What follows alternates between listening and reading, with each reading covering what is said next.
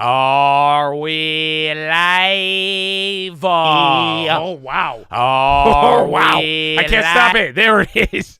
Good morning, ladies and gentlemen. I hope you're having a wonderful day. If you're watching this and it does not say live at the bottom of the screen, unfortunately, you're watching the recap. The good news is we are live Monday through Friday, 30 minutes before open. Drop your thumbs up on the video. Make sure you're subscribed. You're on mobile. Press hot chat. X out the chat. Hit the thumbs up button. Second link for the nightly watch list and main channel. First link for the Scream Alerts boot camp and real estate course. But ladies and gentlemen, it was kind of a calm day here. We did not have much. We are waiting on all of the Fed speakers. There was a little bit of news out of China. There was big news in Ethereum. But if you were here yesterday, you got it first, Mimi. But now, Christopher Waller, literally right as I just went live, no exaggeration, 2 seconds ago, you just had Waller, and now you have Bostic talking, but Waller just said we need more data. He's talking about 3 rate cuts not really being appropriate. He said what Loretta Mester said yesterday, and you got a little bit more of a reaction here, so you got Bostic comments coming in right now as well. The Fed speakers were pretty much the main event leading into the NVIDIA earnings tomorrow. We're going to hear a little bit from the ECB, but there was other news related to like China and all of that. But now, I think the next 30 minutes or next hour, it might be driven by these Fed speakers. So, Chatadonia, I hope you're ready for all of it. I hope you're locked in. I hope you're ready to post their plays because we got 7 hours, baby. We got 7 hours, baby.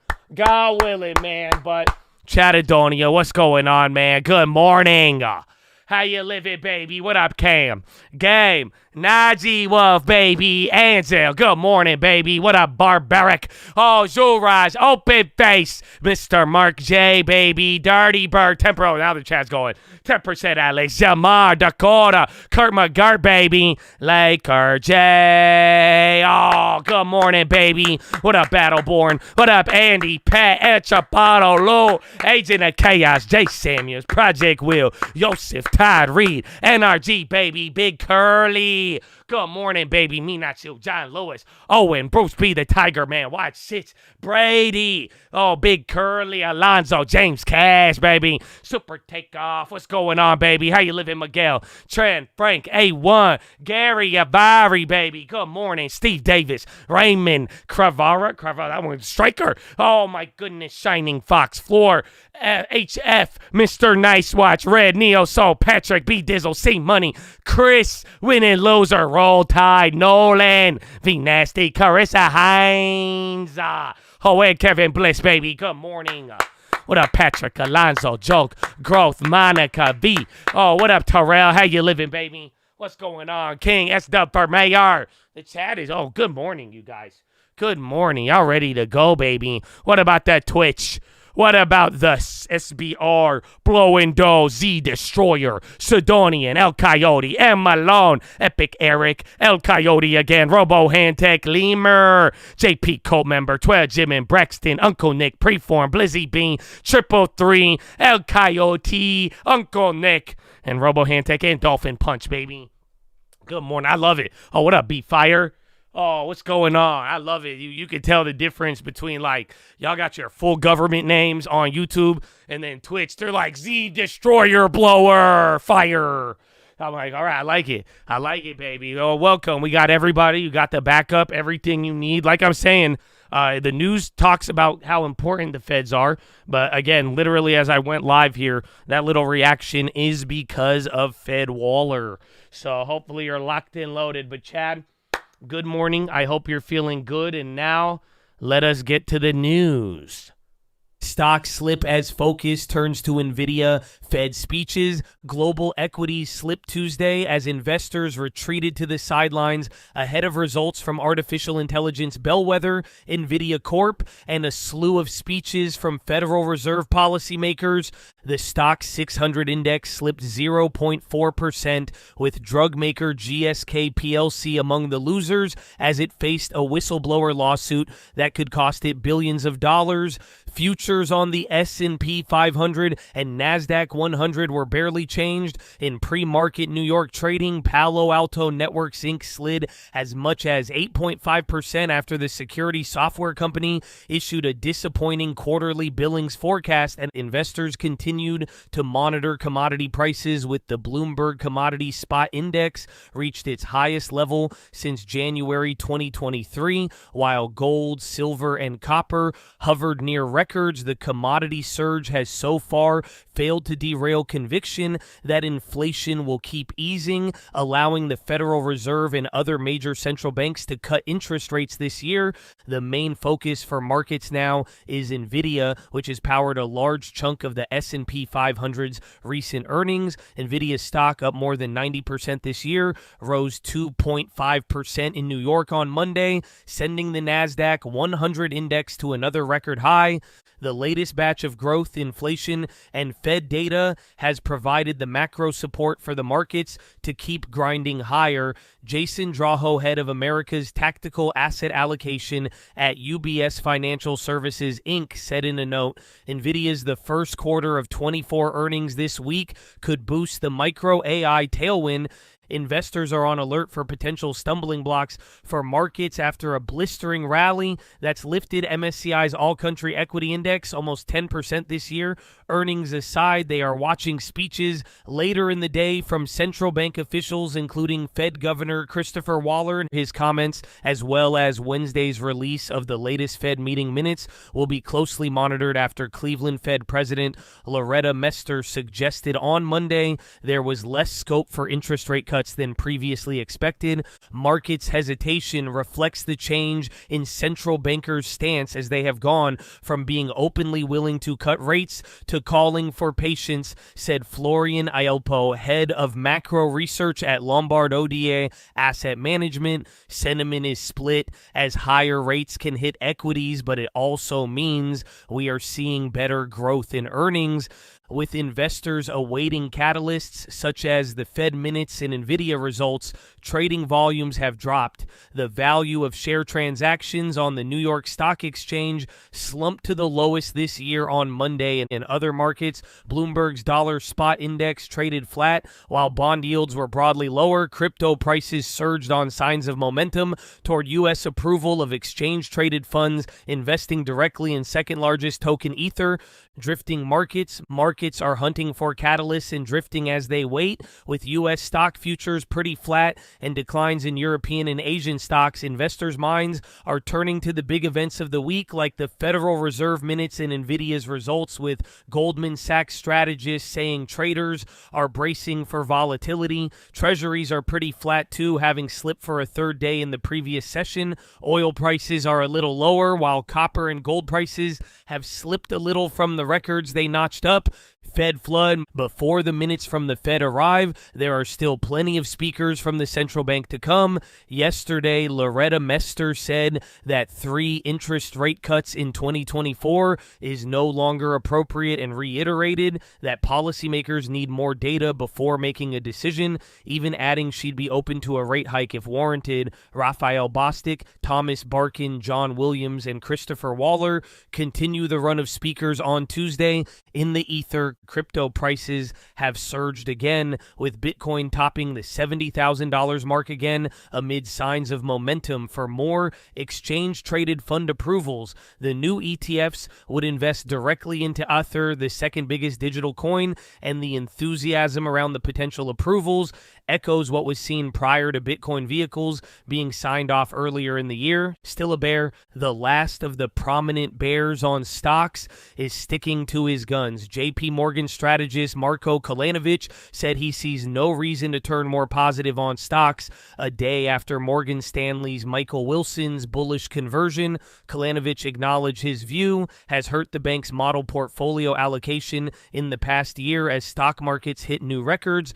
Top overnight news: Alibaba Group holding limited slash prices for a clutch of artificial intelligence services by as much as 97%, spurring an immediate response from Baidu Inc. in potentially the start of a price war in China's nascent AI market. BBG, ASML, and TSMC reassured U.S. officials they have ways to disable the world's most sophisticated chip-making machines remotely should China invade Taiwan, People Familiar said.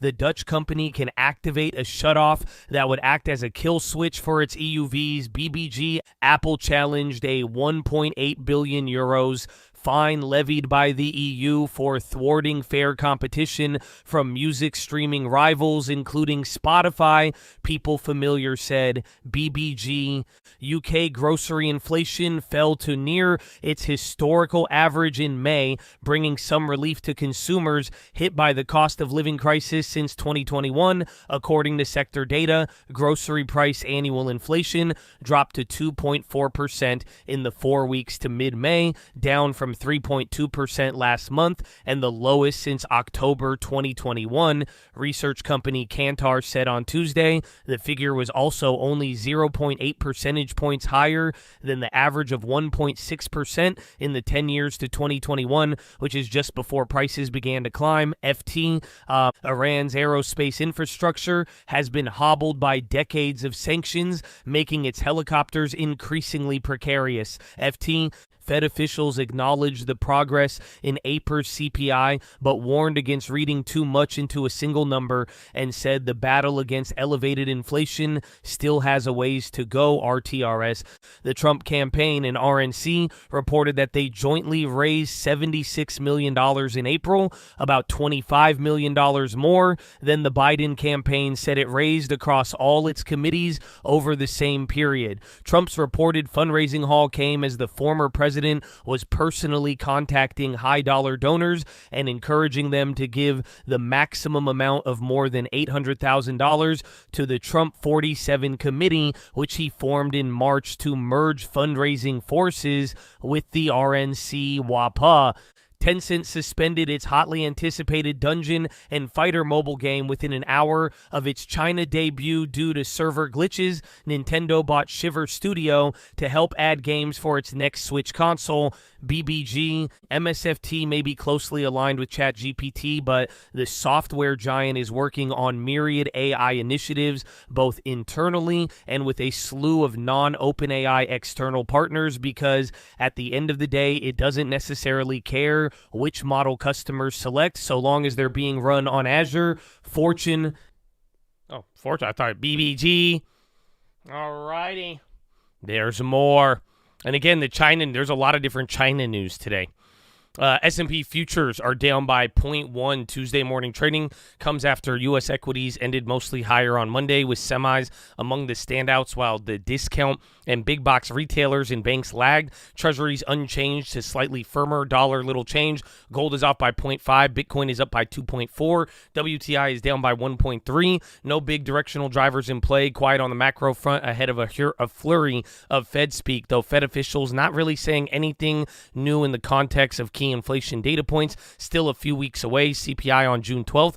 NVIDIA expected to deliver another beat and raise on Wednesday and reinforce the AI secular growth theme, which has also been helped by Microsoft debut to PCs and AI features, though more talk of stretch long positioning into the print. Some scrutiny on valuations following JP Morgan CEO comments on buybacks. Also likely more discussion about macro trade-offs surrounding disinflation and pricing power following Target price cut news. Nothing on the U.S. economic calendar again today. However, another very busy day of Fed speak with Barkin, Waller, Williams, Bostic, and Barr all scheduled for the morning. Nothing meaningful during yesterday's barrage of Fed speak, with officials largely reinforcing the Fed's mantra about needing more time to get confidence that inflation is heading back to the 3% target, which is also expected to be the key takeaway from the FOMC minutes tomorrow. Market now pricing in just over 40 basis points of rate cuts this year, around levels seen just prior to the April CPI CPI print last week. Lowe's comps decline, not as bad as expected. EPS beat and company maintained full-year guidance. Palo Alto pressured by underwhelming billings and billing guidance, though company did have some positive comments on platformization strategy. AutoZone results mixed with Street cautious on DIFM plan in progress. Keys down on softer Q3, though the company still expects some order growth in second half. Zoom revenue accelerated and earnings nicely ahead, though still concerns about muted growth outlook and some disappointment that the company left full-year guide unchanged. NDSN had a margin-driven fiscal Q2 EPS beat, but lowered full-year 24 guidance and continued headwinds facing electronics markets. And then Macy's raised full-year outlook, citing turnaround plan traction. There's more. Fed officials repeat too early to tell if inflation is trending back to 2% target. Federal Reserve urged to address stigma of accessibility issues of using the discount window lending facility. RBA holds rates steady, weighs the risk of over-tightening amid inflation concerns. U.S. markets face major tests as T1 settlement reforms coincide with MSCI index rebalance. JP Morgan Kalanovich sticking with his bearish outlook as Morgan Stanley's Wilson boosts S&P price target. EU real estate funds experience significant withdrawals amid valuation concerns. Geopolitical tensions amid China demand send gold to record high, while silver also surges. Yen slump exacerbated by energy, raw material imports, and related outflows of money. International investors avoiding German property deals amid worst market crisis in a generation. South Korea exports up nearly 18 year-over-year in the first 20 days of May. Australia consumer confidence dips in May amid inflation fears. Australia feels pinch of rising inflation despite government efforts. Germany set to support U.S. plans to use revenue from frozen Russian assets to back $50 billion aid to Ukraine. Europe earnings are aiming to start formal accession talks to Ukraine and Moldova as soon as June 25th. Finance backs ICC after prosecutor seeks arrest warrants for Israel's Netanyahu. Some of NVIDIA's biggest customers assisting development of Triton software market to break chip makers' stranglehold on the AI market. Diamond outlines JP Morgan's succession plan and shares repurchase restraints. Palo Alto falls on underwhelming billing. Zoom boosts full-year profit. GSK facing whistleblower lawsuit from Valser alleging company found hid Zantac cancer rates, potentially costing billions. Alibaba slashing prices for AI services in potential start of price war in China's AI market. ASML and TSMC have contingency plans to disable chip-making machines in case China invades Taiwan. Wow. Chatadonia. That's the news. Oh, NVIDIA, TSM on the low. We're still kind of near the low from when Waller's comments dropped there. Again, as we started the stream, that was our first thing that we had to do. I think the Baba news is there's a lot going on. So if it leads to a price war, I mean, that'll be bad for all of them. And hopefully you notice this is your first bad China news. There was another thing, Tencent came out with a game and then it got taken down after an hour. They said server issues, but here's the deal. Some people are worried it's still more of that online lockdown type beat. So I don't know, but the whole China story just got pretty sour in the last 12 hours when it's all said and done. So we'll find out if that holds up. But so far, all of it's negative. But as far as pre-market movers, LRCX, they're up by 4.3. This one's crazy. 10 billion share repurchase and 10-for-1 stock split. So they're a $900 stock. NTNX, 2.7, collaboration with NVIDIA. DG up 1.9, nothing. Dollar Tree up 1.7, nothing. IP up 1.5. Suzano reportedly in talks to raise prior offer for international paper. XPEV up 7.6 off earnings. ASTS up 7 off nothing. Tandem 5.9, nothing. Leg up 5.1, appoints chairman. Carl Glassman as president and CEO effective immediately. Zeta up 4.9. Macy's up 3.7 off earnings. YMM up 2.9 off earnings. BHC up 2.8. Tuya up 2.3. Caesars up 2.3. Raymond James initiates strong buy. GPS up 2.3, nothing. Globe GLBE up 1.8. Morgan Stanley upgrades to overweight. E is up by 1.5. Argus Research upgrades to buy. CTXR up 24.2. Phase 3 trial of Minilock achieves primary and secondary endpoints. MTC up 21%. LRMR up 17.6. FDA has removed partial clinical hold for nomlabofusp, something like that. BCTX up 13.4. Holder Mark Lustig discloses purchase of 902,000 shares. Allo up 12.4. Nothing. MAIA up 9.9. Nothing. EXAI up 2.7. Ethereum, Bitcoin futures all up. Crypto coin, everybody else related. JHX is down 13.4 off earnings. NDSN down 10 off of earnings. VFS down 8.1. Stock was up 30 yesterday. And NHTSA to investigate VinFast over fatal crash. Palo Alto down 5.9 off earnings. Zoom down 2.6 off earnings. Keys down 2.3 off of earnings. Micron down 2.1. JP Morgan Investor Conference. Toast down 2.0. Bayer downgrades to neutral. PSTG down 1.7. Barclays downgrades to equal weight. AutoZone down 1.6 off earnings. Zim down 11.1 off earnings. Peloton down 6.1 off of refinancing. ODD down 4.8 nothing. AS down 3.7 margins or earnings. BL down 3.4, 500 million private convertible offering. GL down 1.8, discloses preliminary informal inquiry from the SEC. That's Globe Life. Remember the short report? So they got something with young SEC. And then NVIDIA drops 1.2 after FT reports on AWS halting. So that's right now. So that's your little drop right there. Dude, a lot of stuff pre-market. My goodness. Lux H down 45 common stock offering. CTNT down 30 off nothing. It's still at 10 or is that $14 or something. FFIE down 20. MMV down 18. ZenV down 16.9. Ocul down 13.4. HSAI down 10.8 off earnings. Blacked down 4.9. Nova down 2.4. Piper Sandler downgrade. Chinese ADRs and gold names trading lower. Wow. Great timing, Chad Adonia. Great timing. Do I have time to go to the potty? I think I do. So, Chad, I don't know. I have a couple of plays here. Again, all of the Ethereum ones, too. We made a couple of moves, so I will be watching out for a few things. I'm going to be watching Baba and Baidu related to those China plays, Ethereum, MET. Keep an eye on small caps. I'm not going to lie. There's one small cap I want today, but I also think it's just all a trap, and you know what I'm saying? I don't know. But I do know, but I don't know. So we're going to have to decide. But we'll see. I think you got biotechs and then LRCX stock split, Macy's and Lowe's. I like some of those. So we'll see. We'll see. But let me I get this ad out the way so I can get you guys. I don't know. It's not working. It says I need 10 more seconds. Maybe we just skip it and get to I do need to go pee though. But you guys like the video? I hope you did. Good morning. Good morning. Yeah, there you go. How is Macy's doing with its I'll be right online back. Follow me on presence? Instagram I know at the the Trade spring Fraternity. turnaround is about, I think Romain was saying, women's shoes, and they want to get more furnishing out the door. But how much are they doing online? Yeah, the marketplace is a big opportunity, meaning using third-party sellers, meaning vendor-managed inventories. And Macy's is really focused on that, too, in terms of complementing its own online offering. Furthermore, the Macy's loyalty program is very important for maximizing customer lifetime value.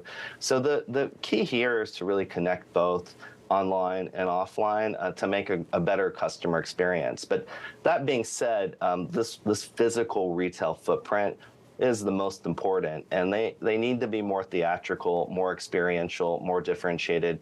You went there 10 years ago. You need to come back. You need to have a reason to go to stores that you can't find online. In part, this will require a renovation of the apparel portfolio and their own brands to become younger, more relevant to the customer. And customers want a store experience that's not very cluttered. They want a curated experience that has good service as well. Oliver, great having you on the program. We'll have to have you back soon. Oliver Chen there, coming to us from TD Cowen. Coming up, the morning calls, and then later on, eToro's Ben Laidler joins us around the opening bell as we look ahead to big tech's make or break moment. This is Bloomberg. Oh, man. What's this? What's that? That's an interesting ad. Chad Adonia. Let's go, baby. All right, you heard the TV. You heard a lot of things, baby. Again, a lot of headlines, a lot of Fed speakers, a lot of China news, Ethereum, baby. But Chad Adonia, you're here right now.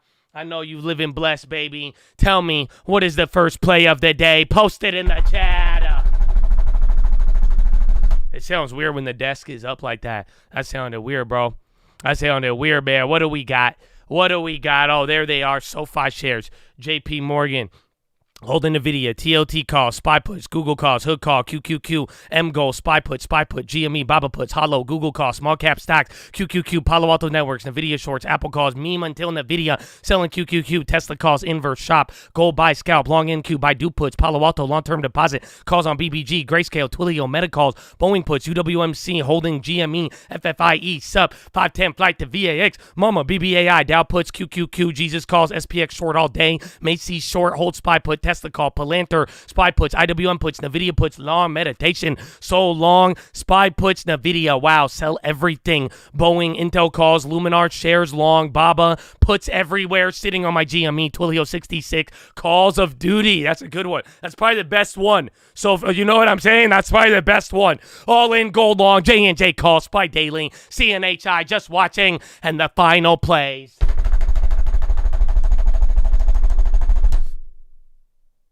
Buy everything, SPY 528 puts, and SPX with ASTS calls, baby.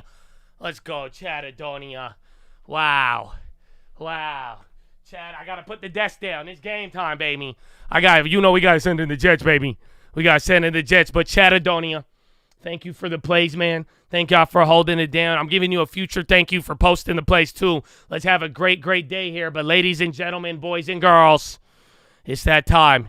And here at the Cult, before we do anything, before we try to chase a dollar, before we try to enrich ourselves, we must pay homage to a very special group of people that has made a sacrifice that most of us never have and ever will. And I'm talking about the veterans of the United States of America. So on behalf of the Cult, the people here, the people not here, I'm going to give a huge special shout out. All the active servicemen, past servicemen, anybody who has served this country, even the families, for real.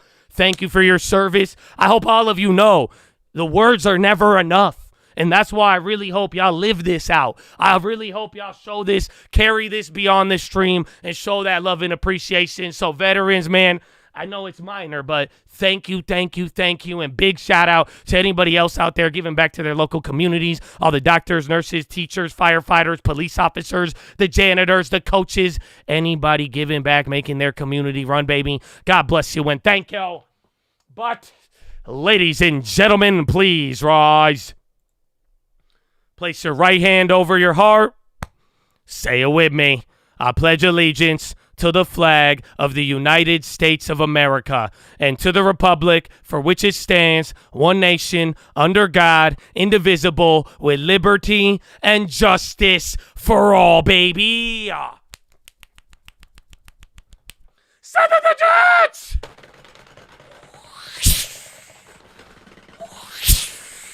Oh, it's game time, baby. Oh, no. Let's go.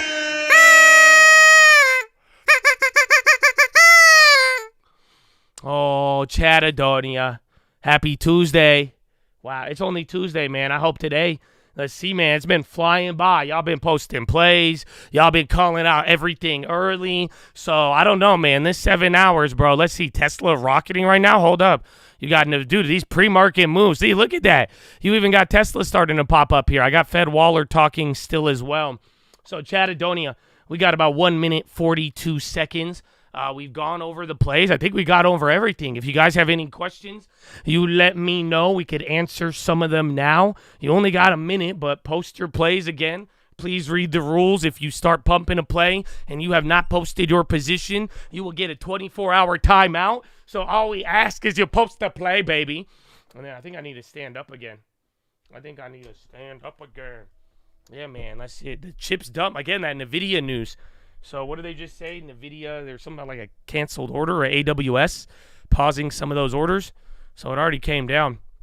I had to catch up with the Jets. No worry, man. You post the play in the chat. You have your history. So, I mean, we could see everything. It's amazing. So post it, man. Just post your position, and that way we can know who's in it. And honestly, I mean, a lot of these plays, they've came by here early, so it's good to know who's actually playing it. And if you know what somebody has, you know they're not pumping it. So it's actually pretty good, man. There you go. Look at the plays. Oh, let's go, baby. So, chat, we got 30 seconds. Drop that thumbs up on the video. Make sure you are subscribed. If you look on the screen, you got a news wire. If you need anything else, you let me know. Ba-da-ba-ba-bop. All right, get ready. And then again, all those Ethereum plays, those hit. So be mind. And then you guys know the approvals on Thursday. So keep that in mind. If you are playing anything on a Thursday, there is a SEC decision that should be coming out around then. So keep that in mind. Perfect story on NVIDIA. Canceled orders by the dip. Maybe. Round 1. Fight. Alrighty, we're off. Sound Micron again. Micron, I think, didn't they get a downgrade? So they were already down 3. Damn, they were down 2. Now they open up down 3. So Micron and NVIDIA, ahead of NVIDIA earnings, you could get those at a dip. I'm seeing CART go up. And again, the small caps are still in play. That CTNT one, it just got murdered. So maybe it's not. There's a couple of other ones. So watch out for that. DYN, JP Morgan pop. Tesla just started running up there. And then again, a lot of bad news out of China today. So China downside might be in play. We'll find out. Tesla is coming back up. 0.5. NVS on the high. Sana, Rumble. Low ticker pretty active. NASDAQ's down by 0.4. And then SPY is down by 0.16 and then down by 0.37. Very interesting. Oh, yeah. Did you guys hear about that? There was a Boeing incident. So literally, it didn't even crash. It just dropped 6,000 feet, and it had a lot of turbulence, and somebody died. And then it says 7 passengers in critical condition. El Coyote's posting that right now. JD to buy back 14 million ADRs from some note purchases. Isn't that crazy? Literally off of turbulence. Singapore. Yeah, that's the one. Wait, is this up? Oh, no, that thing's tripping. VST. There's another biotech there as well today. The pilot had a heart attack? Oh, no way. I did not know that. Well, that makes a lot more sense. I was like, damn, but I didn't even know, bro, off of turbulence, though? Yeah, Netflix was hitting 52-week high yesterday. And then Dow Jones is in the green. Tesla's starting to break out. Fed Waller, R-star is hard to measure. Have to accept certain amount of uncertainty. You're literally on a plane right now? Oh, man. Well, I'm sorry if don't mean to scare you. It's okay. The Lord is with you, brother. You know, I think you pray without going on a plane. So like that, you good, dog. You good. G-Wave. It's weird. I think they all just got kind of murdered. No?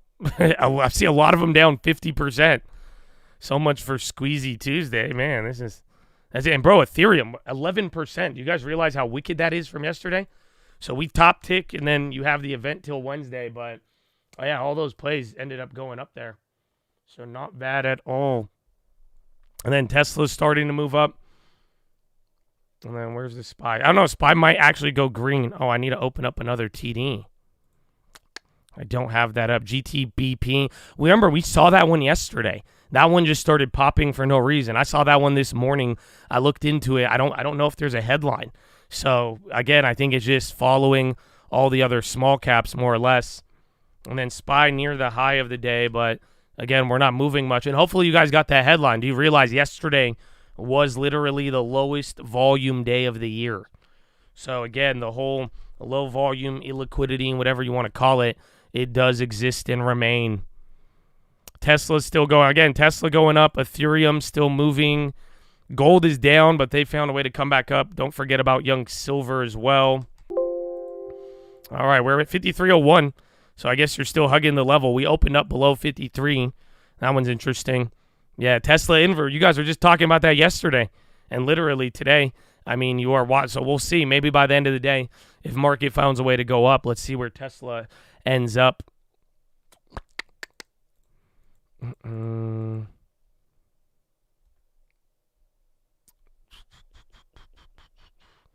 Eli Lilly. Tesla vertical. Eli Lilly's going up too, man. 2.4. That's pretty big for those. Oh, Marcus Hanlon, baby. Starting it off, man. Good morning. Hi. I think I would just hit you guys with, like, random horns. You know, I don't know if I'm getting hyped lately. I don't know if I have time even for the warning sometimes. So you might, I don't know. I might have to give you, like, an all-day earmuff warning or something, baby. Good morning. What the money? SPY calls on SPY. That crypto, the crypto looks interesting. That one's still going up, man. So it top ticked at 32.80 on ETHE. Where's the other ones like Coin and all that? Coin up 1.2. Where's Robinhood? Robinhood only up 0.3. That was another one. And then where's BNB? Yeah, I don't know. What 142 to 137. And then where's Nvidia? Nvidia's coming, dude. Nvidia just sold off. How many? Oh my gosh, no. Yeah, it's giving up half of that little order thing already. So keep in mind, earnings is tomorrow after the bell. So tomorrow you could still trade in Nvidia practically all day, and then there's a report. But this is getting some of the pre-earnings run there, but very interesting. And then again, Tesla all day from pre-market. That keeps going. I don't know where the banks are at. XLF doing decent. JP Morgan. There is the JP Morgan conference too. So now it's not just about them. There's other ones. Yeah, CMCA speaking at JPM conference. Comcast. I watch what's it called too. Para. I'm sure that'll get mentioned in there. Is Intel moving up? Yeah, not bad. Again, Dow's doing good too. So see the value plays. MO's up, but kind of dropping here now. Meta's doing decent, only down by 0.3. Google down 0.7. Eli Lilly again, like I'm telling you, that's big. I don't know why it's kind of moving there. Eli Lilly's up 3. That's quite unusual. 3% and breaking out. I'd watch that. Take a look at NVO as a sympathy too.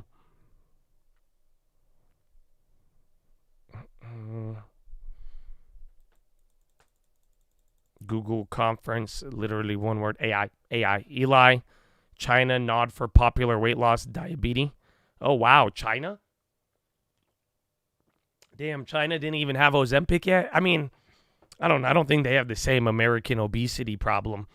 So, I don't know, but that's crazy, though. Ozempic to China. Palo Alto down 5. Yeah, 304.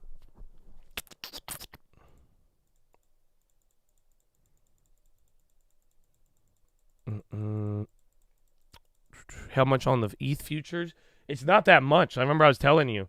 So every $100, I make $50. So I'm literally up $500 from where I bought Ethereum yesterday. $500, and I made $220. My ETHE made $400. So I made more off the stock than the future. But the future was tiny. That's why I said it's kind of good. It's unfortunate when it runs up, because then you're like, oh, I wish I bought more. But, you know, when it's hella volatile, it's not that bad. It's not that bad.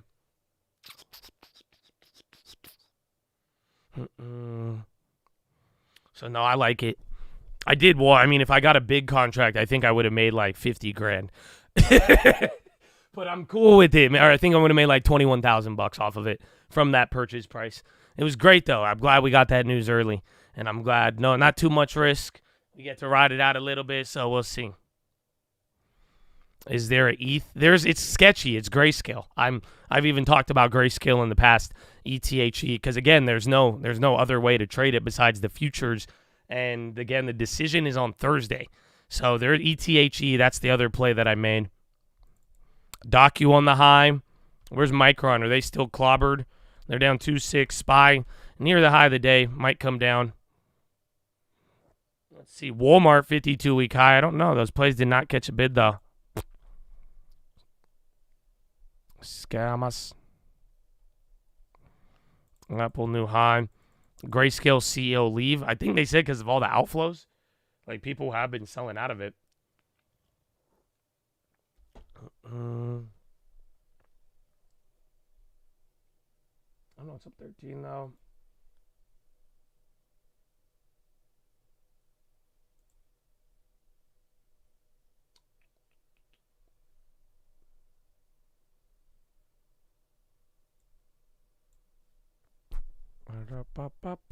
Intel. I can't believe this thing's still even holding like that.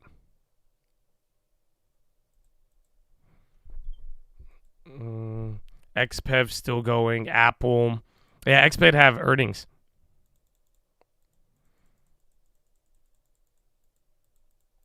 You got a new baby on the way?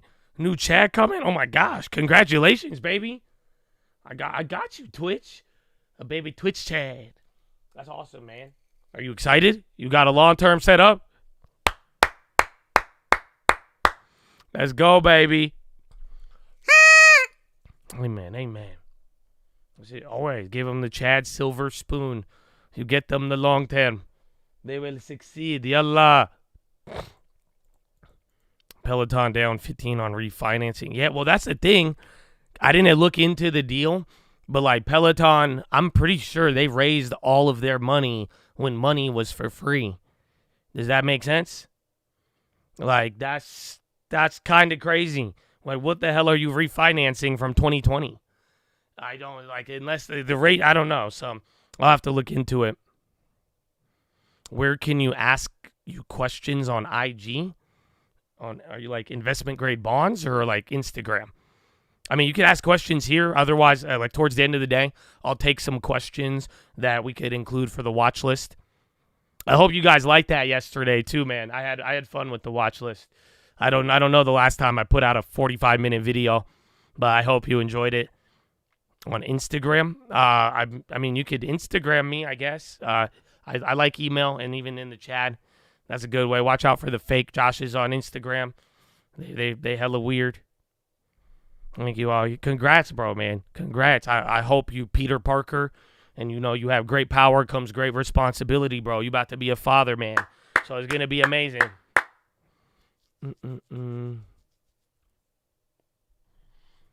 You remember an 8-hour video from yesterday? True. That's true. All right, I feel you. Yeah, man. Ezra, were you the one? Were you the one hyping up the steam engine? That made me smile. Somebody was. I was like, I feel heavy. They don't know, man. Yeah, Microsoft up there. Baba moving again. Let's see if China can find a way to come back up. They had a lot of sourness, and then XPEV is killing it. 21% now. Remember they were only pricing in. They were pricing in like 8% for a small name.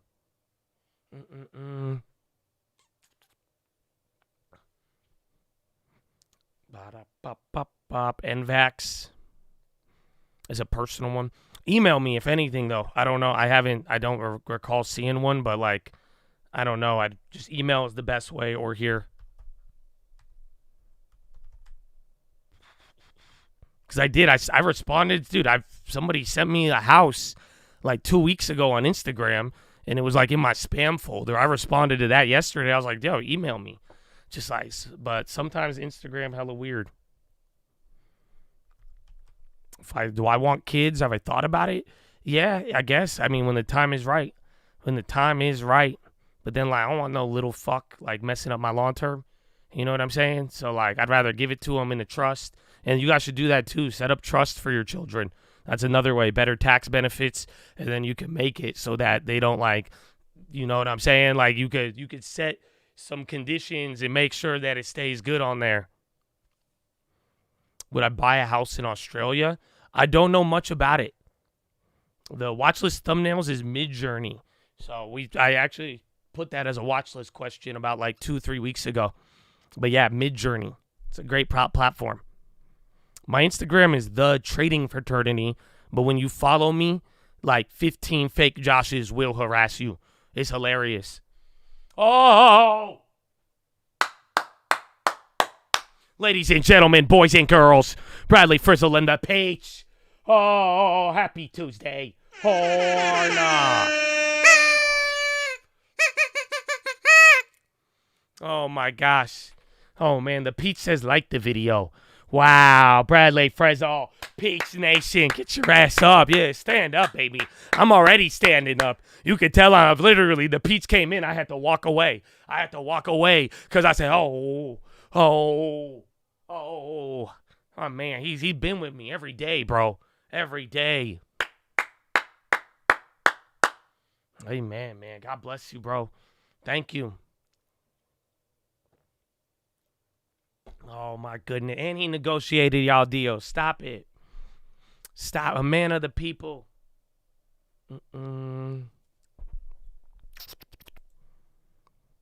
All right. I'm still on that blue thumbs before the bells. Long live Peach Nation. Oh, I don't know why that reminded. Where's LRCX? I don't know why that reminded me. Yeah, bro. Lamb is 10 for 1 stock split. I'm surprised. This one's kind of staying pinned there. I did hear about Red Lobster, bro. It's a sad day, bro. For all the like Middle Easterners out there, bro. Like we love that place, bro. That was the epitome of fine dining. You have no idea. It's a sad day, bro. That's it. Even I don't know. But didn't they get rid of Sizzler? And then Sizzler, I still be seeing Sizzlers. So like I think somebody, I feel like somebody gonna buy it, man. Yeah, Sizzler after church, bro. That's it. And then if you were lucky, if it was a big day, I graduated. I don't even think I got Red Lobster on my graduation. I don't even think they were that impressed. But like Red Lobster was like, wow. Sizzler on Imperial. I think that's the one in El Cajon, El Cajon. It was a good place, man. The cheesy biscuits. They're crazy though. You know that? Like, you know how many calories are in one of them biscuits? It's like honestly insane, but it's so good. It's so good. It's like, but it's a sin. My mom says. It is. My mom said haram. My mom said that's a sin. If you have more than one of them biscuits, you sinning, dog. Okay, that's what my mom told me. Crocs ripping. I don't know. I'd watch LRCX, Nvidia, chip selling off. Pfizer found a way to come back up here. But I do think LRCX, that's good news. I'm surprised it's kind of chilling. I think we got to get the jitters out the way.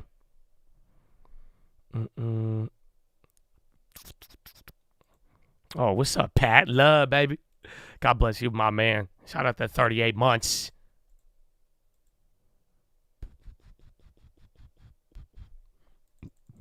Oh, excuse me. Yeah, Crocs is up 2-2. Where's Celsius? Wasn't that? That stock always reminds me of that. They're not up. Devon Energy on the high. Alcoa. Ethereum still chilling. Uranium's going nuts right now. CCJ breaking out. That's crazy. That's at 54. So that's going absolutely nuts. Is XPEV still running? Yeah, so that one you would have hit 2 standard deviations. So remember, we priced that one in. We went over the earnings preview. I did not make a play on it, but it was only pricing in 10, so that is an outsized move. You've only seen a couple of those in the last 3 months. And then SPY had a little red back at VWAP. Bond's still green on the day, but they are coming down. Is Tesla still holding? Yeah, Tesla's doing great. GTBP, that's a small cap bio. They've been running from yesterday and even today. The United States Steel Board of Directors corrects the record on transaction with Nepal Steel. Wheat pop again? No way. Yeah, watch out though, man. If wheat starts hitting those 7s, that starts to get outsized. JP Morgan straight up. Good call out. Yeah, they're up 1.5. They're recovering yesterday. Palo Alto, they're even coming up there again. They were down 5 off earnings, pricing in about 8. So still all within 1 standard. Where's Nvidia's coming back down? So Nvidia's getting back down to the lower candle. Oh, I thought I put up Novax, man. My bad. Yeah. I really thought I did. That wasn't personal. But what's your play on there, bro? Do you have a play or no? Or you just want me to keep checking it? I don't see any play history. Please post your position. Let's see what we got. ASML down. Did you hear the news? They got kill switches on all of them. You no longer just squeeze. So you have no position? You just watching it? Nice. All right, man. Well, we got it. Yeah, CTNT. Bro, that one's a weird one. And it's not NVIDIA related. So if you didn't watch the watch list, I talked about it on the watch list. I don't know which one was NVIDIA related, but I thought it was. You do have? Well, post the play in your next message, or I'm timing you out now. What do you mean? Stop playing. What's your position? He's like, no, I don't have it. Can you put it up? Oh, no. I don't. Oh, actually, I do have it. Okay, man, just post how many shares and what you bought it at. Great. Good talk. CTNT. But, yeah, they buy cars in America, and then they sell them in China. They delivered 13 cars. 13.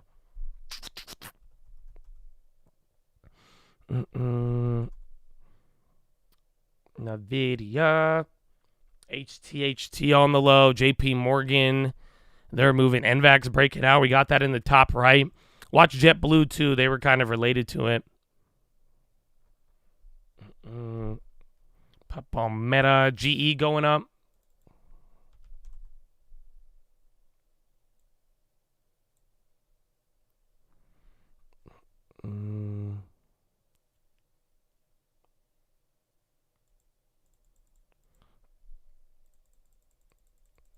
You like Iran and CLSK? The General. Bro, good call out yesterday, man.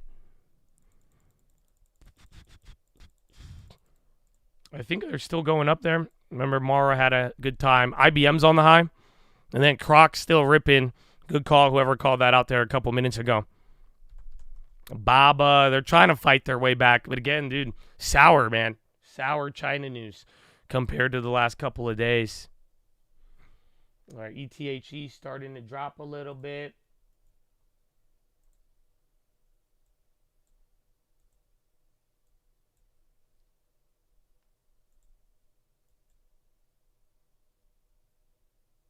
I hate that thing. It's so I sold out of the ETHE. I got like 450 or no 420.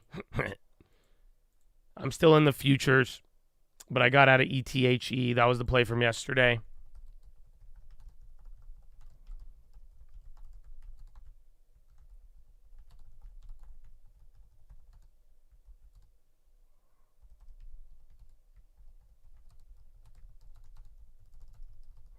I think Waller is speaking, yes. I have it across the wire. I just don't see rate hikes happening, he says, and thinks we could rule out that inflation is reaccelerating. Fed Waller progress back to 2% may be a lot slower than we saw last year. A devious giggle. Oh, you know, it's a yeah. It's like the Beavis and Butthead. It's funny because, you know, everybody has gotten a lot more mature. Like there was a time in the early stock market days when everybody started learning about options. Anytime you would say like 420, like people like they could not contain themselves. Even Elon Musk, I think that's why. Because, you know, Elon had a 420 phase. And then so the Beavis, that's why we even have the Beavis and Butthead emoji. There's a lot of history behind that laugh. It's amazing. Yeah, yeah, 420. Yeah. Too young to get it. And then bonds starting to move up, spiked the high. So I sold out ETHE, the grayscale. I'm still holding the futures. We got smaller gains, but that was fun. You know what I'm saying? For a little bit. It's fun for the whole family. Oh, I forgot about Humana. And then the video trying to come up. Watch what happens there. Again, you got those Fed Waller comments. Why ETH over ETHE? What do you mean? Like, well, one of them's a future, one of them's just the stock. And then ETHE, it is OTC, it is grayscale. It's interesting there. I made more money on that. So, and then I think there's less exposure on the future. I think I could ride that one out a lot easier. Take, you know, what, 12%, 15% in a day. And then that's it. So, yeah, there is that premium on it. It's just a grayscale. We don't know the real value. That's why I said it. I think it's hilarious if you watch the watch list. Because I said allegedly they own a lot of Ethereum. Technically, I mean, you don't really know, but, and maybe I'm more on the skeptical side, but at the end of the day, it's not really, it's not tied to the spot price as much as you would think, but it is. It actually trades at a premium, but that could work for you or against you.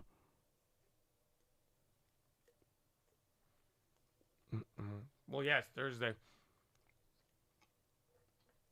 That's the approval date. I forgot to take my gummy vitamin. Bond's ripping here. What is this? IBM and Novo now. So again, Novo following right behind Eli Lilly. Eli Lilly went 3% first. And now NVO's trying to come up.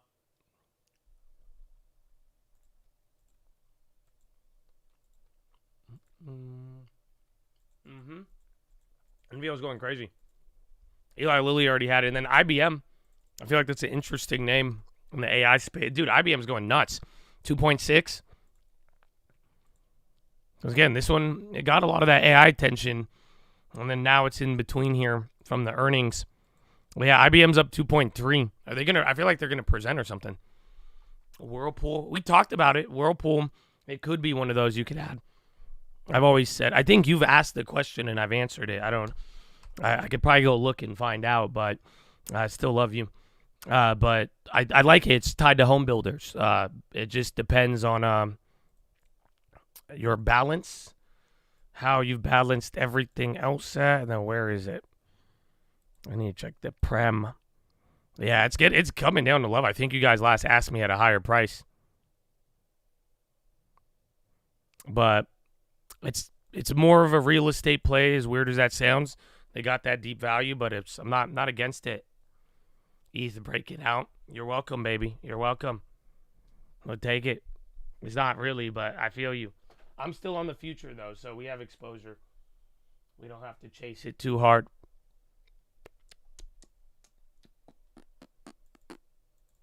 Where's Tessie? NVO still running. AstraZeneca on the high.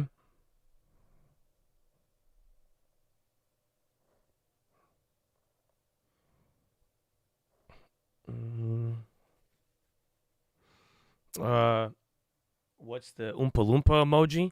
Low key, I mean, like, pretty much like if you don't post the play and you pumping, you're a Oompa Loompa. Like, low key, you just like in the Charlie in the Chocolate Factory, you know what I'm saying? And you just like singing the same song everybody else does, and then you follow along the Oompa Loompa Doompa Dee Doo. So, yeah, that's why we have it, bro, for real. So I could call you a hoe. Some people don't like that, but like low key, we have talked about the Oompa Loompas in the stock market for a while. So don't be a Oompa Loompa. Come on, man.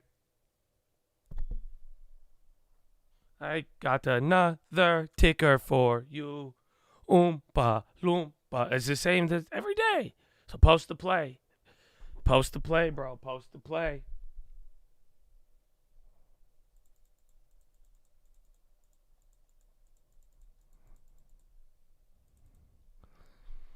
AMSC on the highs. We got another one.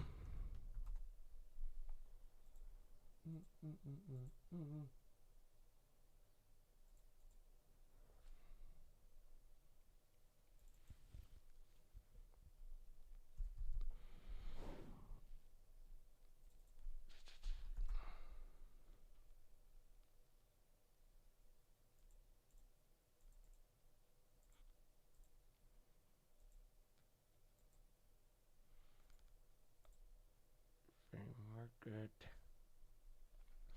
Yeah, Ethereum still hold. Dude, I can't. That was a crazy move yesterday. And then wheat stock still down. We've not heard anything there. SPY still holding up near the highs too. Again, a lot of different chip moves. Adobe's going up. Lon's looking good. I mean, for now, we'll take it. We'll take it. But it's funny because, like, even after the data, if you guys have been watching the actual, like, 10-year, you'll notice we're still hugging that 4-5 in a very, very weird way. Ulta new lows. I remember you guys were asking me about that. Then, I mean, I pulling up the daily. I didn't really realize how much it's been going down. So, like, you're getting this now at what? 2022 prices? It sucks because it still made, like, a huge move. But this could be something. I mean, I'm down with more Ulta, but like sadly, I would want it with a 2 handle. I'm not gonna lie to you, but that is very intriguing. Fed Waller, we're trying to put downward pressure on spending. Fed Waller, U.S. economy has been shockingly resilient, and don't see need for big increase in unemployment. Is there anything growth? I mean, I want growth. I want growth. The problem with the growth is that most of them have a premium, like, loose financial conditions, hot money. Most of them, even my PayPal is damn up. So I do like them. I do like growth, but it's just a matter of a high-quality growth name that is at a good price. That's why some names that are more dividend based, but could, their stock prices have taken a huge slash, like Nike and Starbucks. Those are the ones I'm thinking of. But like pure growth plays that don't have a premium right now, it's very hard to find. There's like literally PayPal is like the only one still like in the bargain bin, more or less. Pizza, maybe. We talked about that yesterday. I like Intel, but again, that's going to start off another debate about growth and everything else. But, I'm not opposed to it if you find the right one, but sadly, it's a short list for now. But that's why I'm chilling though too. I'm not, we don't need to force it. Remember, we stayed fully invested. I don't know. It's like, God is good, man, because we had a lot of cash coming into the end of last year. We bought our metas and the other stuff before, but like we had a little bit of cash. Like I think I had like 15% cash, right? And then again before the end of the year, and we deployed it all.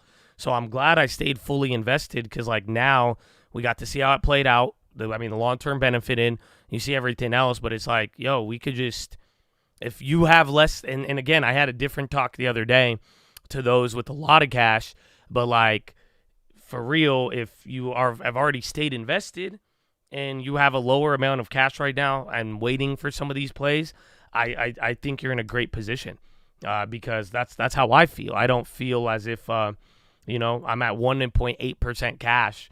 So it's like, okay, if we can't find our growth name in the next 30 days, we'll get a little bit more cash, and then we'll be at 3% cash. But the idea is, we are fully invested. And that is doing its work. Rivian, maybe, actually. I don't know. I entertained the thought for a little bit. And that could be kind of like a Redfin, just dog shit play. It's at the ultimate low if you really think. Because I don't know, that I've considered Rivian, sadly. I say that with so much hesitation, but then I also say that as maybe like venturing off. But, I like to stick to the plan. I've never used a Rivian. But I'm considering it.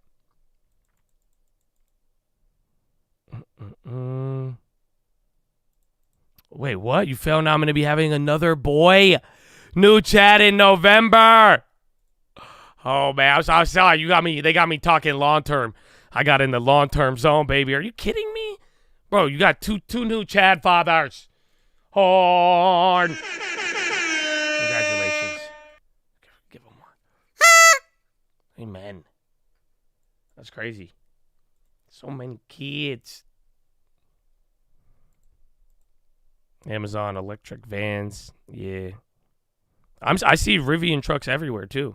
They're everywhere in Cali. Again, it's actually crazy. But I don't know, LT. So like I have a video of lending tips. I don't know if he's going to put it out. But we were talking and like just that profitability of theirs is odd. Like like here like we were talking pretty much Rivian could have just gave away their cars for free. Y'all don't feel me. Let me say that again. Rivian should have just gave the cars away for free.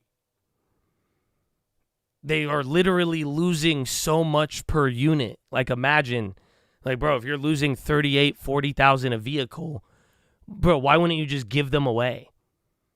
And then let you have a better chance of making a viral car and everybody buying it. I know they would lose more, but at this point, that's a very effed up metric right now. So it's like, you would get adoption. Like, I don't know. But it's just, that's the only thing I don't like about it. And then, again, everybody wants to be Tesla, but they're not. So, but it is something I've considered. Bro, pizza's selling off. Actually, coming back up, that daily made it look like it was selling off.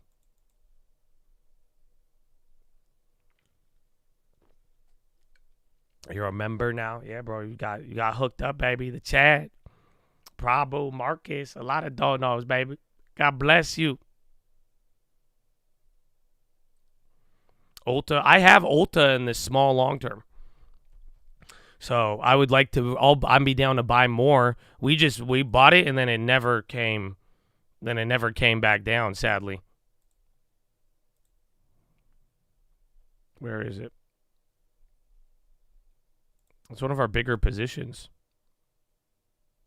Oh, I thought it was. Wait, why can't I see? Am I?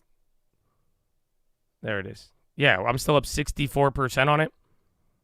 We bought Ulta on August 31st, 2020. So literally just under 4 years ago. So that one, it never came down. If it does, I would love to grab more. Josh, my toddler loves listening to you at the close. She cheers with the heart. That's good. So you gotta get her the long term. Get her the long term. That's what's up. I want to love it. In before, why are we dumping? Or why are we ripping? That could be another one too. Wait, Apple, you picked up 192.5 cause. Hey, thank you for posting the play, baby. What's your idea? Are you playing it off of like NVIDIA? Are you just seeing momentum or what? If I had money, Stock Market Live would be the first person I ever donated to. Well, I appreciate that, man. Thank you. And I hope in the meantime, just always make the plan to save the 10%, and it will turn. It will turn into goodness. Mike Wilson, yeah. JP Kolanovich, though, he's not capitulating. But yes, I did hear about that.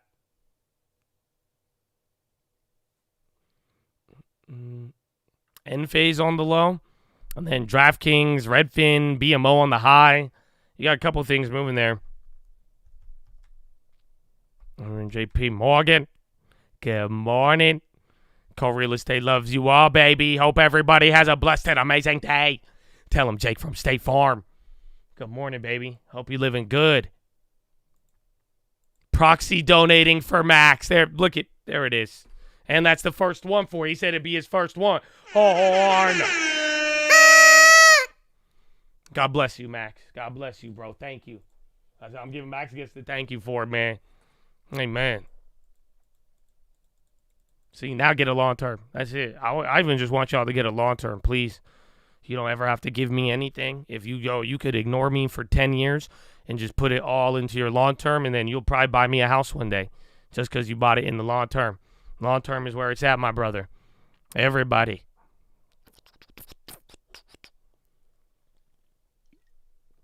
U.S. Treasury Yellen sees possibility of $50 billion loan from seized Russian assets. Index funds? Yeah, long term is more like a strategy. You know what I'm saying? Like it's legitimately, are you going to own assets for like 10, 50 years? 10 to 50. You know, making a plan to actually buy and invest. Oh, James Cash. What's up, baby? What's good, baby? Order. James.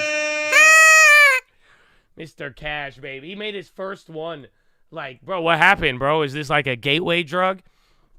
You had your first ever super chat, and then boom, every day. I've been seeing you on the watch list, too. I see Cash everywhere, man.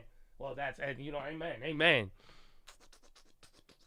God bless you, bro. Thank you. It means a lot, man. You made your first dono like 7 to 10 or 14 days ago. My goodness. I'll buy you an RV, and I could visit you and try my cold plunge. That's like, you talking like swimming? Because I would like to do that. Or I want to do like an ice bath in the morning. But I don't think I have the mental fortitude. Hood's running up because of the hype in meme stocks. People are getting not only that and the crypto, but like literally they put out a number, like they gave an update after the, what's it called? After the whole like short squeeze with GameStop. And they were saying how their trading volumes like shot up. So like if anything, like if there's a small cap rally, they are the ones that are benefiting off of it.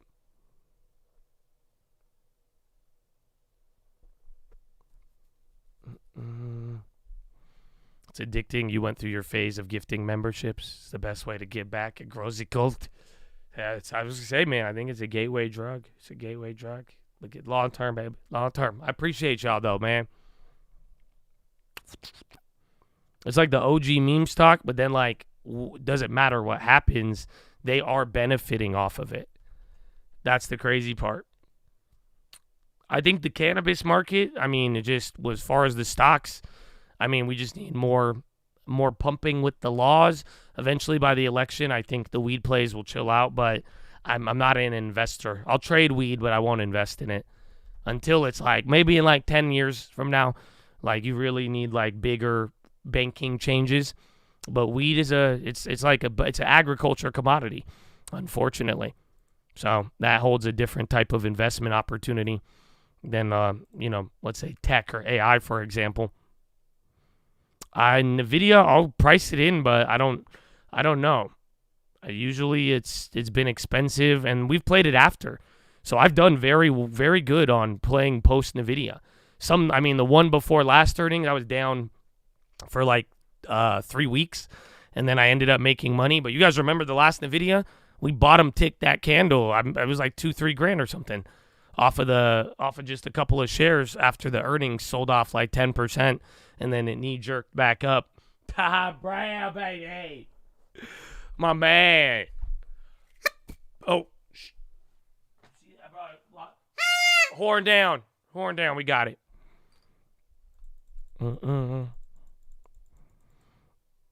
My conspiracy meme stock rises, inflation up. Well, thank you, Thin. But let's talk about it. It's hella weird. Why?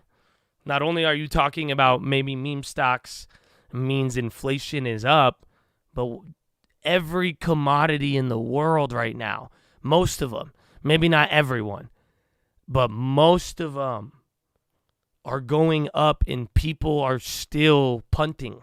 They're still not worried, and they are confident that inflation will not reaccelerate. So it's one thing about meme stocks, but like literally the price of food. And then even it's hilarious because you got companies like Target saying, we're going to lower the price of food. It's like, asshole, how are you going to lower it if the cost of it itself is going to be rocketing up right now? So a lot of commodities, and those, think about it, commodities are used usually every day. Think like food every single day, energy every single day, even silver and manufacturing, like all of these things are used and they go into all of the input costs, but people are not really worried about it yet.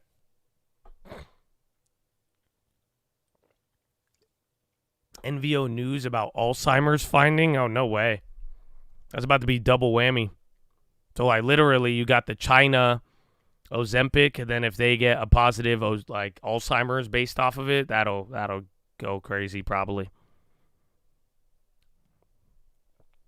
Yeah, cocoa's going down after it rocketed up. So I think but then literally as cocoa started to go down, copper started to rip. And then like it was just one after the next.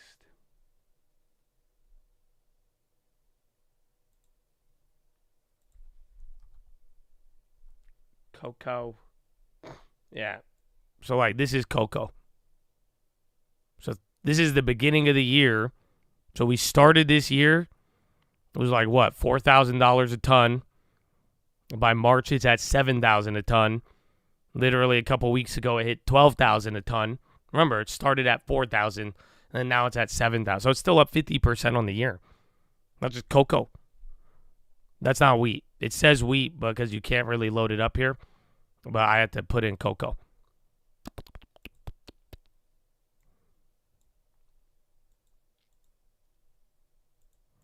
And NVIDIA's been selling off from the morning. And then bonds flipped right there. Again, they were holding up a little bit. And there's NVO, RKST, Trump defense arrest case after 2 witnesses. 4,000% petrol? What's that?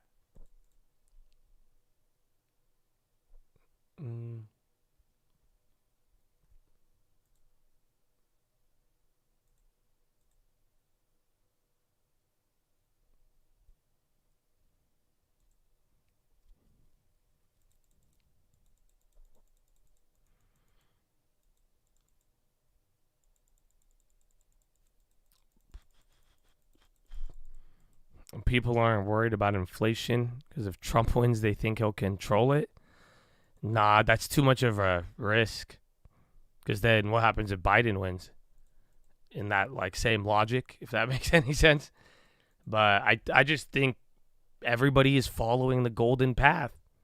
Like, and it's sad because it's just we are not responding to short-term data or even inflation pressures. It's like I was saying the other day, people think the puck is landing in the goal. That's like regardless of what you see now, analysts are saying ignore what you see because by the end of the year, all of the data is going to come down. So, very, very wild. Do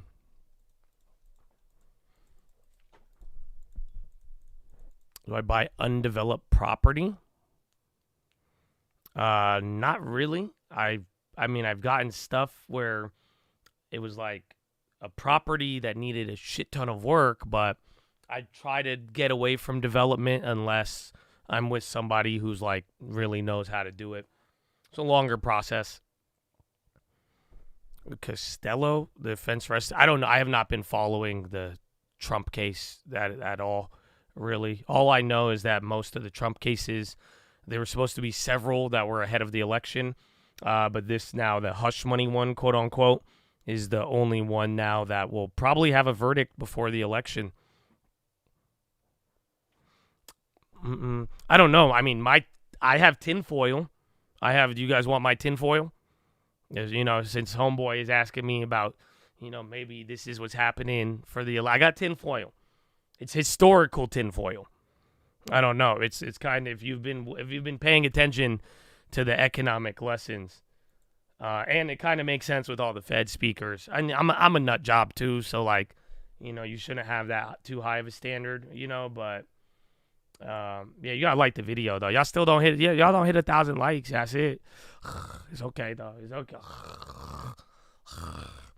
So no, that's it. They gonna cancel me if I tell you the 10. So I need at least I can walk home with 1,000 likes. You know, I need to be able to do that.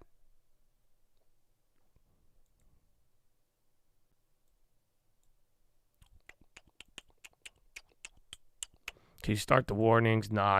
It's good. That's it. I'm not gonna be posting any more plays. Like that's it. It's chill. It makes my life easier. I could pump the stream alerts. That's it. All I wanted was a free like. If people don't want to do it, I'll throw a price tag on it. Shit. You don't gotta ask me twice. You know what I'm saying? We run it, baby. Run it. Still getting Google? Why would you be getting Google blocked? That's crazy. All right, here it is. Here it is. Are you ready? My tinfoil is based upon the economic history of who is in charge of the government and how recessions have occurred. So my tinfoil is with all these Fed people and then all of these actions. Literally, do you guys know the Fed meeting is the day after the election? Right? So now, my tinfoil is very simple. I think if Donald Trump wins, whoever they are, they crash the stock market just because literally I think 8 of the last 10 recessions have been under Republicans. And then if Biden wins, I think they're going to do another round of stimulus and try to buy you some time into round 2. But then that's going to be massive inflation. So don't get it twisted. It's either you get a crash or you get massive inflation round 2 with Biden. Your house price, your food, your cars, everything is going to go nuts again. And all the people who already own property will get 10 times richer once again. And then that's it. But then again, too, it's just I think it's both ways. You either get a crash to the downside or a crash to the upside, if that makes any sense. But that's my tinfoil. So cheers to that. It makes sense if you've been paying attention to the lessons, though. I mean, what I'm saying is not that insane. If you go look at interest groups and then, again, the history of who's in charge and how it's played out, again, focus on labor versus price and dollar stability. It's not that insane. If you've been following, that's what El Arian said 3 years ago. Yeah, I don't think it's that crazy. I mean, I go look at my video in 2020 before I told you guys, get rich off inflation. If you heeded that video, then it would be it would have been good for you. It would have been good for you.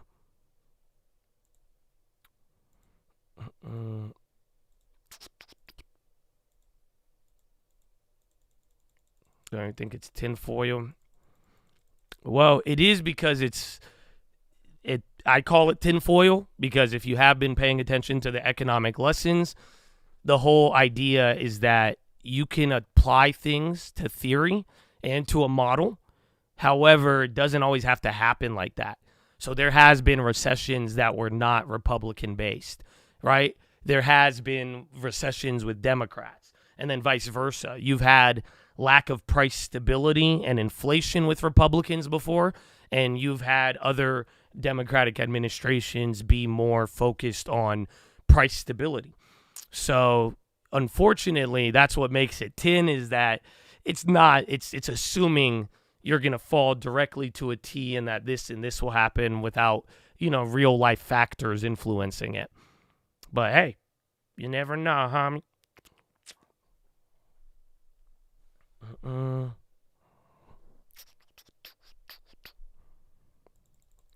Bohem.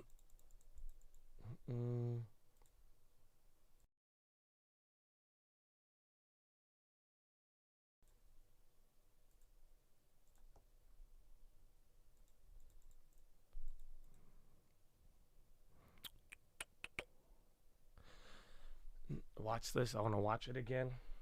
Well, I'm telling you, man, the watch lists are getting longer. So I strongly encourage you go back and start following along with some of if you like these economic lessons, because it's just going to build up and become a lot. But I do, if you like it, I mean, I started with some things, and then I just realized it'd be better if we started from the beginning and, just straight up. Let's set some let's set a foundation of education, and honestly, I really think you could do it. I just started doing it a couple weeks ago. Like, I don't know what inspired me for it, because at the same time I was thinking of certain things I wanted to do, but then I got pulled in by one lesson, and then I said, you know what? Like, I think we could I think a lot of people could benefit off of this, just starting from the beginning. So I don't know. It was about like a week or two ago. It's normal watch list. I'll do the recap, do the plays, and then I'm just, for the people who want it, I'm throwing in an economic lesson at the end.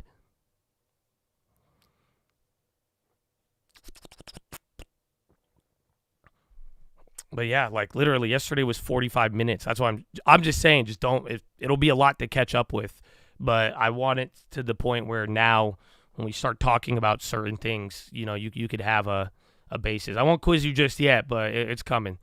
It's coming, baby. No Diddy? Can I say that? No? Okay, I got to go. I need to go to the bathroom. All right. I know someone else was going to say it, so I had to beat you to the punch.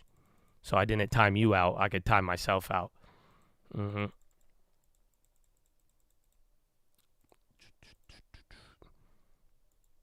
I go to the bathroom now? No. It's a UEI ad.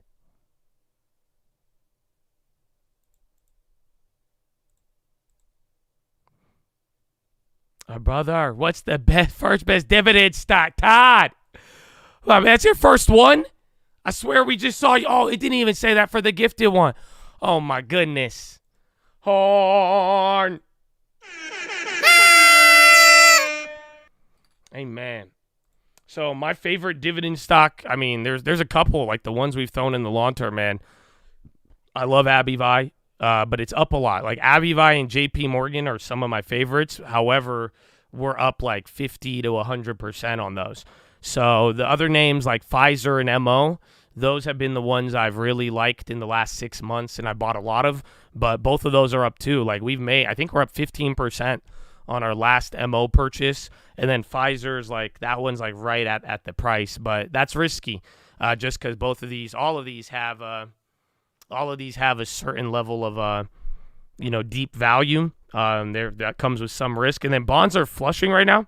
So hold on. I don't know. It's only 0.3, but maybe that goes down. That's not good.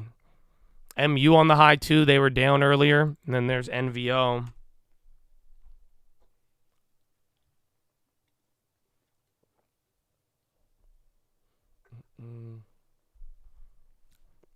SQQ hits 1. It doesn't. They'll reverse split it before. So if it starts trading at a low enough price, they'll just do a reverse split. That's how most of those volatility indexes work. Pfizer's starting to dump. Even Dow, SPY's barely green right now. NASDAQ and Russell red.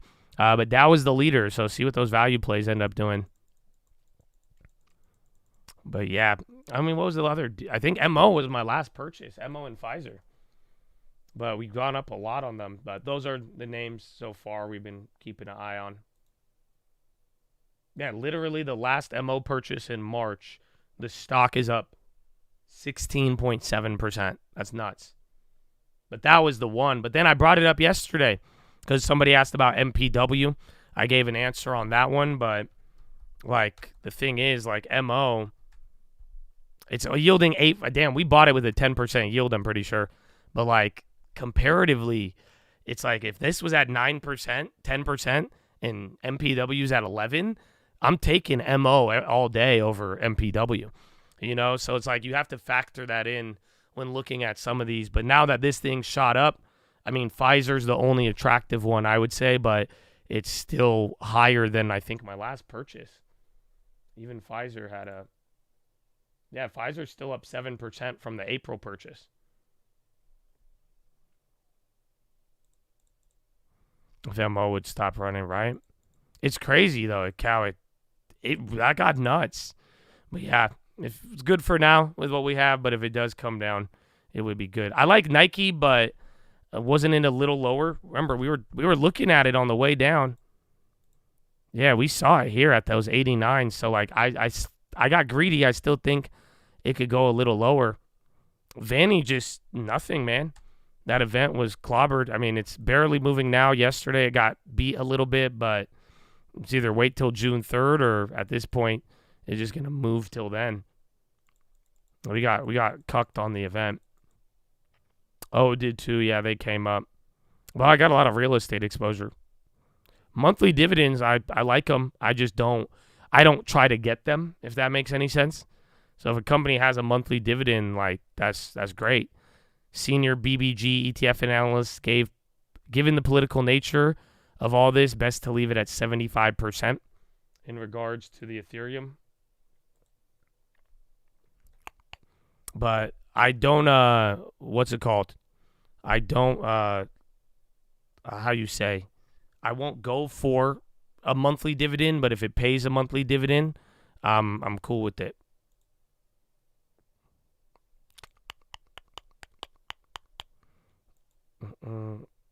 That's it.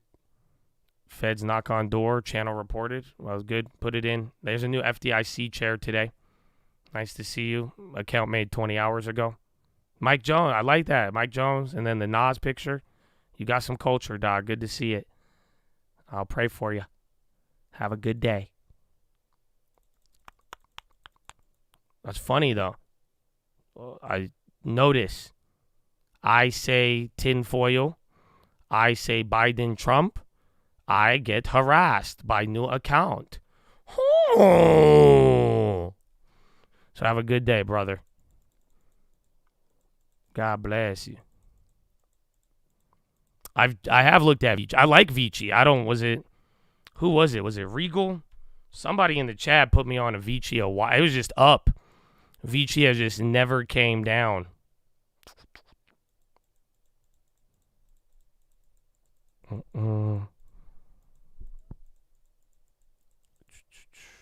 Why you ban him? I mean, just a 24-hour timeout. He could come back.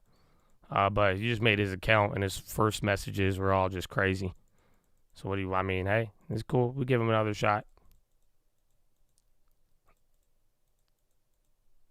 I don't know about the long term.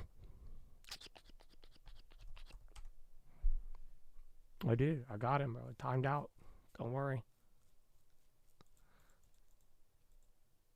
We're still holding Solventum, yeah. It's literally, it was free. I mean, we got it with the 3M. Why not?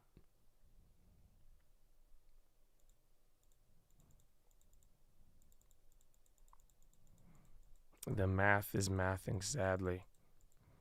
It's okay, bro. You rebuke and you pray. That's it. That's it. I'm excited, man.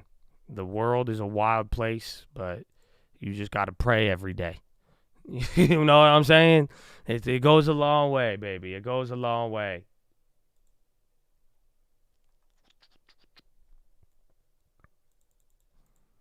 Reddit on the low. Let's see. G-Wave. None of the other ones. That's it. They chilled, bro. They chilled.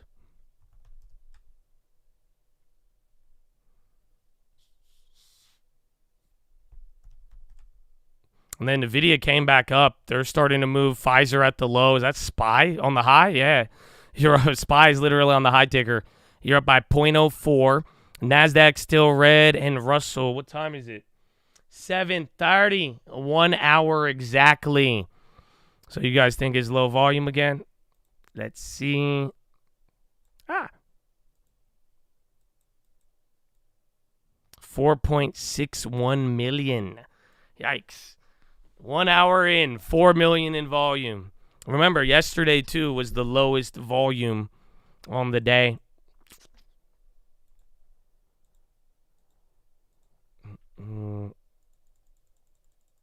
That's crazy.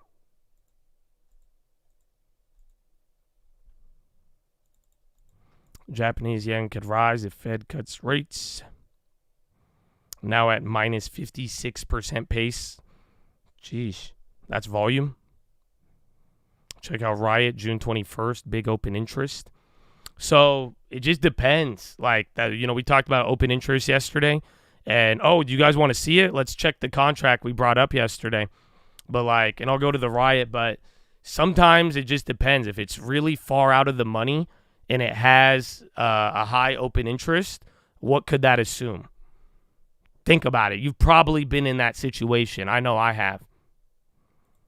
You made 3Ks on Palo Alto and call. Did you post the play, bro?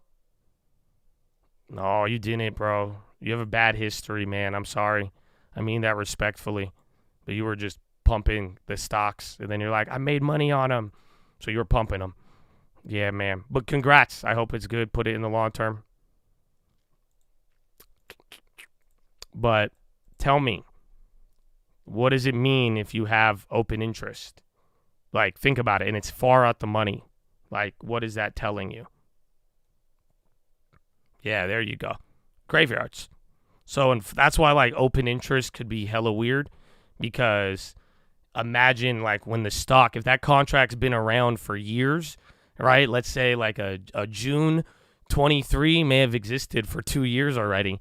So it's if stock moved a wide range, there could be a high open interest. Doesn't mean they're interested, but some of those contracts might just be stuff that people are holding. Yeah, it's the graveyard more or less. So it can give you an idea on demand, but it's hard to interpret all the time. And then where's that contract? We said Airbnb 144, right? Haha. So what happened yesterday?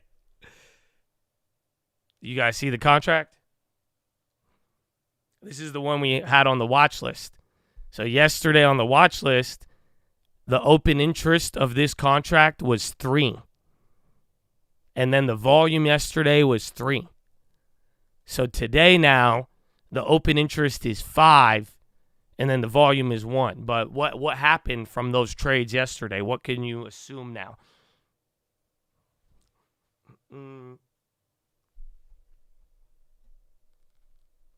CTNT halted to the down at 395. My goodness. Yeah, there you go, too. 2 of them were new purchases. So 2 people bought, and they ended up holding more, and one of them was a sell to close. That's why, because it was at 3. So if you had 3 volume yesterday, so there was 3 contracts trading, and then now today there's 5 of them open still. So that means you added 2 new open ones off 3 volume. That means one person closed. Ta-da! It's like I'm saying, you could, if you really watch these, you could see kind of how it plays out. But that's how open interest works. But then again, it's like too many times, like if you go back, you'll see random gigantic numbers. I mean, the best way, this will just ruin your life, low-key. Just go look at this SPY open interest, and then you'll realize what I'm, like, this is why nothing matters. You know what I'm saying? Like, dude, there is 51,000 contracts open for 355 by the end of this month. So you could be like, oh, that's people are interested in it. Are they? Or did they just buy, when the stock was at 3? Imagine all the contracts. These are all the people who didn't sell out of their leaps in October 2 years ago. It's because it's 51,000. The one above it's 79,000. That's a lot. So sometimes it could tell you a decent amount, but sometimes it's just, that's it. It's just a graveyard.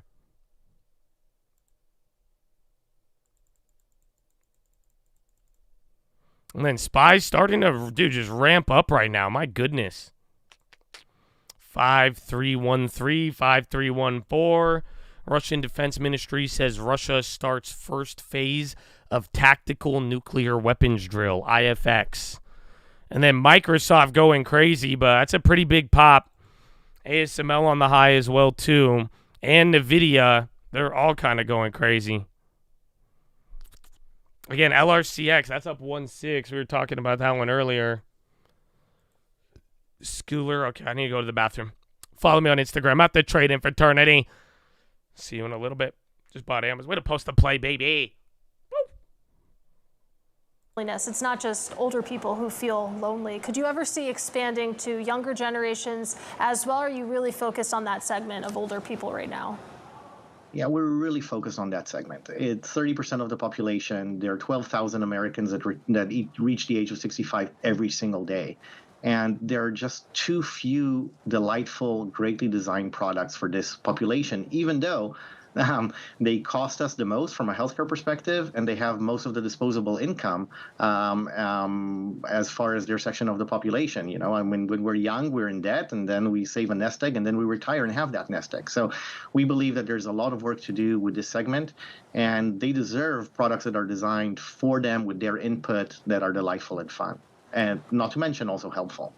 All right, Dora, I think that's a great place to leave it. Really appreciate your time. Our thanks, of course, to Dora Schooler. He is Intuition Robotics co-founder and CEO. Meanwhile, we're about an hour or so into this trading day, so let's get a check on these markets. We're going to do that with Bloomberg's Abigail Doolittle. Well, Katie, let's take a look at the stocks here because, of course, all eyes on NVIDIA's report yesterday. And earlier, NVIDIA down more than 1% on the possibility of AWS affecting their numbers. But now NVIDIA basically close to flat. And you can see since the last report, when NVIDIA reported in February, the stock has had a volatile time. It is up about 13% over that time period.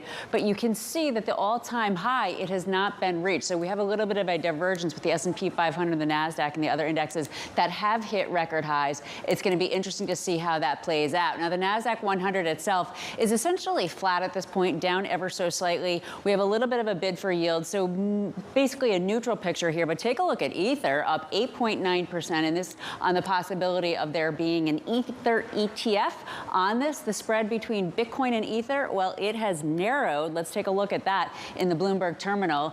Over the last year, this is really incredible. Take a look at the gains. Well, this is the S&P 500.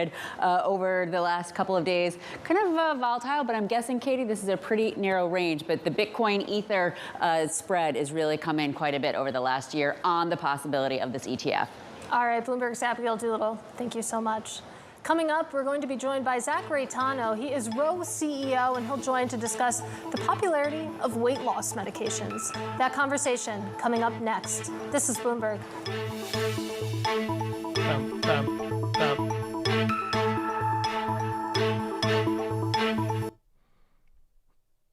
Yalla. Oh, Ether. It was crazy, bro. Like, low-key, very, very crazy. That whole move yesterday, and then Thursday we get the answer. White House, we stand firm in our belief journalists have ability to do their jobs. Says it's looking in a report Associated Press equipment seized in Israel. Or Netflix 1,000 by end of the year.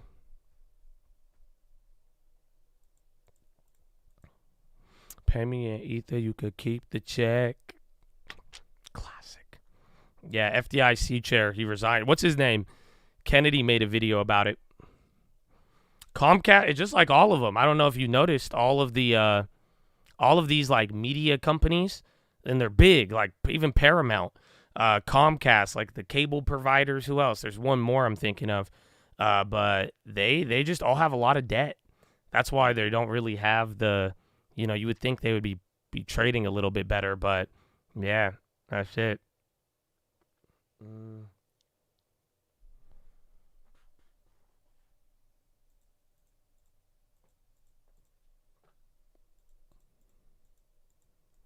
WFRD, and then City.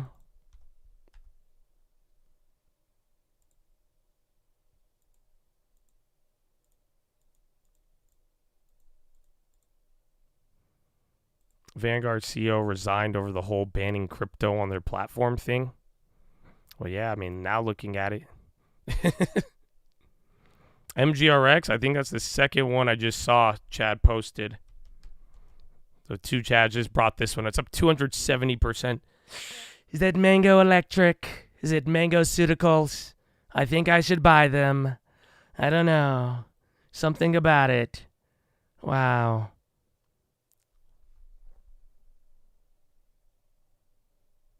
Older new videos on Data Gang. Yeah, I got a bunch of old videos on selling spreads and premium sales.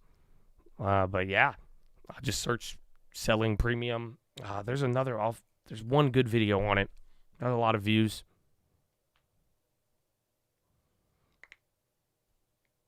Good morning. Updates. I'm joining in, paying attention. Life been difficult. Just hang in. We praying for you then, man. I mean, today was very simple. We didn't really have much, and then the Fed speakers kind of gave us a reaction.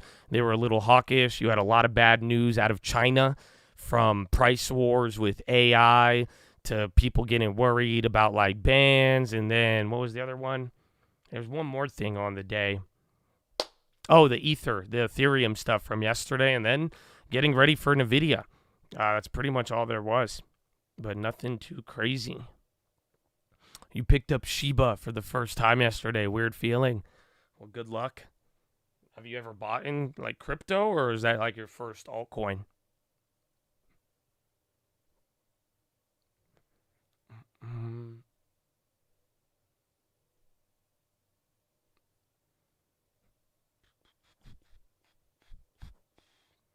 Long term, we've been talking about it kind of all day.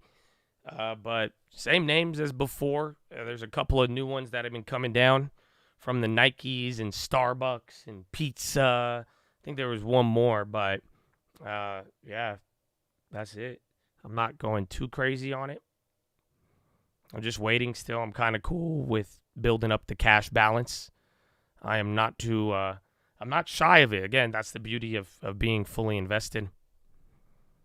Airbnb. That's why I talked about it on the watch list. I was just saying, because usually after these earnings, especially when it's a good earnings and it sells off, it's going to have a range. And then when everybody takes off, I think it's going to go. But it's in between 147 and like 137. So I feel you. I'm waiting on that one. Morgan Stanley ripping, and then MGRX. You guys called that one out. So way to get that up there. If you're going to keep posting it, poster play associated. Appreciated.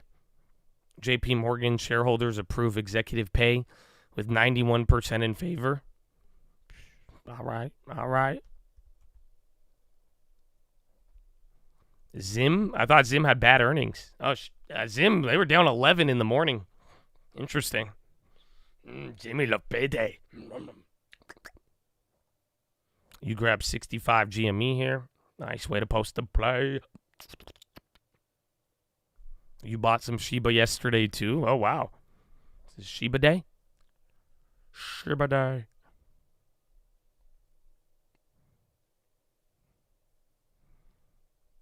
I think NVIDIA earnings is going to be just pivotal. I mean, the question is, do they meet the bar once again that's set? And then do they grow off of it? Or do they, is this the time where we finally get our first decline and then the chart follows Cisco from the 2000s? It's crazy, though. I mean, was it Mike Wilson? Someone was talking about it this morning and just how it's not too often that you get a stock up this much and then holds this sustainably. Again, it's been over a year. This isn't like it's new anymore, which is mind-blowing. But it's a rare feature when all is said and done. So that is what some people have been bringing up. Walgreens, I'd wait. We already have some of it, but literally, I went big on the low end, and then they cut the divvy. You got to let it kind of work its way through. These kind of slow days. Well, not with penny stocks moving. Like last year, I mean, pretty much this is the lowest volume in a year. It was pretty slow around this time last year. I don't know. I guess maybe we were just distracted. So, like, what were you doing in May last year? Do you know? I know. I think I know. I'm sure if I look it up, I think it'll correlate exactly. But you were doing something in May of last year. That's why you didn't realize how low the volume was. Let's see. No, it wasn't algos. Don't trip on that. You got shoulder surgery? Wow. I mean, yeah, okay, there you go. You say, I'm in Cancun. Is Yellen talking? She is. She says bankers in Frankfurt meeting expressed very strong commitment to enforcing Russia. There does not need to be detailed coordination on G7 countries on China trade, but more forceful to speak with China as a group over capacity. So literally last May, you were probably buying the dip and instead of penny stocks, you were trading failed bank stocks in May of 2023. Think about it. So you're probably trading FRC and then all of the other ones as they were making all of those moves. So in a weird way, you did kind of have a rally, but yeah, it was I was 2 months following the little crash there. A GME popping. I mean, some chat just said they just bought it. Yes, sir. Down 4, still coming up.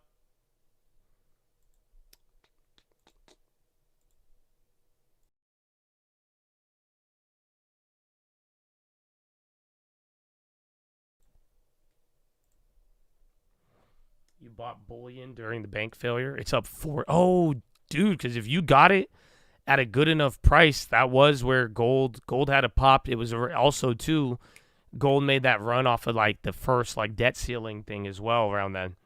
So if you got it before, even during that run, I'm sure that was a nice pickup. That's awesome.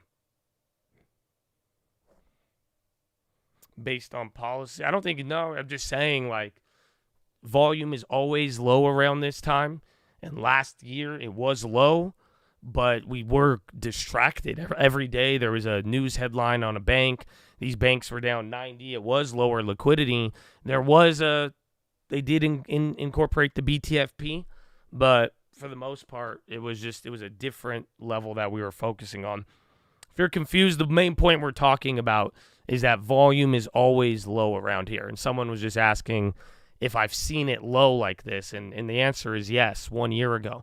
But instead of trading penny stocks or instead of having those pop, it was all of the volatility with the bank stocks. Tim 118, like John 117, and then there's Tim 118. Welcome, baby.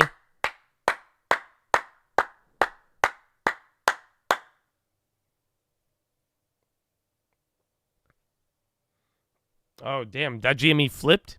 Well, yeah. Oh, Jacob Fletcher. Welcome. What's up, you guys? Y'all came in bunches. Hope y'all feeling good.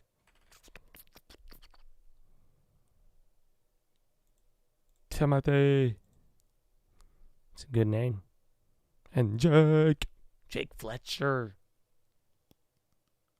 Marhaba. Yeah, the T1 is after. Is Memorial Day this week? Monday? Do we get the day off? NVIDIA to the moon. Well, let's see. GME came down.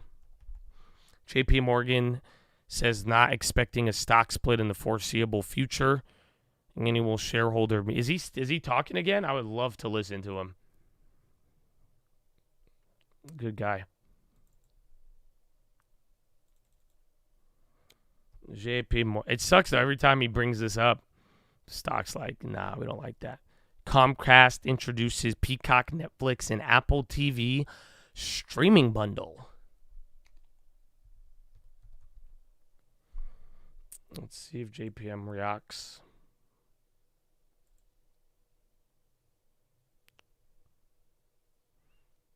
May 21st.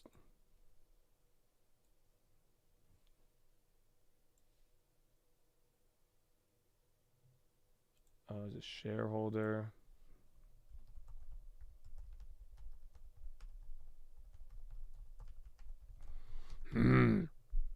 Jimmy. I think he might be on again.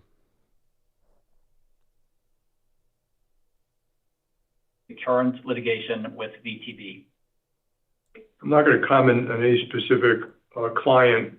I will say that we are following all American and European law regarding any activities in Russia. Most of those activities video. To support Audio. multinationals conduct their business. They wind down their operations. Everything we do is sanctioned by the United States government. Okay. We have received a question from Brian Aber. What AI initiatives will JP Morgan undertake? I think I wrote in the letter that we have about 2,000 people involved in AI and data analytics. We run approximately 400 different AI programs today, cutting across risk, fraud, marketing, anti-money laundering, et cetera. We think those numbers will probably double over the next couple of years.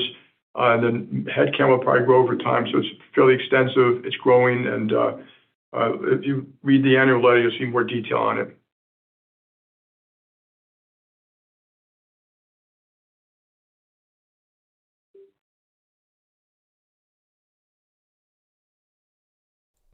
Well, Stretch, why is this so weird? Why is there so much dead space? He's not. This is not a question per se, but shareholder Karen Okwu would like to state, thank you, Chairman and CEO Jamie Dimon and the board for all you do to keep JP Morgan ship afloat. You say shit? Thank you. It's like he's in a stream with like 10 people.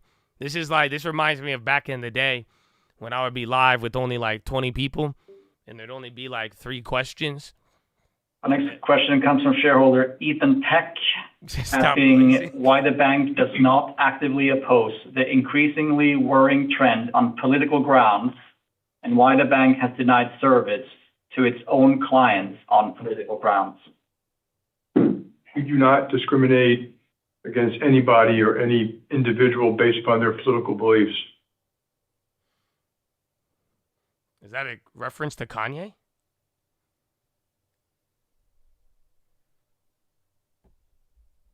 This is weird, dude. Why is it so, like, this is too much of a gap? This is the JP Morgan annual, like, meeting of shareholders. This is, like, part 2. That's Jamie Dimon, the same dude you watched yesterday. Shareholder Charles E.G. I am a retired JPM/Bank One employee. I have held my stock since retiring early and look forward to the next chapter upon your departure. I hope we see your continued involvement after departure. You. He's like, cool. Say, cool. All right, thanks. Next. Who we got? That's pretty funny. This is making me very uncomfortable waiting. Mm-hmm. And then Morgan Stanley's ripping here. That's been going up from earlier. JP Morgan not moving much. SPY coming down. Bonds already a little lower. But yeah, Morgan Stanley's been running here. I'm really uncomfortable by this. I feel like he's just like working and then they're just chiming in with the question. I think I could ask I think I need to log in. I need to get my like shareholder ID thing. But I don't really want to go do all that. I think he's vetting the questions live. It's so just quiet, man. Remember, gold had a massive move yesterday. So don't underestimate that. Okay. Our next question comes from a shareholder who wants to know how much will be spent on share buybacks in 2024.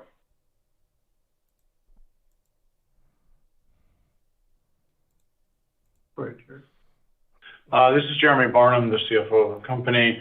As we said yesterday at Investor Day, you didn't post your play though. Decisions about share buybacks. So I don't know. This is like the second person. Circumstances. I'll wait till he gets. I'll just show you. I'm not going to time you out, but like, I want y'all to see how it looks, man. It's not a good look. And for additional detail, you can refer to our public comments yesterday. Well, yeah, like this is what I'm. Bear with us while we compile the roster of additional questions. Okay. But like, listen, man, this is like the third time I've seen it. And if you guys are like posting the play before and then you're like, I made money on it. It's like y'all didn't post your position and then you're talking about it. But like, that's hella pumpy. So I'm not going to time you out. I'm just telling y'all like what it looks like. And that's what I'm saying. It's like, imagine like you're hyping things up. We don't know you're in it. And then you're like, oh, I made money on it. It's like, damn, I've seen that 3 times already. So I appreciate you guys. But just post your position, especially if you're going to come back and tell us what you made on it. But otherwise, like I'm saying, you are pumping. I mean, I don't know any other way to describe it. Because you have a position, you're hyping it up, you're trying to bring people's attention to it. So just post what you own. Just don't be the shill. I haven't heard that in a while. Shilling.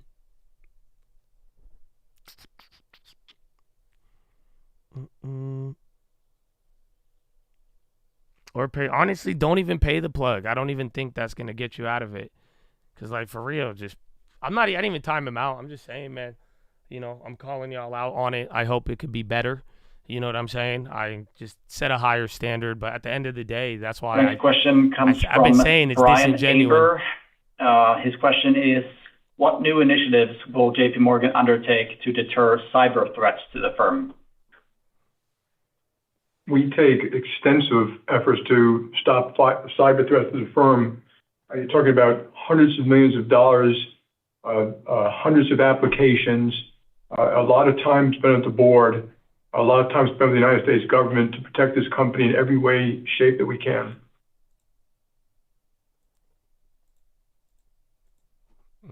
You got banned the other day. I mean, I've posted every single one of my plays. That's it. Even then, I tell y'all on the other ones, as of lately, I'll get them on the watch list. And I've been saying I'm not going to do them this week. And the way I've been holding it down, think about it. Y'all have been doing the same thing for years. So I'll just post it, man. Post it.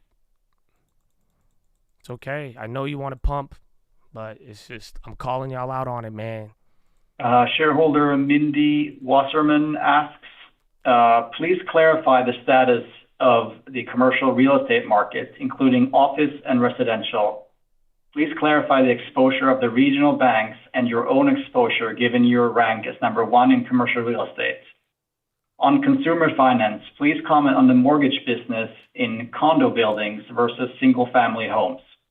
What policies and leadership do we need in this area, given post-pandemic changes? We have a little over $200 billion of real estate-related loans. The largest portion is multifamily, which we're very comfortable with. Our commercial office loans are approximately $20 billion, and we have reserves of 8% against them. We're also quite comfortable with that. Most of them are income-producing properties. I can't comment generally on all the other banks, because you really have to do bank by bank to comment on that. And we're also there are mortgage loans. I just would point out on our consumer mortgage loans, we've had virtually no losses for about 5 years now. And we probably do very little lending on what I would call against condo-related the video loans, breaking out now. Some. Back to green. It is now, I think it's recovered the whole sell-off Shareholder Mark on the Phillips AWS news in the I AM. read in a recent news article from Reuters that Russian court documents claim that JPM has $2.64 billion of assets in Russia, but JPM says that its exposure as of 3/31/24 was $350 million, plus deposits placed on behalf of clients at the Deposit Insurance Agency of Russia. You already wrote it off? Can you please walk us through why these numbers are so Netflix, different? 640. Are there more than $2 billion in deposits placed on behalf of clients at the Deposit Insurance Agency of Russia? I think the best way to answer is that our total investment in Russia is $300 million, and that would probably be the maximum amount we would expect to lose no matter what happens.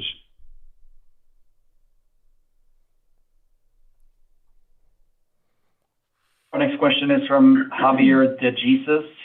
Does JPM have plans on investing in real-world assets, RWA, in the near future? I'm not sure what real-world assets are, but we do make loans that support real-world assets like plant, equipment, companies, et cetera.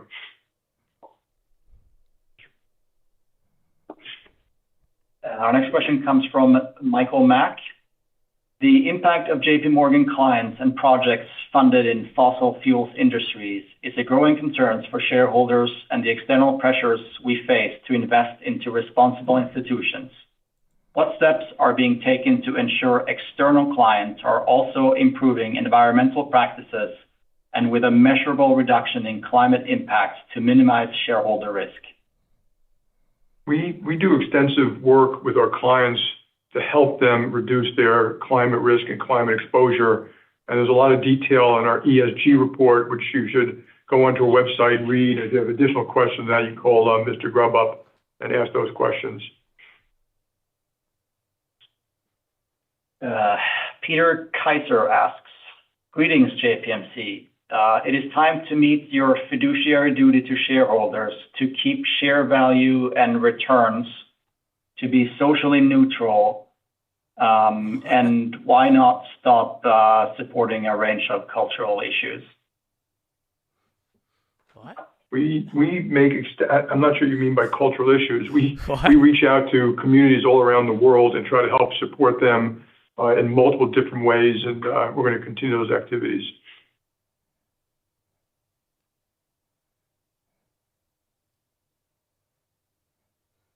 Sister answers asking questions. Maybe, bro. Time to, Mr. CEO, time to follow your fiduciary. So we have a few more questions that we're compiling.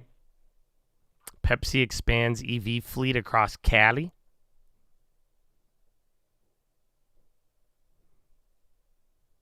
Yeah, I thought he did. I thought he vetted it.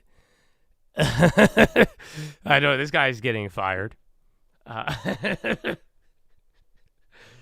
was an interesting one. My goodness. Gold. Next question comes from Judith. Gold's about to go green. Good call.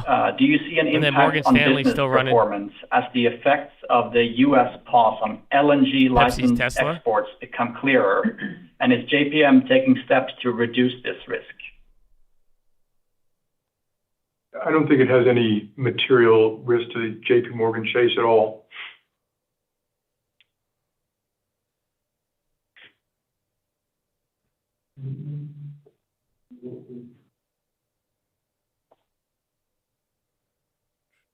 Snow Microsoft partner speculation. Who was the other guy? ServiceNow. That was the guy yesterday. Google's going up there too on the high. Everything's green now except the Russell. Netflix still running too. We have a question from shareholder Robert Brown. What is JPM's position on and investment in cryptocurrency? Big news dropping today. Stay tuned. I do not Microsoft. believe that J.P. Morgan owns any cryptocurrency. They just put We that do out allow our 2 minutes ago. investors to purchase cryptocurrency. Interesting. I personally don't think that's a wise thing to do, but that's my own personal opinion. Okay, there are no more questions from shareholders at this time. As a reminder, shareholders may submit questions through our virtual meeting website. We'll pause to allow for any final questions to be submitted.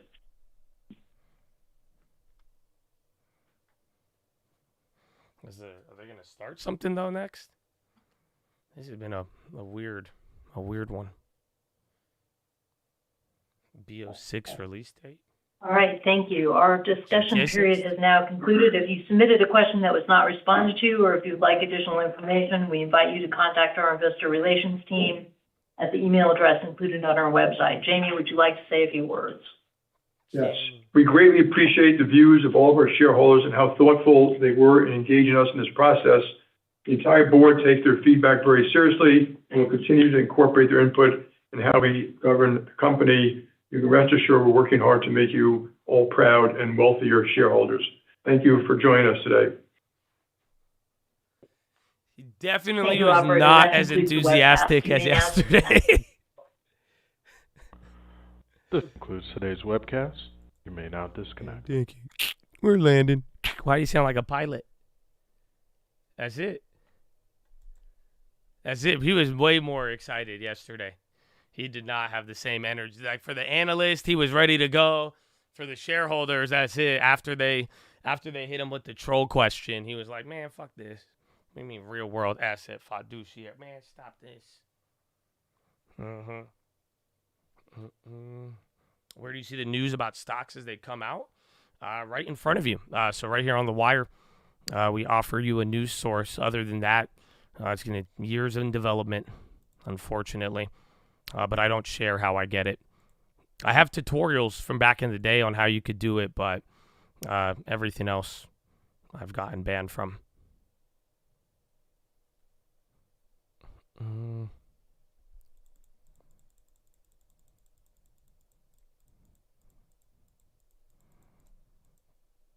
That was funny. So that was JPM shareholders. I thought we'd get a little bit more out of it. He did say something on, what was it, stock splits? That's why we turned it on. And then gold is about to go green right now. And then Morgan Stanley was running up there. So we will see. To Alex. Let's see, man. Are you going to spam it again today? Or are we going to have to do this? I hope not, man. But good to see you, bro. I hope you have a good day.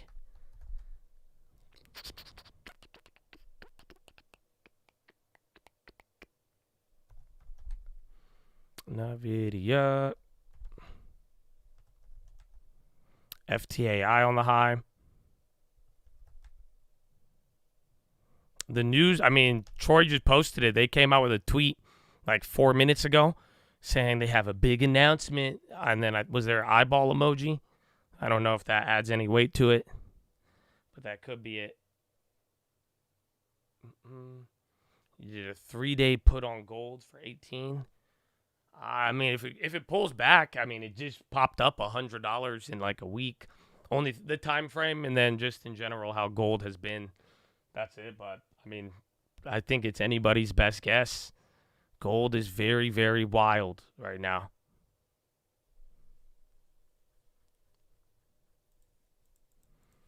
Will I stream the MS? Is it, if there's going to be an event, I'm down to watch it. I mean, that has been the biggest thing. So, like, this whole week, man, it's just all about these AI events. Marvel's starting to pop up here. But, like, it's all about these AI events. And, again, like, yes, tomorrow, like, if you go look at the IV and what's priced in, tomorrow has more priced in for the next 2 weeks up until we get into the CPI and all that stuff. That reply, yeah, they said you buy an Apple. I saw that. BE on the high. SPT, I believe they had a rumor yesterday. That one's on the high. The wheat stocks are near the low, man. It is not done good. Biggest hurdle when trading? Just being impatient. That's it. And then not taking as full advantage of the long term. And again, wasted opportunity. by being impatient.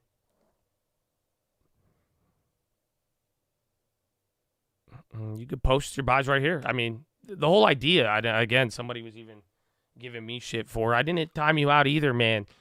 Just you could post a play and talk about it, but eventually, I mean, if you keep spamming something and you are like, trying to bring attention to something without posting the play, you are pumping. I mean, let's just call it what it is. So that's it. So you could post it here. I mean, you could bring our attention to stuff. That's it. I'm trying to foster a good community that could source the info quite effectively. So, you could bring attention to it, but there's a point where it goes from bringing attention to like you keep talking about it without disclosing your play. That has a negative intention. I think it's fair to say. Everything pump rally. Well, for now, man, the market, I'm surprised it's doing a little better today. I think you had a couple of areas get affected. We're still going to hear from Europe, and then again the China stuff.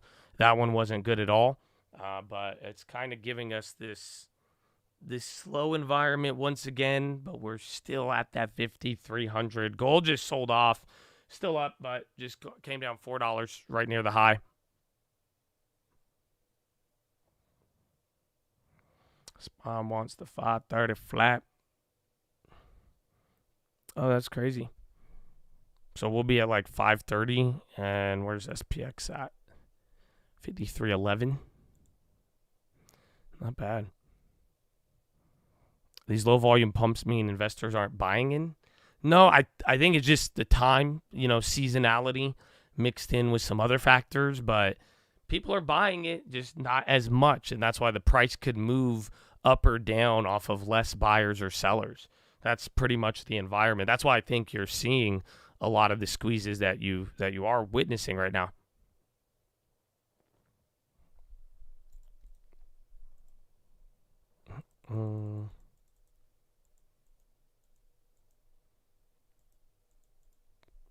Kex.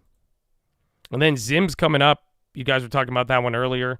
They were down 11 off of earnings, and it's down 1.7 now. That might go green. Apple climbing. Chewy's running up too.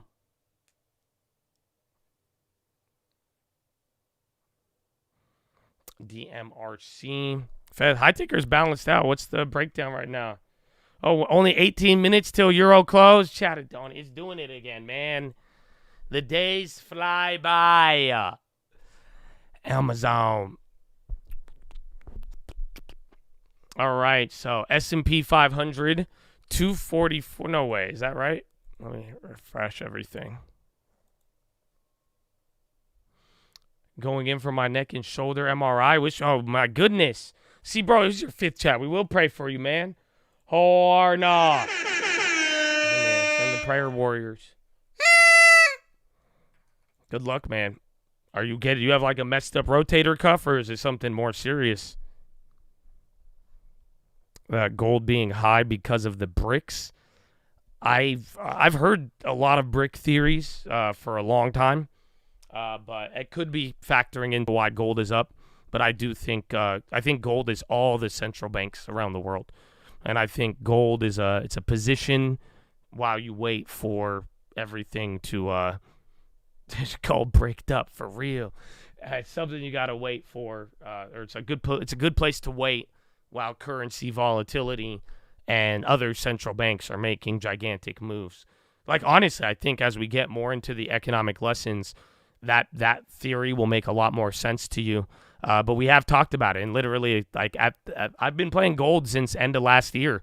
We've done very well on it. I mean, at one point, I had it work against me, and I still walked away with a green, but we've been watching it like a hawk, and it's been very valuable. But the thing about gold is, like, a couple months ago, it started to get weird. The one time where I started getting punished on my trade and it came back, but like that taught me something, and it made me say there's something else happening in the gold world right now, because it's playing out very unusual. Again, silver at these levels you haven't seen in a while.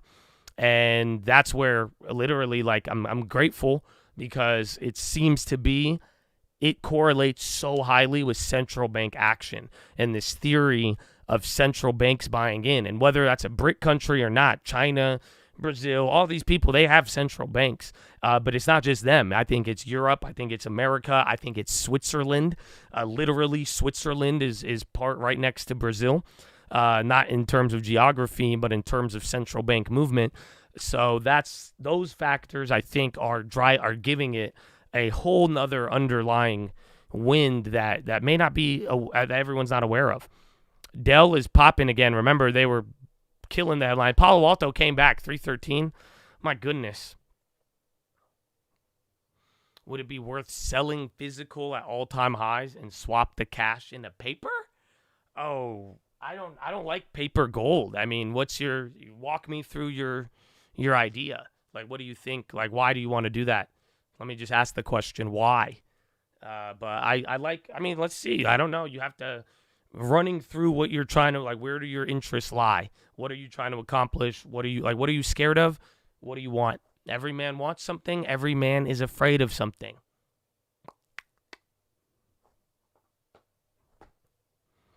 I mean, dude, volume's looking good. Pre-earnings, chip plays starting to move. Your big tech is up. NASDAQ has now gone green. So you are coming up.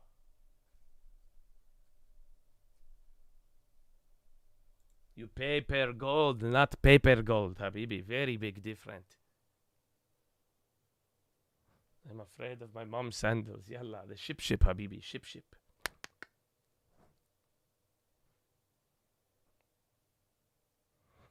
Go on puts again. Candle close below 200 MA. Good luck, my brother. SLV, I mean, eventually. Or unless everything wants to end. So just keep in mind, like, these I love the commodities, but I hate them. But like because you guys have noticed, Microsoft keynote begins at 12 Eastern, 45 minutes.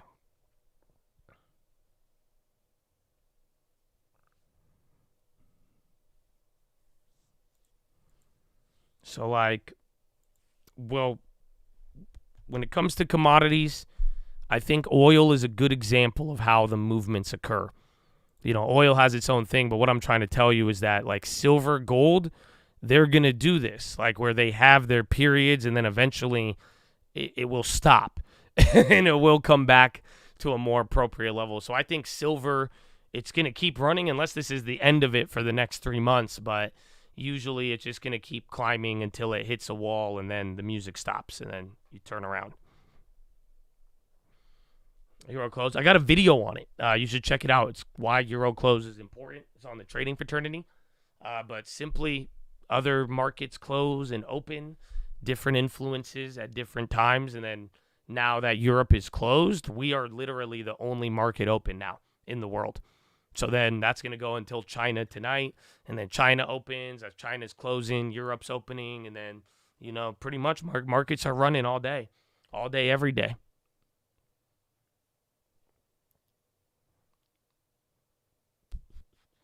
Target / prices, yeah. I don't know how that's going to play out. And it's interesting because they're saying they were choosing low margin items to slash prices on. They were even talking about, slashing food prices, which is weird considering commodity prices are up and then the margins on food are usually your lowest. But Target is mad expensive on food. I don't know. I haven't posted that. I still have to finish that video. I did some inflation comparisons before. And Target is insane with food, bro. Like, for real, if you be buying your groceries at Target, go somewhere else. You'll save 30%. Like, no, maybe 40%. Like, no exaggeration. You never think food. Oh, I don't know. Is that a Cali thing?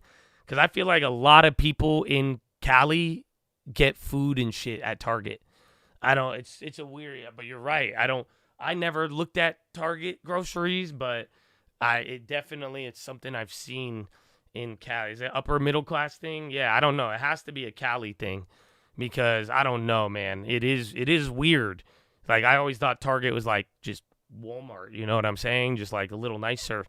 But no, like they do that.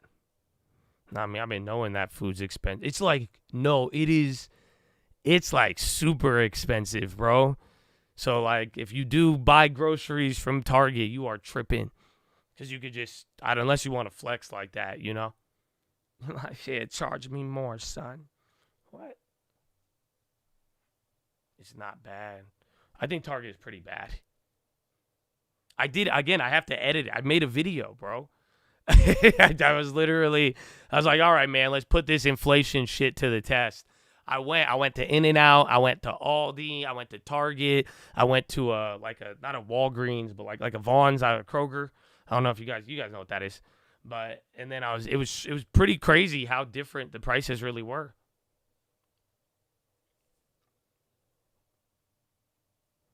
It's so much more. I didn't think it was that much more expensive till I made the comparison.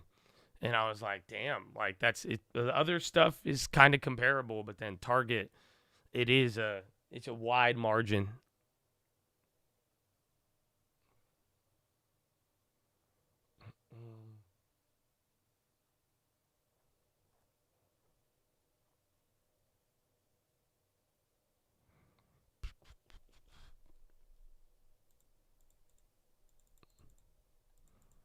If you need last-minute groceries, the delivery service. Yeah, I've never used the Target delivery. I've seen it, though. They got those things outside.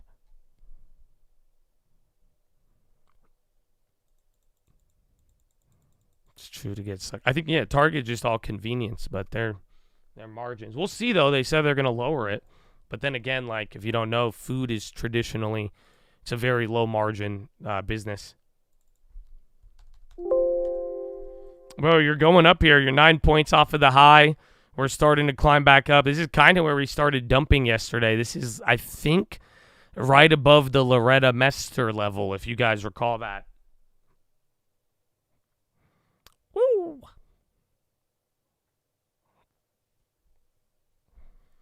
Spot new high of the day. And NASDAQ just went green not too long ago. Russell is the only one that is down right now. And then Qualcomm is breaking out here, 52-week high. They're at 201. Nutrinix. And then SLV, man, it's still up another 1.5, though. So we were just talking about that. But it's kind of crazy. So, like, literally, gold is down. Gold was down more, and then silver's up. What is the spot price on silver?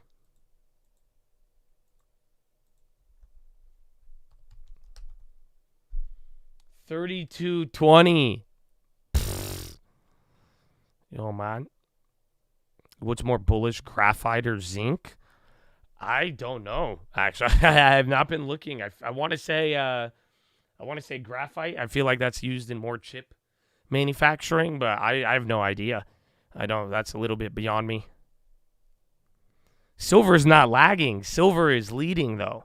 That's why someone just asked if I think it'll come back up, but like, dude, silver is. It's up. It's leading on the year. It's ahead of gold. And then it's literally even ahead on the intraday today. It was down 3% overnight. That makes sense. I'm on silver price. It says 32.20. There might be a delay. Let's see. Trading economics. Oh, wasn't that the the rare earth restrictions that China banned? I mean, I don't think you could trade it, but I think the prices of that went up. But I don't think we've heard people freaking out about it. I see 32.17 still. I don't know. It could be the same. 17 to 21. But still, even $32, man. What the hell?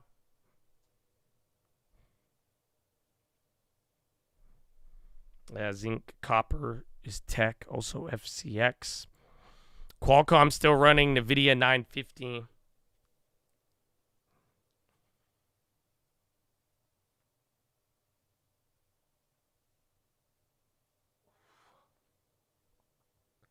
No kitty tweet. Yeah, he's been. Last tweet he was saying phone home or whatever. But yeah, we have not had a kitty tweet. CTNT nuts. Bro, that one was, again, it did the same thing yesterday, though. Remember, this was, and did you guys see this? Bro, it literally went to $40 and then now opened up at like 15, 16, goes down to 3. But yeah, I definitely not Squeezy though today. I should probably change the title of today, but I kind of I bask in it. I bask in it.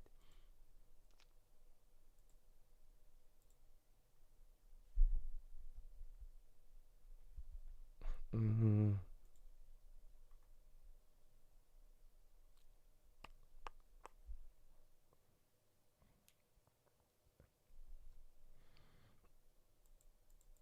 Well, you said you wouldn't add more Walgreens, but if we went to 10, are you still not adding more?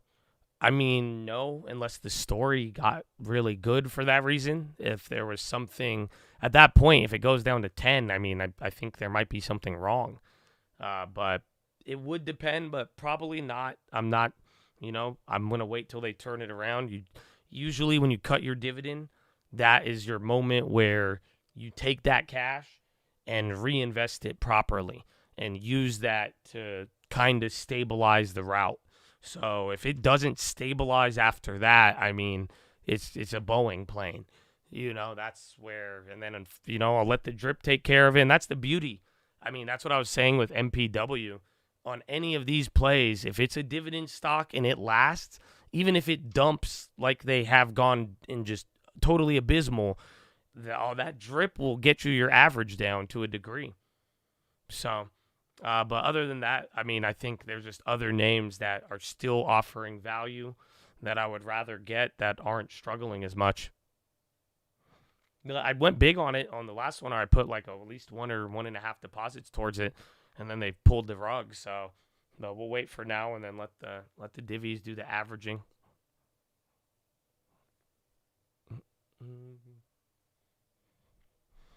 Again, we hit the high.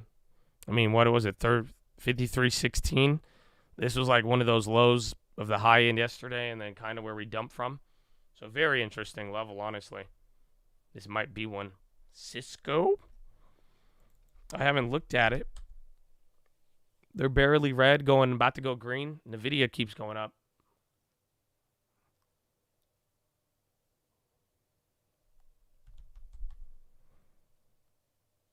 Now, Whirlpool. That one, I like Whirlpool. I think that's another one you could add to the list to keep your eyes out for. I think it's right. Isn't it right near 2020? It's like right there. It's a little bit more tied to real estate and other commodities, but it's not bad.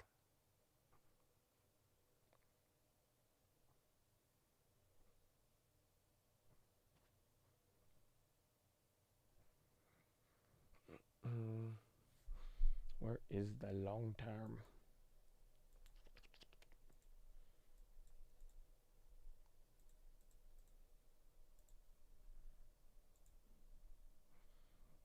What was that? Derma pause due to volatility. DRMA. Silver coming down. And SPY. Dermata Pharma is halted up 20. IR. AMD for the long term. Not at these prices. So a lot of my like plays, if they're up above 2023, I'm probably not going to be buying that one.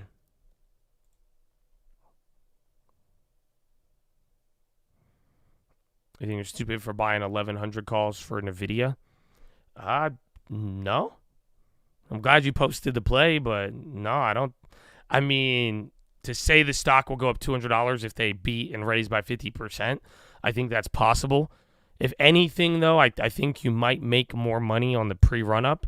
But, I mean, NVIDIA it's a story. It's literally moved that same $200 in about 2 weeks. The only problem is time. That's it.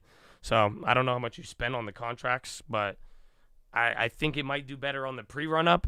But then again, I mean, anything is possible. I do think, it probably is pricing in 200. So go look what's priced in. If you really want to know if that plays dumb or not, go look at what the option chain is pricing in, and I'm sure it's probably $100 still. At least I think it's probably pricing in $150. So I think $200 is within one standard deviation. YouTube for learning options.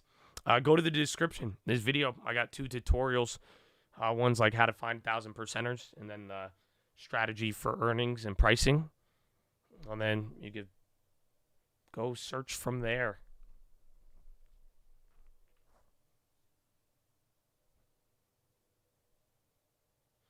What's an ample amount of money to compound well?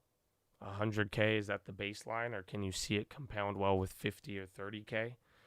I mean, compounding is just amazing, no matter what. Yeah, how you compound, the more you have, the better. But all that matters is time. That's the real thing. If you have enough time for it, I mean, let it do its thing. Added this stream to my long term. Slow sizzle. Oh, you're asking about Cisco for the long term? Let me see. Because we were talking about Intel. This could be good for like the industry it's in. I hate trading Cisco, but maybe. I do think it already had its run. You know, it wasn't like it ran during 2020. They're getting to the levels. I mean, if you really like it for that exposure, you might be able to justify it. I probably wouldn't, though, just because I don't really have any. I'd rather get other tech, and I don't know as much about this one where I'd want to add Cisco. I think I'd rather take Intel, to be honest. Similar, but very different.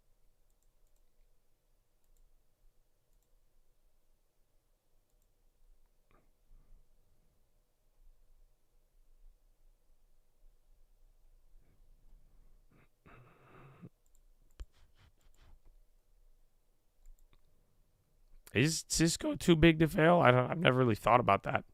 Maybe. They've had weird earnings, though. Remember, at one point, they were getting killed. Then they kind of came back up. And then Cisco, I mean, don't they power everything? So it'll be here in 10 years. I mean, like, I don't know. It's not. I think it will stick around. That's a better name than not. So it's just a matter of, like, it had its premium is weird. Its pop was 2017. Holding 70, good insight. Yeah, it's not bad.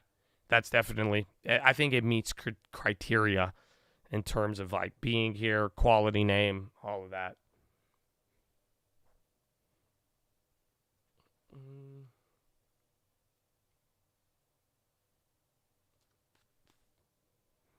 Sold 4 Microsoft calls. Go work, baby. Go work. You posted it too, baby. What I'm fucking talking about. Good shit, man. Are you in? The event is in 30 minutes. So are you selling pre-news? I like it. I like it. But yeah, there is a Microsoft event in about 30 minutes. So, and then they were tweeting something. I'm still holding my ETH future. I sold out of the grayscale. We got some decent profit on that. Where is it? It's still holding up, man. It's around where I sold it. So not too bad. Actually kind of crazy. I just saw SMCI on the high. And then LW on the high. I'll stream the event. Yeah, I think Microsoft will let us. I don't know, man. I want to see, though. What do you guys think? Do you think it's going to be like the other event and like super nerdy? Or do you think we're going to get a too early, too early, too early? See, post the plays. Like I said, man, I mean, I'm not, bring attention to stuff. That's it. But if you're going to flex your gains, hopefully you posted the play. And then at the same time, I mean, if you are spamming a stock with the intention of getting my attention or other people's attention, and you own a position on it, and you're not disclosing that, and then you're like, I made 300%. It's like, were you trying to get us then on that before you sold out then, son? So that's it. Just keep that in mind. But it's chill, man. That's all. Like, you guys haven't noticed? The real ones respect it. If you a little hoe, you get mad about it. That's all. Like, the only people getting bothered by it are the demons. Like, do you get what I'm saying? Like, it's actually, like, kind of funny. But, like, that's why I'm like, dude, people who are really here to learn and want info, and we gonna get this shit fast, and I'm willing to work. We got a system. We got other people working together. It's all, and it's benefiting off of it. It's free. You're there. Anybody, if you're not liking that, I mean, you have an ill intention. So, but that's, so like I'm saying, I mean, it's not that crazy. So, God bless and keep it up.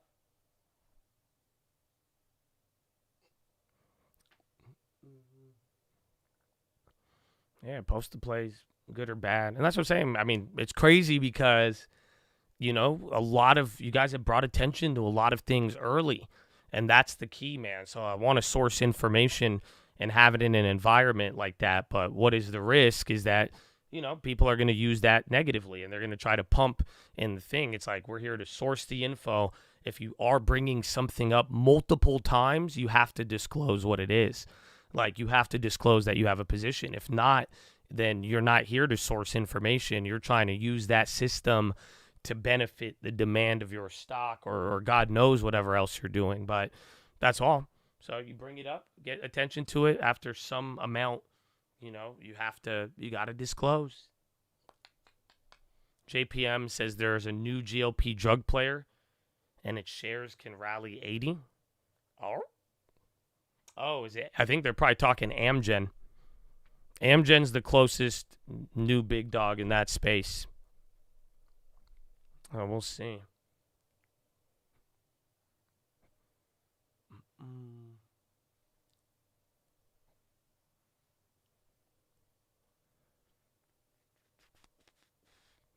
How can we find the next NVIDIA? Maybe for the watch list tonight. All right, yeah, I'll add that. I'll copy your question down, my brother.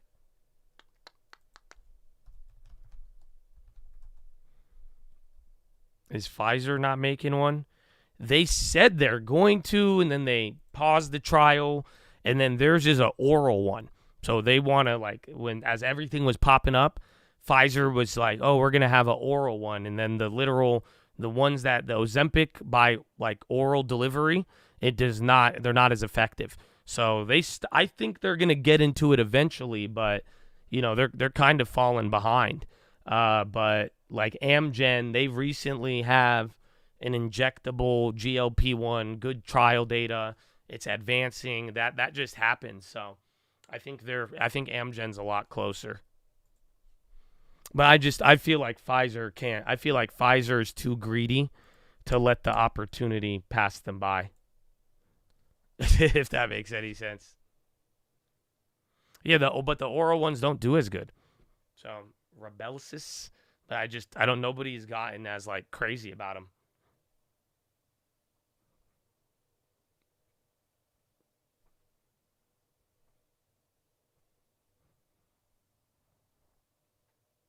Coco on the low. Microsoft back. The event's in 23 minutes. Some chads flip the pre-event hype. Love to see it. They are focusing more on cancer drugs. They definitely are. I mean, and that's a big space too. They used to be a bigger leader. They still do lead in some elements, but that is the next big focus. So like even then, people have asked me why, you know, ignoring a lot of other factors with Pfizer, you know, why I like it. You know, they do have a decent cancer portfolio, and they're going to be there. They already offer a lot of treatments. Microsoft's going crazy, bro. Yeah, Microsoft 420, decent pop, man. Up 1.3, and again, the event is going to start here in 20 minutes, but you're getting a pretty decent move right there. Yeah, bro, Microsoft 52-week high now. Yeah, 420. Oh, no, it's 430, not 420. Bro, it's popping, though. Again, Microsoft don't even move this big on earnings. Again, was this their earnings right here? What did you can't even, that's it, but it is starting to break out with all of the tech, man. So again, Netflix was just hitting a 52-week high. I think Meta's the next one, low-key. Google already did it, and then I don't know if I think Amazon actually led the way. I think Meta is the only one out of these, and then Amazon hit it weeks ago and then came down. But then Google and Microsoft doing that little breakout. Too early. That's what I'm saying, though. Are they going to do a too early presentation, or do you guys think it's going to be like hella nerdy? You know what I'm saying? A daily Pfizer pitch? Nah, man, you're just salty. You know what I'm saying? Because I've been calling people out, making a standard here. So you try to hold up a mirror to me in a very ineffective way because guess what? You know I own Pfizer. You know my play on Pfizer.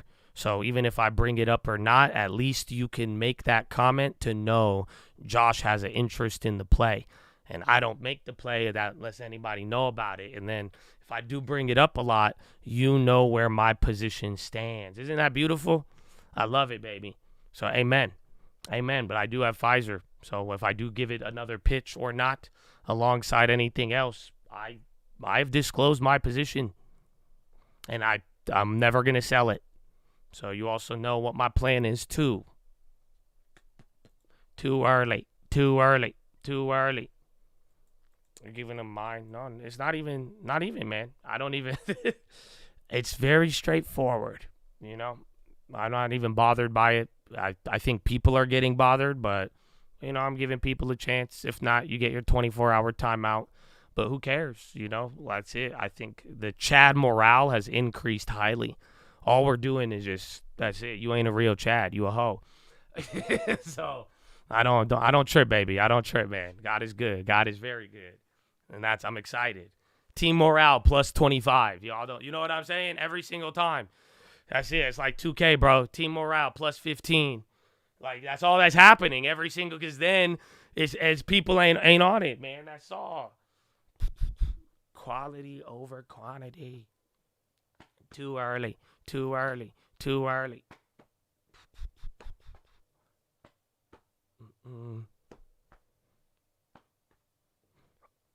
Oh, man. I haven't stretched as much today. Dude, I'm so sore. I've been standing, though. I have been standing. They not la tired. They not la tired. They not la tired. Huh. Drake or Kendrick? It's funny. I want to answer this question, but, like, literally, bro, I said something about Trump and Biden. I said right away, I already start getting attacked. But it is it's low-key that, like, Drake and Kendrick, it's almost as contentious as Trump and Biden is what I've noticed. Like, people get hella mad if you say Kendrick, and then people get hella mad if you say Drake. So, that being said, Kendrick. You see what I don't care, bro. It's Kendrick. I see. I'm done. I don't give in to you hoes. I'm done. That's it. All of you I answer to God. You know that? That's it. So, amen. So I will say what I feel, and you could disagree. It's only my opinion. So why you getting so worked? But yeah. They not like us. They not like us. You know, for short M2K? All right, man. I like it. You're going with you're short in the lagger. AMC pop.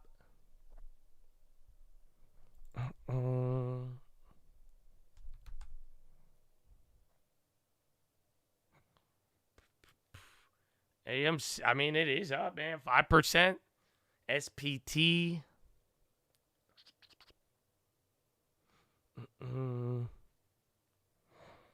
BDRX. That one's moving too.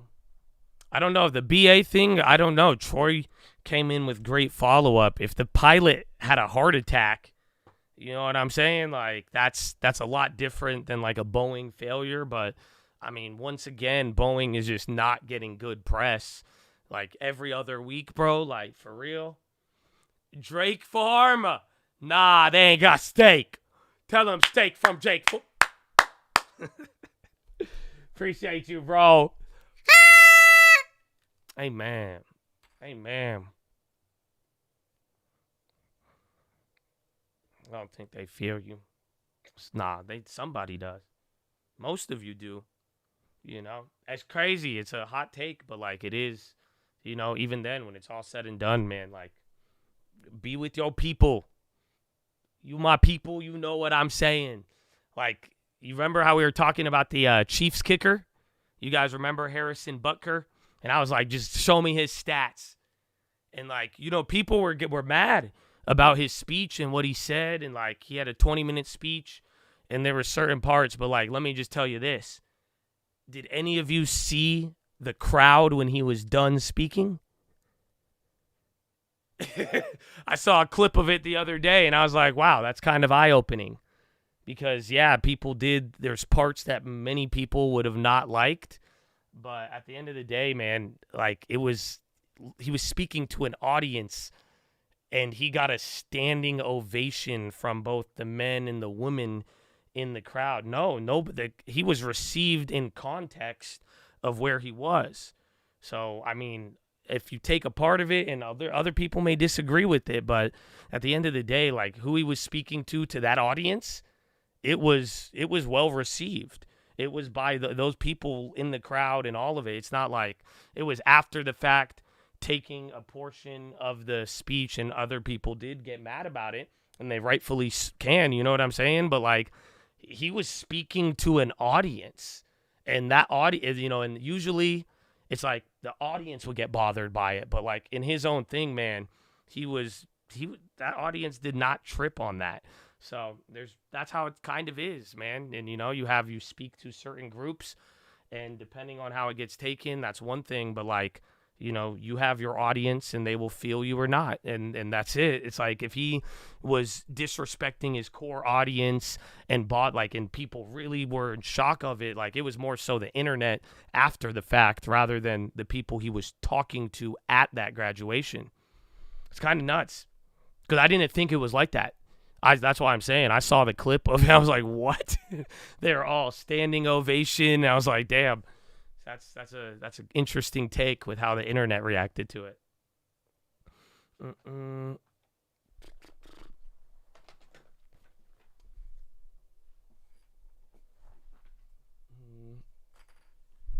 They not like us.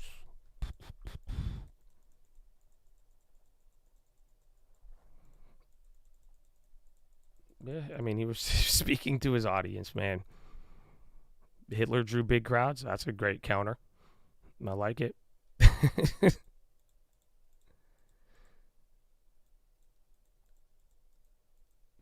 But it was very interesting to see. I was surprised about that. They not like us.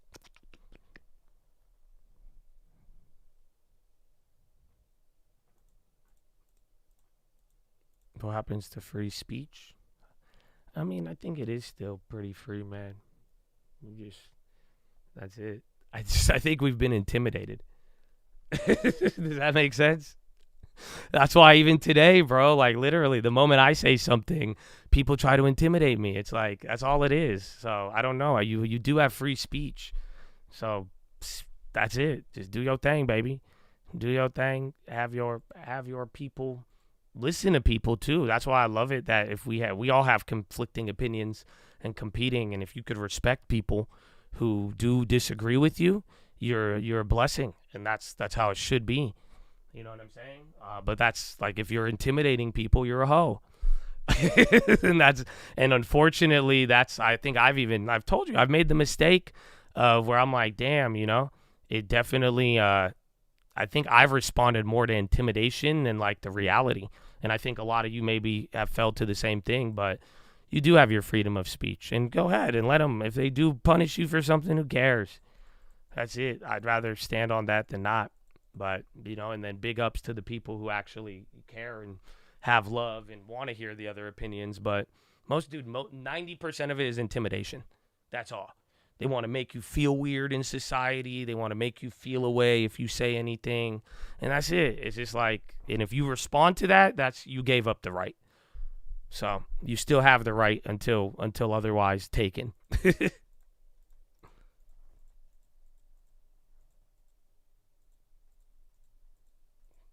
think you embrace your awareness more and more. The intimidation works less and less. I agree. I do.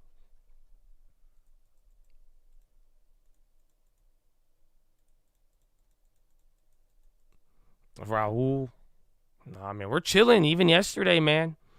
Yesterday's Raul, we still have more Fed speakers, so don't get it twisted.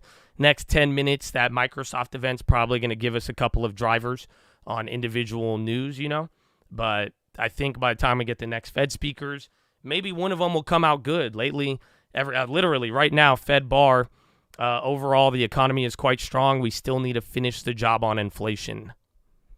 Is FFIE moving up? I've seen like 4 comments on that now. Yes, sir. Into the highs. It's down 10%, but it is moving up.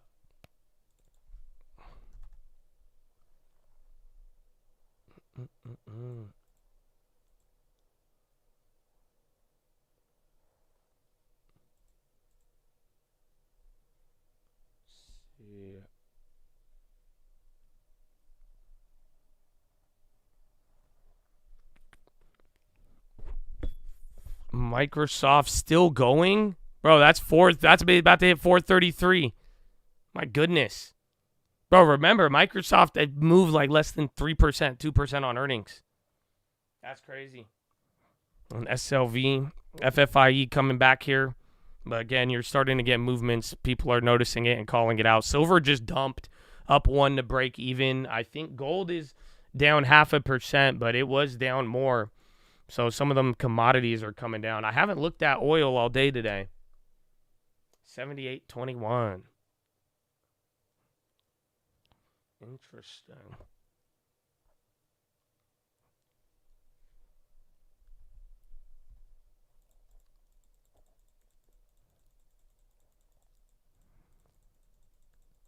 Humble business. My man. I saw that at the car. I'm like, humble business. I'm looking at oil too. Horn. Bro, God bless you, man. My man. Humble. Shukran, Habibi. Man. Is it time for TLT? No. And I don't know. Maybe can I put this on the watch list? I don't know if you're a watch list type of guy, Mr. John Doe. I don't know a name like John Doe. I don't know. It's hard to know with John Doe. You know what I'm saying, John Doe? But it is. I don't think TLT is gonna play out like a lot of people think. Like people have been asking me if there's gonna be another TLT, but I do think it's very dependent upon how the Fed actually cuts, and if they do it differently and how it plays, it will play out differently. Yeah, we're back at VWAP now. So I've been coming down for like 15 minutes or so. We are post Euro close. Maybe that. Oh, we didn't do push-ups, man. Yeah, ever since Euro close, we've been dumping. I don't know. We're like right in the middle of like in between the next push-ups. Can you stand around and move? Just change your body position, Chad. For real. If you've been sitting this whole day, like stand up real quick. Okay? You don't have to do it. You don't have to stay standing, but like just change your body position. Move, put your arms up in the sky.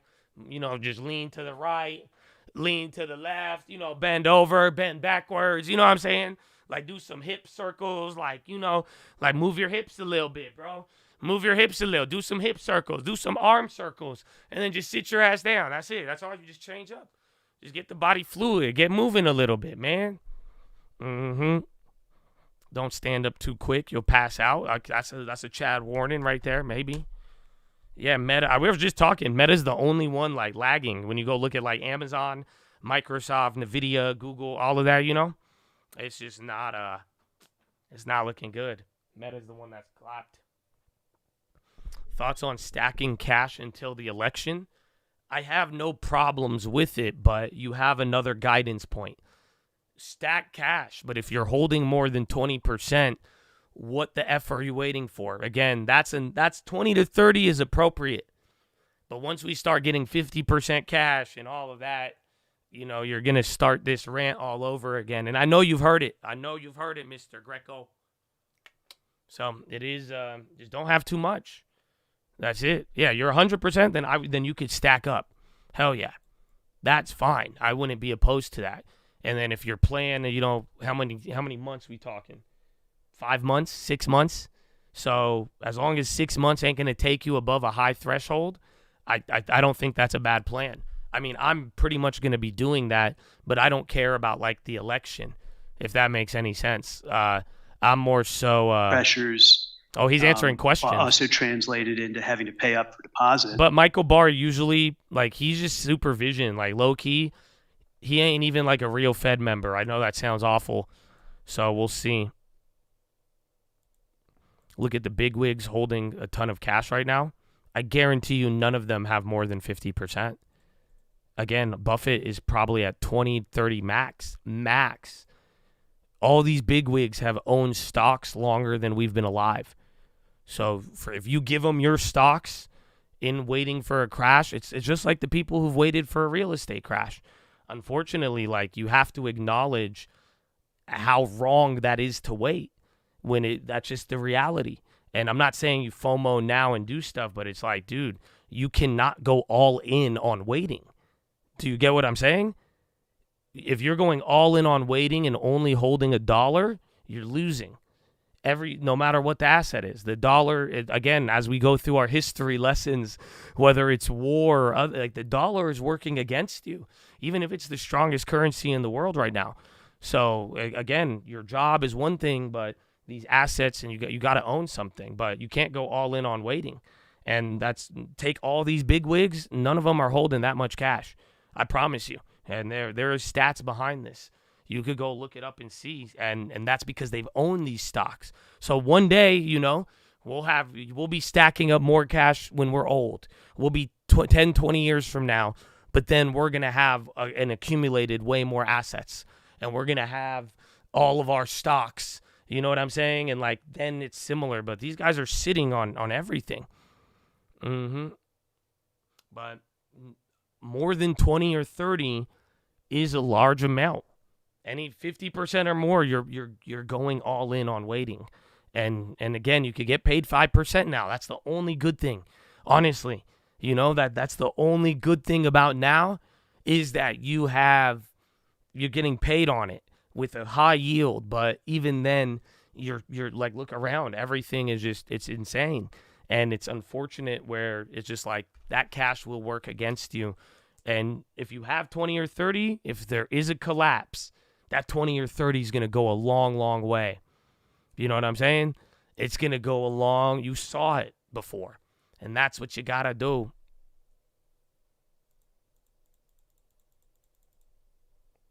One of the things that we saw is that the banks that were under stress had difficulty monetizing their held-to-maturity securities.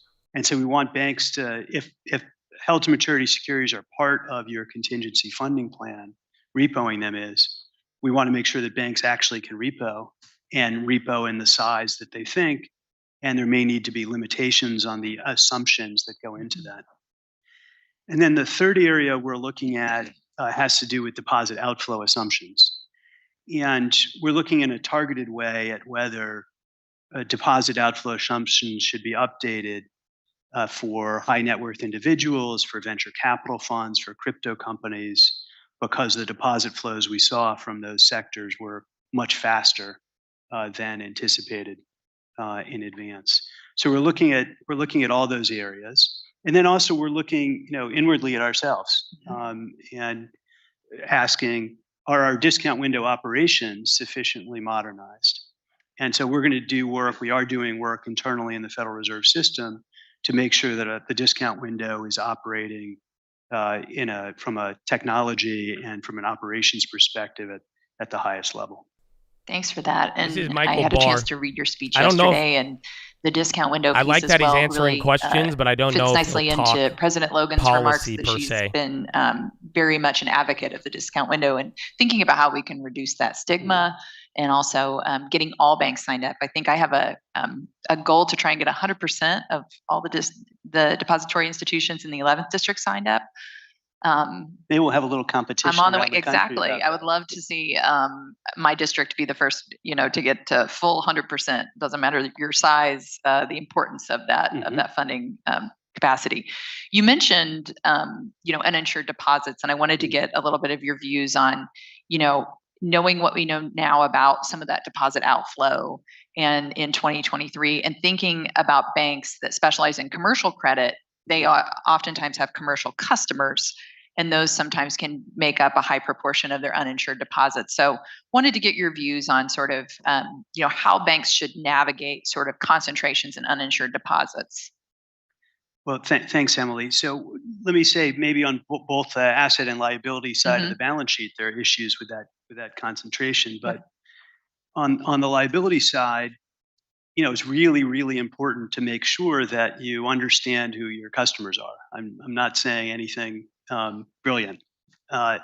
You need to know who your depositors are and make sure that your deposit models are accurately reflecting potential flows from those customers.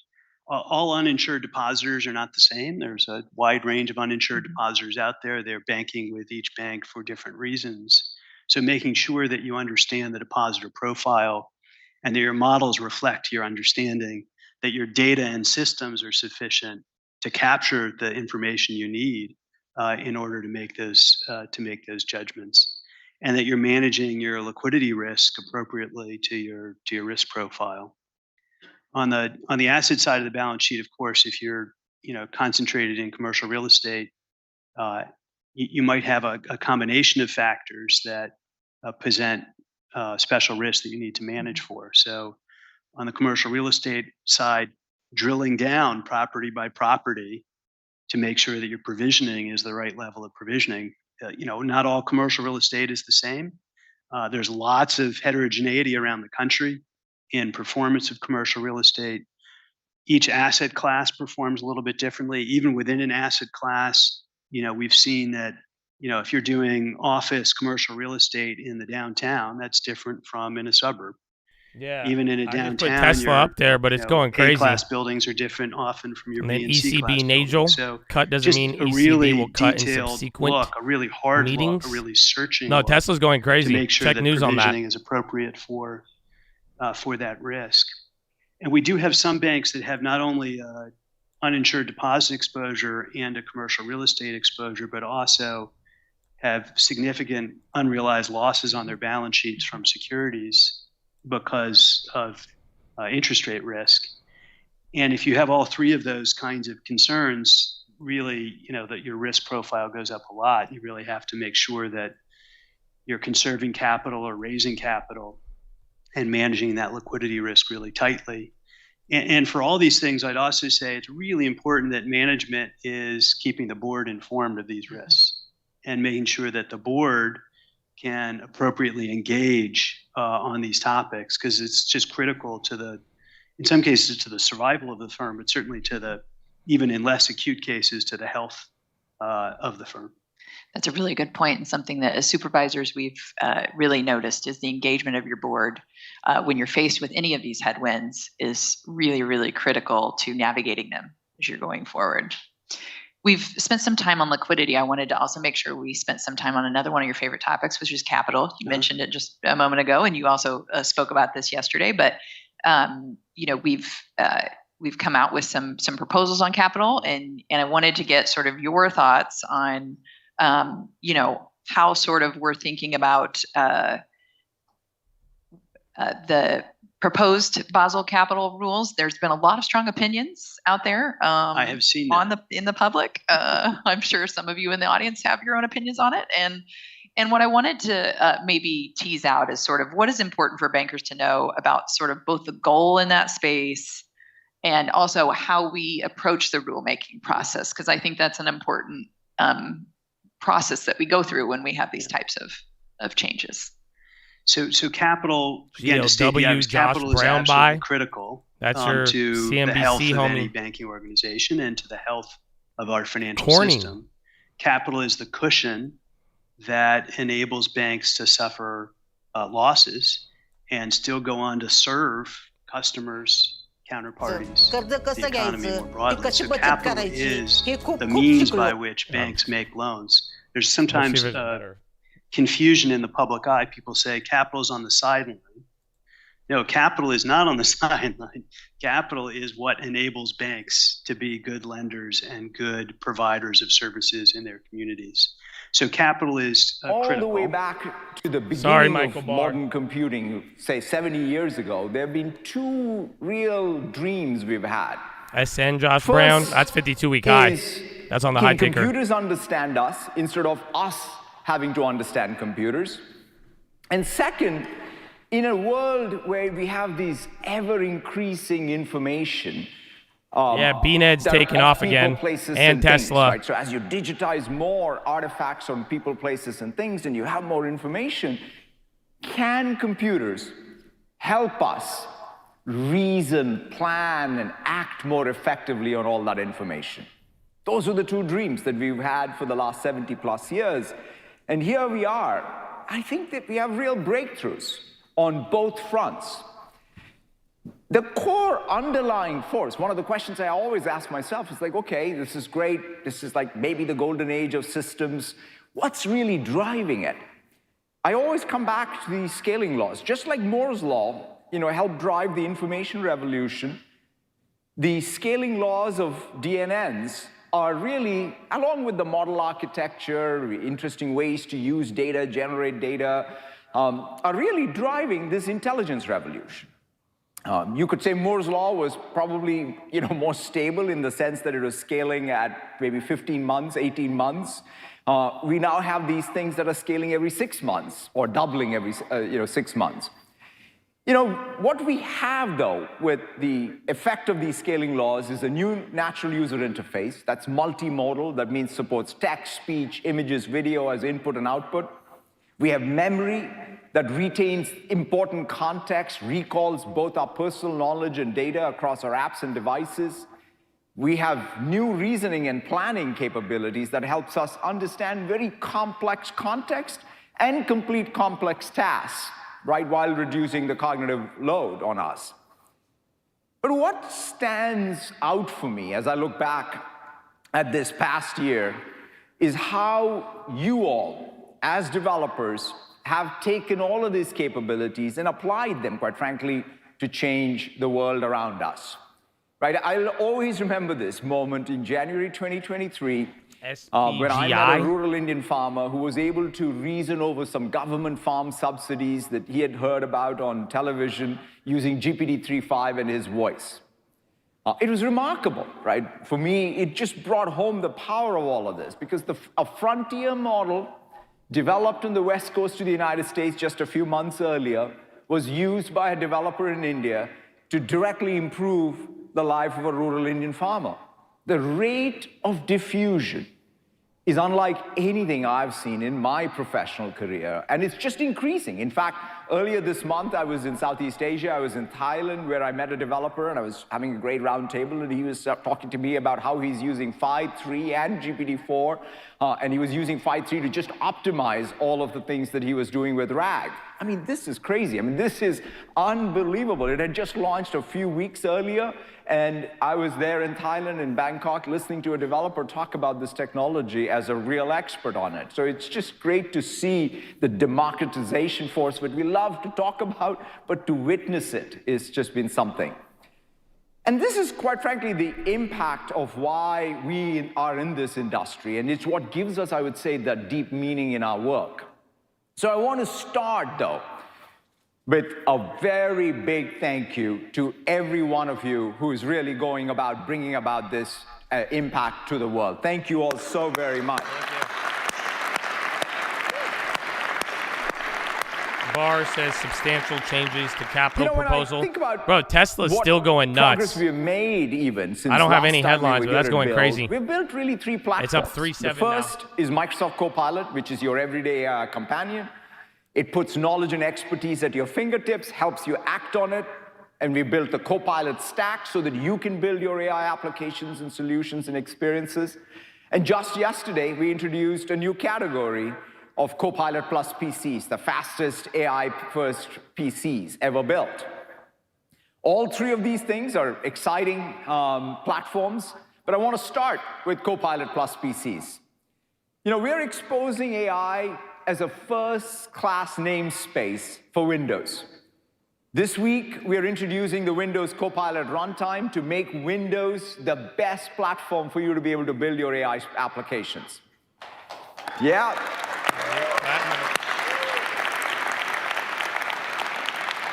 You know, what Win32 was to graphical user interface, we believe the Windows Copilot runtime will be for AI. It starts with our Windows Copilot library, a collection of these ready-to-use local APIs that help you integrate into your new experiences all of the AI capabilities that we shared yesterday.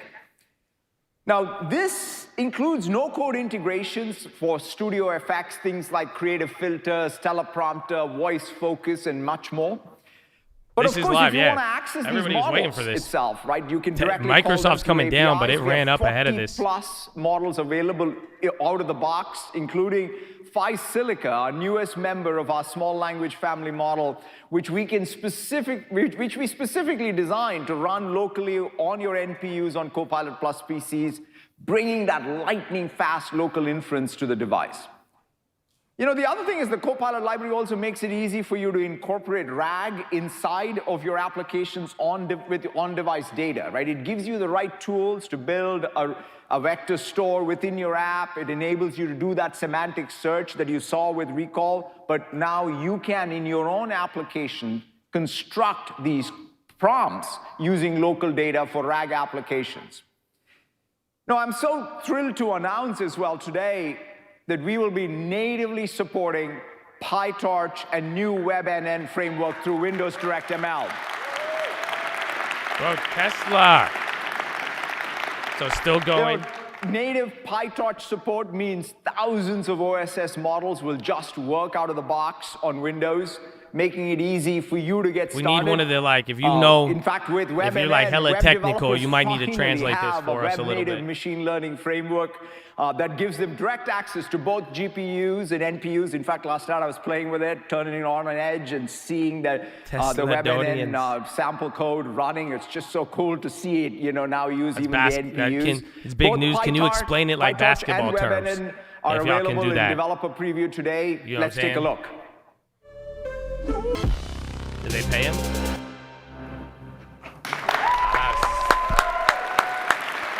And now we have Justin Timberlake to explain AI to you. These are just one of the many announcements today. We are introducing more than 50+ new products and partnerships to create new opportunities. Bro, NVIDIA rocketing now.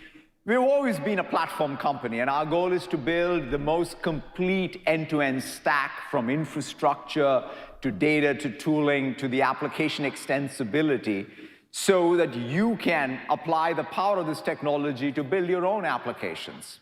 And so today I want to highlight our top news for this event across every layer of this Copilot stack. So let's dive right in with infrastructure.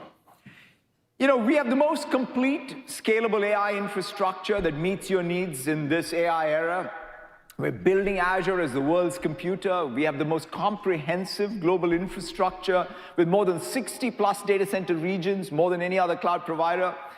Over the past year, we've expanded our data center woke up regions a little and bit AI ago. capacity from Japan It's to up 77%. Mexico, from Spain Actually went to up another 20. Wisconsin. We're making I want to keep up NVIDIA. There was Tesla, but I have to keep up Microsoft at least. We're doing this with a focus on delivering our cloud some of those small caps are going crazy. In fact, we're on track to meet our goal to have our data Again, you guys could bring attention to the moves. Renewable energy by but once next you like year. post it like 3 effing times, you better post or play. You know, we're optimizing power and efficiency across every layer of the stack, from the data center to the network. Our latest data center designs are purpose-built for these AI workloads so that we can effectively and responsibly use every megawatt of power to drive down the cost of AI and the power draw. And we are incorporating advanced data center cooling techniques to fit the thermal profile of the workloads and match it to the environment and the location where it operates. At the silicon layer, we are dynamically able to map workloads to the best accelerated AI hardware so that we have the best performance. And our custom I/O hardware and server designs allow us to provide dramatically faster networking, remote storage, and local storage throughput. This end-to-end approach is really helping us get to the unprecedented scale. In fact, last November, we announced the most powerful AI supercomputer in the cloud for training, using just actually a very small fraction of our cloud infrastructure. And over the past 6 months, we've added 30 times that supercomputing power to Azure. Yeah, it's crazy to see the scale. And of course, we're not just scaling training fleets, we're scaling our inference fleet around the world, quadrupling the number of countries where Azure AI services are available today, and it's great to see that. At the heart of our AI infrastructure are the world's most advanced AI accelerators, right? We offer the most complete selection of AI accelerators, including from NVIDIA and AMD, as well as our own Azure Maya. This is CEO of Microsoft. All dynamically optimized for the workloads. That means whether you're using Microsoft Copilot or building your own Copilot apps, we ensure that you get the best accelerator performance at the best cost.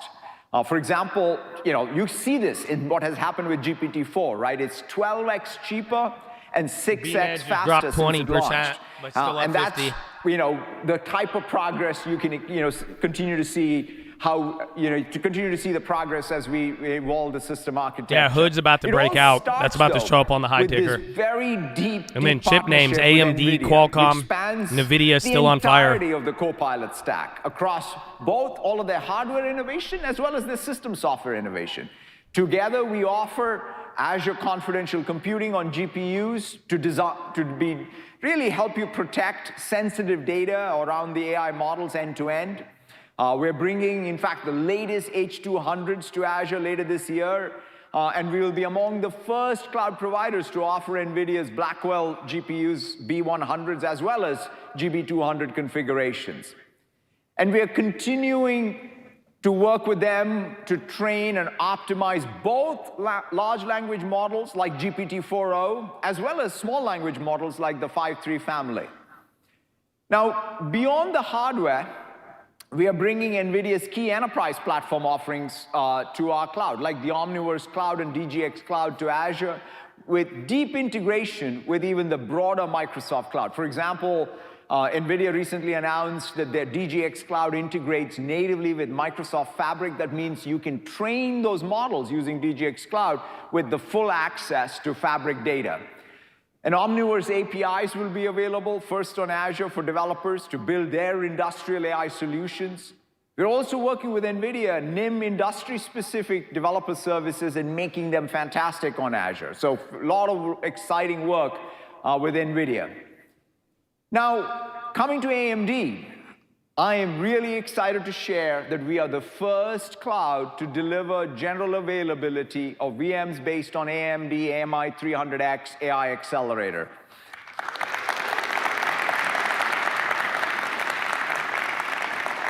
It's a big milestone for both AMD and Microsoft. We've been working at it for a while, and it's great to see that today, as we speak, it offers the best price performance on GPT-4 inference. And we'll continue to move forward with Azure Maya. In fact, our first clusters are live, and soon, if you're using Copilot or one of the Azure OpenAI services, some of your prompts will be served using Maya hardware.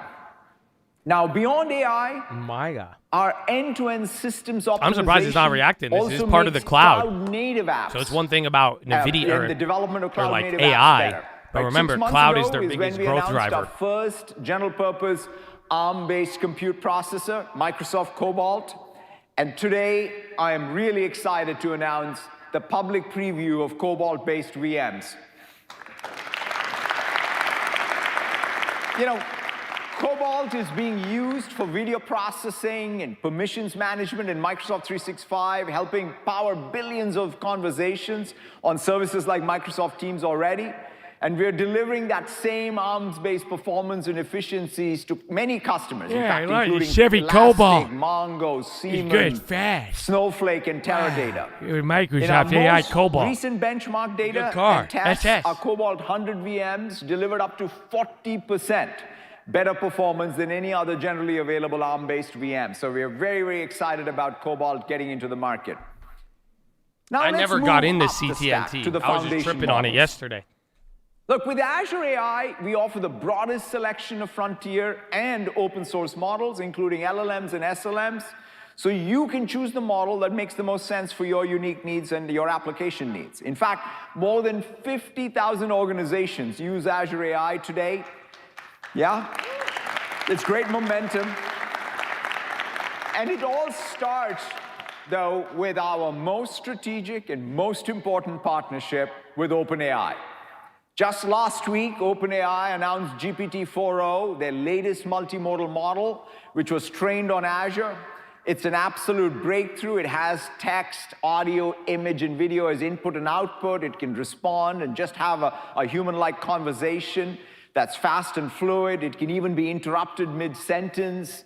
GPT-4o is also the top performing model on benchmarks you can interrupt across a variety of it whenever you want. modalities. And it's always going to get I you know to the best you've waited answer. for this It has technology. state-of-the-art performance at understanding You can interrupt the someone, they won't get information mad. you actually provide in your All the prompt, time. You because don't have that's to really listen. What Ever. matters. Just interrupt. What OpenAI demoed Good, last it's tech. week, I mean, that was just pretty magical stuff. And yesterday, we showed how Copilot will leverage GPT-4o. Our Microsoft started to In the move a little video I'm bit. just gonna And then play, SMCI notice again, NVIDIA, that you can all the other ones share moving. your screen Yeah, a little bit or of GME and a session couple as small a cap prompt action. in Crowd. Copilot, Hold up, are and they have tied to this? Copilot help you in just whatever it is launching. that you're doing. Let's roll the video. Play the clip. Hey, Copilot, how's it going? Is it Minecraft? Hey, I'm doing great, and it looks like you're about to dive into some Minecraft. Ready to build, explore, and maybe dodge a few I don't like mobs? his AI Yeah, voice. I'm trying to figure out how to make a sword. My son plays this game all the time, and I have no idea what I'm doing. No worries. I'm This here is- to help you impress your son. This is I see crazy. you've got a crafting table He's gonna in give front you of video game which is a great tutorials? start. To craft a sword, you'll need some materials. What the fuck? Can you open your inventory? Just press E on your keyboard.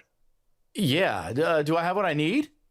Let's see. You've got some sticks, perfect for the sword's handle, but it looks like you're missing the material for the blade. You can use wood, stone, iron, gold, or diamond. Let's start by gathering some wood or stone. Shall we head out and find some resources? Yeah, that sounds great. Oh my god, what's that? Oh no, it's a zombie. Run. You need to get away from it fast. Either sprint away or quickly build a tower of blocks straight up to get out of its reach. If you can find a shelter or dig into the side of a hill, do it now. Just make sure it can't reach you.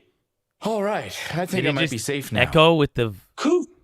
That was a close one. Great job finding shelter. It's really cool to see that. Wow. Wow. You know, the It magic probably here is recorded, that but it was Copilot cool. is your personal assistant that's helping you with any task, helping you stay, quite frankly, in the flow, in the moment, whether it's a game or a document or a line of code.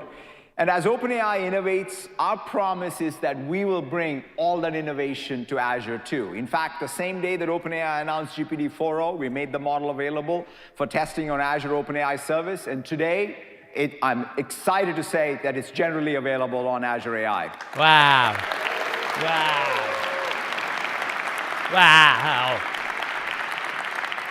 You know, what this means, though, is that now we can have these groundbreaking apps that all of you can build using this capability. One of the coolest things is that now any app, any website, can essentially be turned into a full multimodal, full duplex conversational canvas. Let's take a look. We should be watching. All right, let me ask the agent here. Hey, Seth. How's it going? I wish What they can I help brought you with this today? live, though. I am fantastic. These are I'm all sorry, pre-recorded. I'm in such a hurry. I'm At gonna least go they're on not an overnight insinuating camping it's hike not. Where we're camping all this. but It's gonna be this dark, is all cold. like. Should I use these shoes? It's the mountains. Why'd It's you probably take gonna your be shoe cold. off? Great, no worries. The fuck, man? Let me take a look. You're in a $20 million those are the New York TriStar hiking penthouse. sandals. You are not taking your While they're shoe off, fantastic showing your for computer. summer hikes and keeping your feet These cool, weird- those they aren't might even not be the ASICs. best choice for cold Oh my goodness. mountain. So, okay, I'm sorry Here, to let me you. interrupt him. Pick Let me the show you best this thing tech. that I He said, should "Shut the use, fuck and up, can you AI." just add it to my cart? Just one product. No worries. Why don't you take Let's go off with your the shirt Trek-ready and hiking show him boots. what you want? They're durable, How about that? provide great ankle support, and most importantly, Why did, dude, he they'll has a keep your little feet mouse warm in the keyboard. cold Or mountains. look at that. His mouse I'll is add on them to the. your cart This now. is a 2001 I see Toshiba that. laptop. Amazing. I'm Muchísimas confused. gracias. Espero que me vaya bien en el campamento. De nada, Seth. Disfruta de tu campamento y mantente caliente con esas botas. Buena suerte y diviértate en las montañas. What the fuck just happened? Well, Seth was... It went from 1998 Toshiba laptop, and then he started speaking Espanol. You know, Seth was in a hurry, but there you go. GPT-4o kept up with him. He's bilingual. It's incredible. I really want to thank the OpenAI team for their partnership and really their responsible approach to innovation, helping our industry move forward. Sam will be here. It had an accent, but it did sound like every white guy who is like mediocrely fluent in Spanish. You all sample what comes next. He says, hola. We're bringing lots and lots of other models as well from Cohere and Databricks and Deci, Meta, Mistral, Snowflake, all to Azure AI. We want to support the broadest set of models like Spanish from 3.4. Every country, you know every language. I'm excited to announce, in fact, we're bringing models from Cohere, G42, NTT Data, Nixtla, as well as many more as models as services, because that's the way Bro, he took off his shoe to show the computer like that was a normal user interaction. We love open source too. In fact, 2 years ago at Build, we were the first to partner with Hugging Face, making it simple. Starts with the shoe. What's it going to lead into? Library, with state-of-the-art language models via Azure AI. Sketchy. And today, I'm really excited to announce that we're expanding taking my our clothes off for this fucking webcam to tell me what to buy. With text generation and to buy inference, something. with text embedding inference directly AI into gonna Azure AI calculate Studio. the size of my nipples to recommend me another product. Fuck it. It's cool, but I'm still like, nah, man. We're not stopping there. We are adding no Diddy. not I'm just saying, large language models, but we're also leading the small language revolution, small language model revolution. You know, our Phi-3 family of SLMs are the most capable and most cost-effective. They outperform models of the same size or the next size up even across a variety of language, reasoning, coding, as well as math benchmarks. If you think about it, by performance to parameter count ratio, it's truly best in class. And today we are adding new models to the Phi-3 family to add even more flexibility across that quality cost curve. We're introducing Phi-3 Vision, a 4.2 billion parameter multimodal model with language and vision capabilities. It can be used to reason over real-world images or generate insights and answer questions about images, as you can see right here. Yeah. Slide break even. Yeah, thank you. And we're also making a 7 billion parameter Phi-3 small and a 14 billion parameter Phi-3 medium models available. With Phi, you can build apps that span the web, Android, iOS, Windows, and the edge. They can take advantage of local hardware when available and fall back on the cloud when not, simplifying really all of what we as developers have to do to support multiple platforms using one AI model. Now, it's just awesome to see how many developers are already using Phi-3 to do incredible things. From Amity Solutions, the Thai company that I mentioned earlier, the ITC, which has been built a co-pilot for Indian farmers to ask questions about their crops. Epic in healthcare, which is now using Phi to summarize complex patient histories more quickly and efficiently. And another very, very cool use case is in education. Today, I'm very thrilled to announce a new partnership with Khan Academy. We'll be working together to use Phi-3 to make math tutoring more accessible. And I'm also excited to share that they'll be making Khan Amigo, their AI assistant, free to all US teachers. Let's roll the video. You forgot already. Felt like I was in a place in my teaching career where I felt like I was kind of losing my sparkle. And I would just feel really defeated when I looked out on the classroom and I would see students that just didn't look engaged.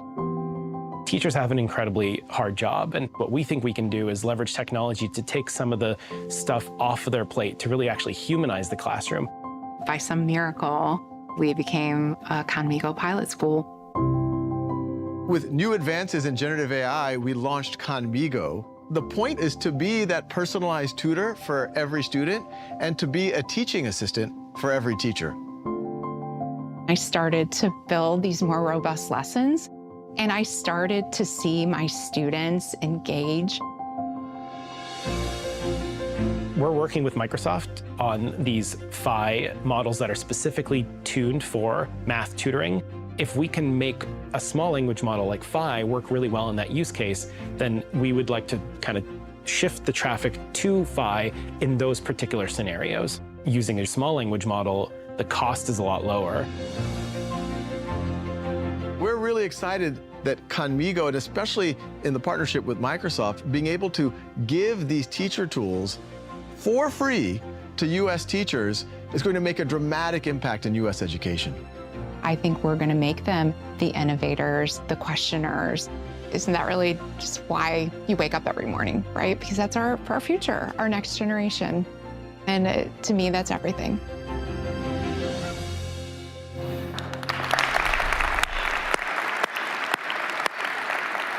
You know, I'm super excited to see the impact this all will have and what Khan Academy will do. And Sal's going to, in fact, join Kevin soon to share more. And I'm really thankful for teachers like Melissa and everything that they do. Thank you very much. You know, of course, it's about more than just models. It's about the tools you need to build these experiences. With Azure AI Studio, we provide an end-to-end tooling solution to develop and safeguard the Copilot apps you build. We also provide tooling and guidance to evaluate your AI models and applications for performance and quality, which is one of the most important tasks, as you can imagine, with all these models. And I'm excited to announce that Azure AI Studio now is generally available.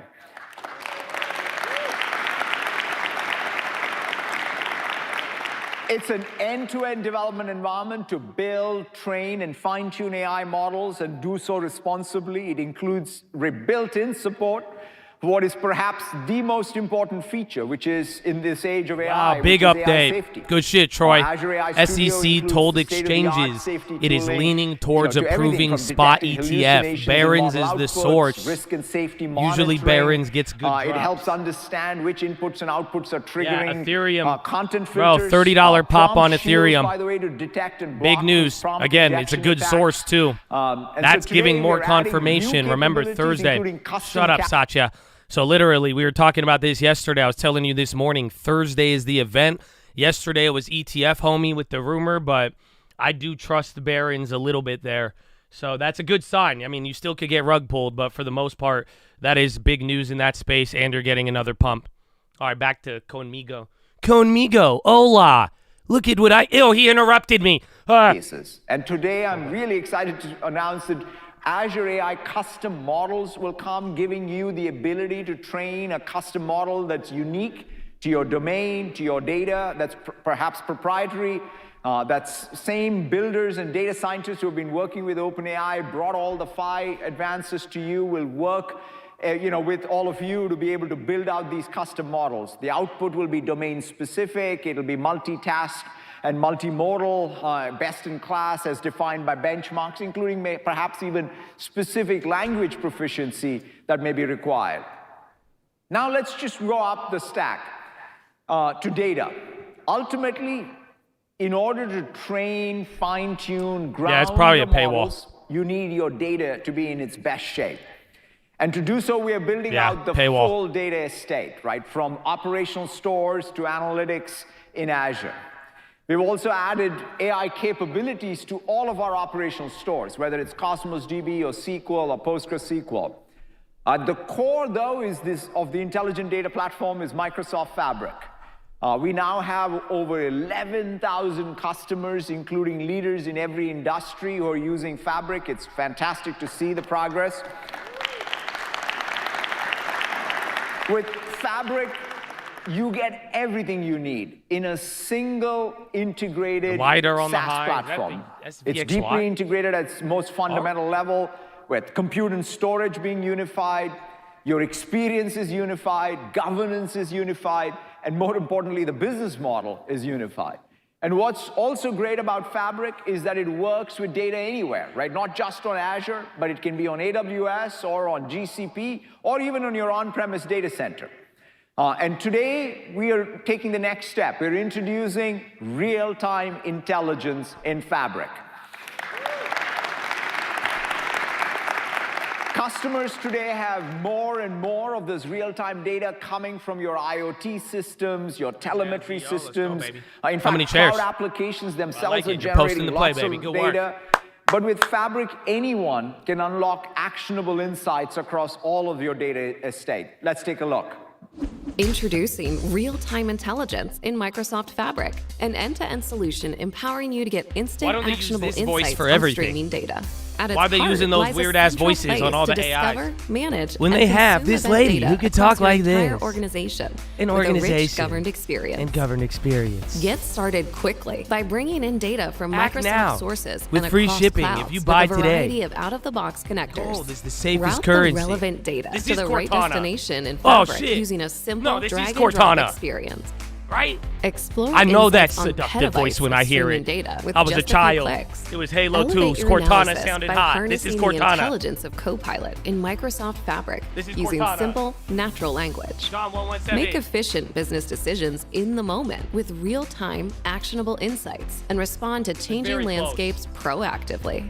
Allow users to monitor the data they care about, detect changing patterns, and set alerts or actions that drive business value. All your data, all your teams, all in one place. This is Microsoft Fabric. Wow.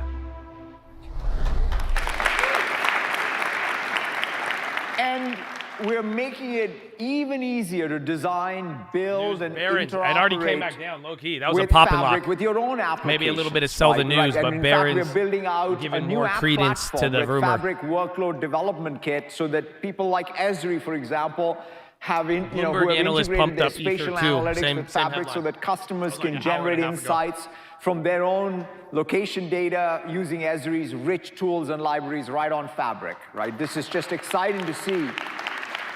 It's the first time, where the analytics stack is really a first-class app platform as well. And beyond Fabric, we're integrating the power of AI across the entirety of the data stack. There's no question that RAG is core to any AI-powered application, especially in the enterprise today. And Azure AI Search makes it possible to run RAG at any scale, delivering very highly accurate responses using the state-of-the-art retrieval systems. In fact, ChatGPT supports for, with GPTs, their assistants API, see if it dumps NXP on the high. all powered by Azure AI Search today. And with built-in one-lake integration, Azure AI Search will automatically index your unstructured data too. And it's also integrated into Azure AI Studio to support bringing your own embedding model, for example. And so it's pretty incredible to see Azure Search grow over the last year into that very core developer service. Now let's go up to developer tools. Duolingo is fine. I kept that up there because all this little founding as a teacher developer shit. tools company, here we are once again redefining software development. Right? GitHub Copilot was the first, I would say, hit product of this generative AI age. And it's the most widely adopted AI developer tools. 1.8 million subs across 50,000 organizations are using it. And with GitHub Copilot, we are empowering every developer on the planet to be able to access programming languages and programming knowledge in their own native language. Think about that. Any person can start programming, whether it's in Hindi or Brazilian Portuguese, and they bring back the joy of coding to their native language. And with Copilot Workspace, staying in your flow has never been easier. We are an order of magnitude closer to a world where any person can go from idea to code in an instant.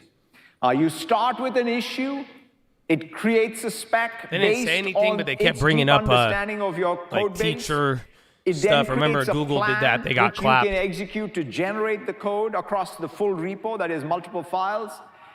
At every point in this process, from the issue to spec to plan to code, you are in control, you can edit it. And that's really what is fundamentally a new way of building software. And we're looking forward to making it much more broadly available in the coming months. And today, we're taking one more big leap forward. We are bridging the broader developer tools and services ecosystem with Copilot for the first time. We're really thrilled to be announcing GitHub Copilot extensions. GitHub. Isn't GitHub? They're publicly now traded. You can customize GitHub Copilot with capabilities from third-party services, whether it's Docker, Sentry, and many, many more. And of course, we have a new extension for Azure. I thought they were. GitHub Copilot. Oh, that's GitLab. I'm tripping, yeah. You can instantly deploy to Azure to get information about your Azure resources. No, that's just GitLab. using natural language. Not GitHub. And what you know Copilot the did for coding, very confusing you're now doing language for you have. infra and ops. To show you all this in action, here is Neha from our GitHub team. Neha, take it away. Let's go, Neha. Is it going to be live or what? Thanks, Satya. GitHub Copilot gives you suggestions in your favorite editor, like here, where I'm writing unit tests. Copilot is great at meeting you where you're at, regardless of the language you're most comfortable with. So let's ask for something simple, like how to write a prime number test in Java, but let's converse in Spanish using my voice. ¿Cómo verificar si el número dado es un número primo en Java? Look at that. Gracias, Copilot. Copilot is great at turning natural language into code and back again. But what about beyond the code? With the new GitHub Copilot extensions, you can now bring the context from your connected systems to you. So now I can ask Azure where my app is deployed. I could ask what my available Azure resources are, or I could diagnose issues with my environment. And this isn't just for Azure. As Satya announced, any developer can now create extensions for GitHub Copilot, and that includes any tool in your stack, including your in-house tools, keeping you in the flow across your entire day. Actually, 75% of a developer's day is spent outside of coding, gathering requirements, writing specifications, and creating plans. Let's show how GitHub Copilot can help with that. Live on stage for the first time. So typically, my day starts by looking at GitHub issues. Looks like we want to support a rich text input for our product description. Let's open Workspace and get some help with that. Copilot interprets the intent of the issue to see what's required, and it then looks across the entire code base, and it proposes what changes should be made. This specification is fully editable, and the whole process is iterative. But actually, this looks pretty good. Copilot can now help us build a plan on how to implement this change. All right, that's a great start, but we must not forget about our documentation. So let's edit the plan and have Copilot update our README. And then we can even get Copilot's help in starting to implement the code for us. Now, this was just a simple example, but in a large enterprise code base, there are tens of thousands of files and dozens of stakeholders involved. And that means meetings, so many meetings. Workspace helps you focus on what you need to change. And by the way, as a developer, I'm always in control. I can see exactly what changes Copilot is proposing, and I can even get a live preview. Nah, Sam a pumper. We asked him to buy to post the play. Now he's telling you to buy it. All right. Bye, Sam. This looks great. So I can go back and I can edit my code in VS Code, or I can submit these changes as a pull request to share with my team. GitHub Copilot, Copilot extensions, and Copilot Workspace help you stay focused on solving problems and keeping you in the flow. Back to you, Satya.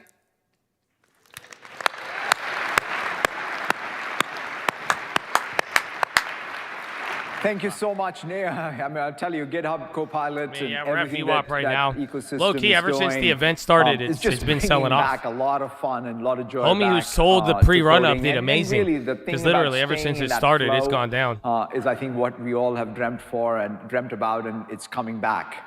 That brings us to the very top of the stack, Microsoft Copilot. We built Copilot so that you have the ability to tap into world's knowledge as well as the knowledge inside of your organization and act on it. Now, Copilot has had a remarkable impact. It's democratizing expertise across organizations. It's having a real cascading effect, right? In fact, it reminds me like of the very beginning of the PC era where the work artifact and the workflow were all changing. And it's just, really having broad enterprise business process impact. It's lowering, I always say this, it's lowering both the floor and raising the ceiling at the same time for anything any one of us can do. Since no two business processes are the same, with Copilot Studio, you now can extend Copilot to be able to customize it for your business processes and workflows. Today, we are introducing Copilot connectors in Copilot Studio so you can ground Copilot with data from across the graph, from Power Platform, Fabric, Dataverse, as well as you now have all the third-party connectors for SaaS applications from Adobe, Atlassian, ServiceNow, Snowflake, and many, many more. This makes the process of grounding Copilot in first and third-party line of business data just a wizard-like experience, enabling you to quickly incorporate your own organizational knowledge and data.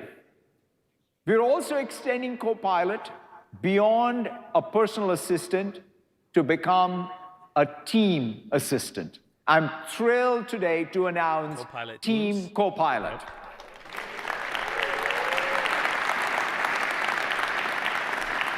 You'll be able to invoke a Team Copilot wherever you collaborate in teams. Slack AI? It can be in Teams, it can be in Loop, it can be in Planner, and many other places. Think about it, right? It can be your meeting facilitator when you're in Teams, creating agendas, tracking time, taking notes for you, or a collaborator writing chats, surfacing the most important information, tracking action items, addressing unresolved issues.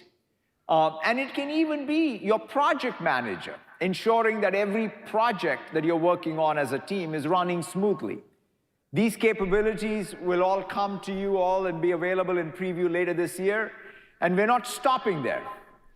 With Copilot Studio, anyone can build Copilots that have agent capabilities and work on your behalf and independently and proactively orchestrate tasks for you.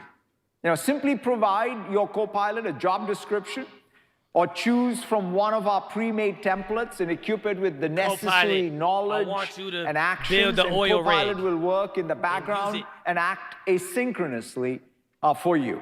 Right, that's, I think, one of the key things that's going to really change in the next year, where you're going to have Copilots plus agents with this async behavior. You can delegate authority to Copilots to automate long-running business processes. Copilot can even ask for help when it encounters situations that it does not know much about and it can't handle. And to show you all of this, let's roll the video. Redefine business processes with Copilot Studio. Create Copilots that act as agents, working independently for you. Simply describe what you want your Copilot to do. Easily configure your Copilot with the details it needs, like instructions, triggers, knowledge, and actions. Quickly test your Copilot before you deploy, and seamlessly publish across multiple channels. Watch it use memory for context, reason over user input, and manage long-running tasks. Yeah. Copilot can learn from feedback. Copilot can learn and show you a lot of shit. This is Microsoft Copilot Teams. And you're always in control. You're always in control. Great. Put Copilot to work for you with Copilot Studio.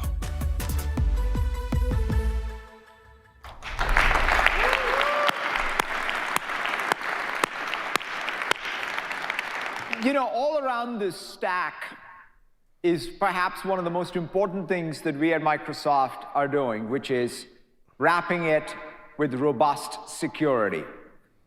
Security underlies our approach with Copilot, Copilot Plus PCs, Copilot Stack. We're committed to our secure future initiative. You'll see us make rapid progress across each of the 6 pillars of SFI. And the core design principles, right, which is secure by design, secure by default, and secure operations. You'll hear about throughout this conference, in fact, a lot more in Scott's keynote tomorrow, how it underlies everything that we build and everything that we do. So coming to the close, I want to sort of, He's wrapping it there up. are many announcements that you will hear about at Build.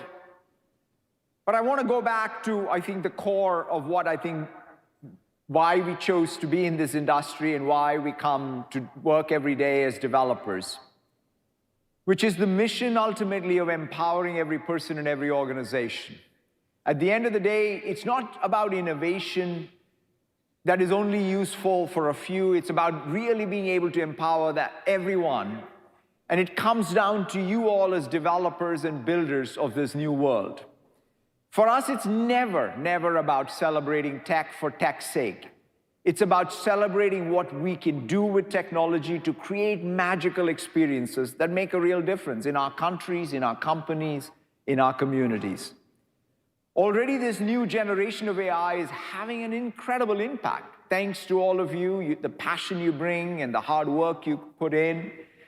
And I want to leave you with this one unbelievable example of how you're all building a more accessible world, which means a lot to me, using our platform and tools. Thank you all so very much. Enjoy the rest of Build.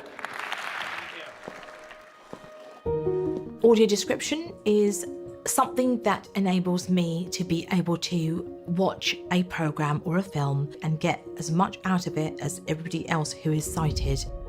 A white car drives down a road, hands on a steering wheel. I see art as a collective good. I think everyone should be able to have access to art. Audio description really helps me get the full experience. Yo, Baba flushing. A portrait of a group of 17th century civic guardsmen in Amsterdam. The challenge, though, is that there are limited I think amounts of Instagram audio has this descriptions already. being incorporated across media. Believe it or not. Tech and AI have the potential to bring the blind and low vision community into the fold.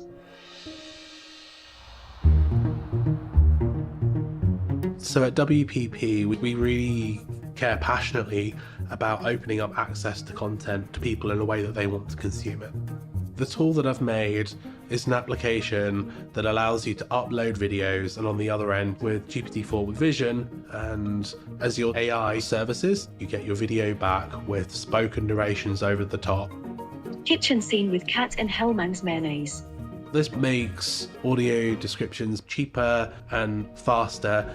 Our goal is to be able to offer this product as a service for all of our advertisement campaigns. There are so many artworks in the Rijksmuseum. There are almost 1 million. To describe ourselves, it would have taken hundreds of years. With AI, we can do this in a matter of hours.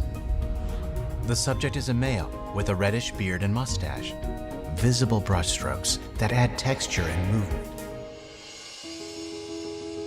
The first time I heard audio descriptions, it just brought me delight. It was this opportunity of, oh my gosh, I'm seen. Through the power of AI, we're able to do things only dreamt about until recently. When we strengthen our access to culture, we strengthen the culture itself, connecting our shared humanity.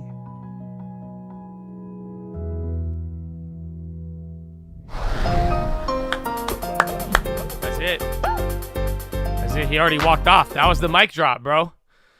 That was the mic drop. So, I mean, we're going to have day number 2 of this, but once again, this whole week, I mean, this is like the second one we've watched.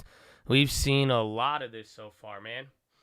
Yeah, that one, it does exist. I don't know. He's saying Netflix has it. I know Instagram. So, like, if you have Instagram, like, it allows you to add, like, a visually impaired description so that, like, if people want to know what your photo is and they're visually impaired, you could describe it in words. But AI, I don't know if it was, like, it's not AI generated. You have to incorporate it yourself. So I think that's the next level. But couple of updates. I mean, I'm surprised, not really, that the stock didn't move much. I think some of you Chads had the better idea of selling right before, so that was very good. Yeah, BNet and GME, they started making some moves. I think BNet is popping.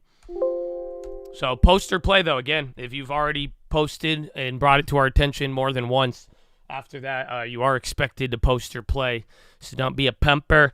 You know what I'm saying? You know what I'm saying, baby? I think GG, bro. Your name is JGG, but I don't know. You got to get the play out there, baby. You got to get the, G, dude. You be pumping that shit, bro. I need you to post the play, bro. You've said it 1, 2, 3, 4, 5, 6. 6 BNED callouts. No play, though. No play, though, man. Come on. Let's go.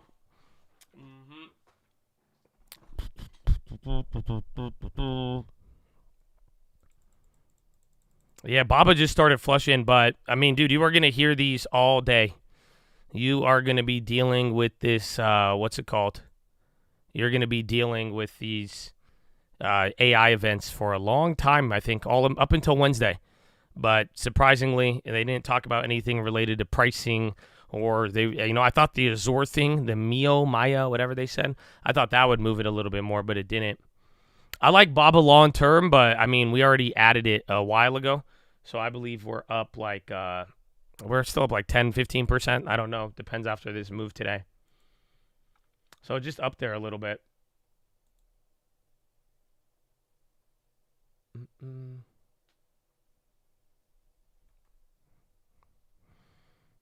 AI fully in charge. I mean, it's funny because, like, a couple of years ago, people were worried. It's not like AI is that new in that sense, but, people have always said the moment you let AI think for yourself, we're done. So AI is good to supplement. It's great to be there, but we'll see if it replaces people's primary mode of thought. But, China news this morning, there was a lot. It started with Baba slashing prices on AI services and people talking about a price war. And then there was literally Tencent. They came out with a new game, but then within an hour, they took it down. They said it was because of server issues. We'll probably find out tomorrow. But some people are worried that it's cracked down, and then people highlighting, a slowness in the pickup and the government property purchases.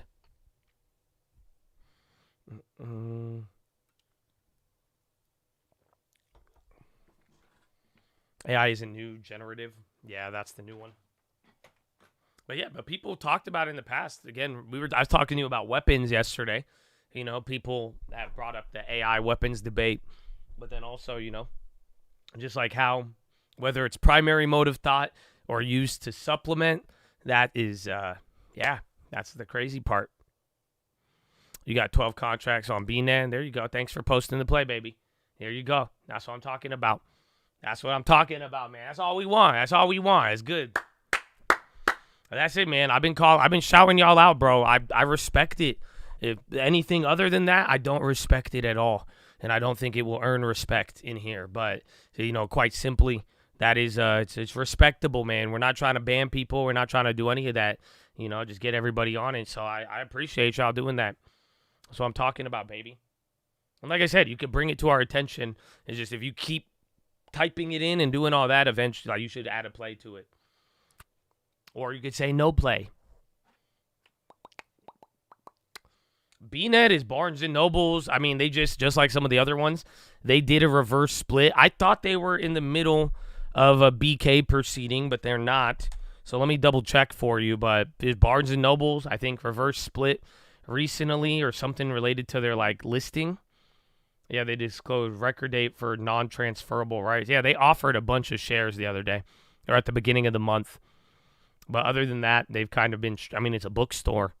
And then, but again, just alongside all the other hype plays.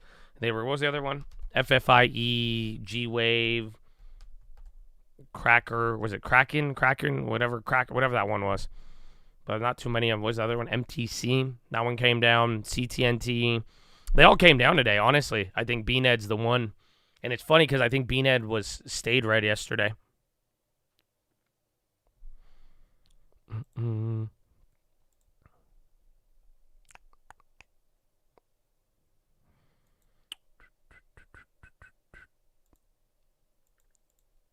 Stand by.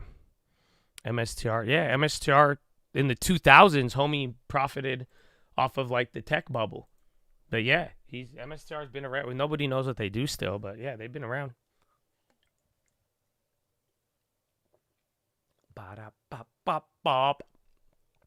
3M X-Div on Thursday.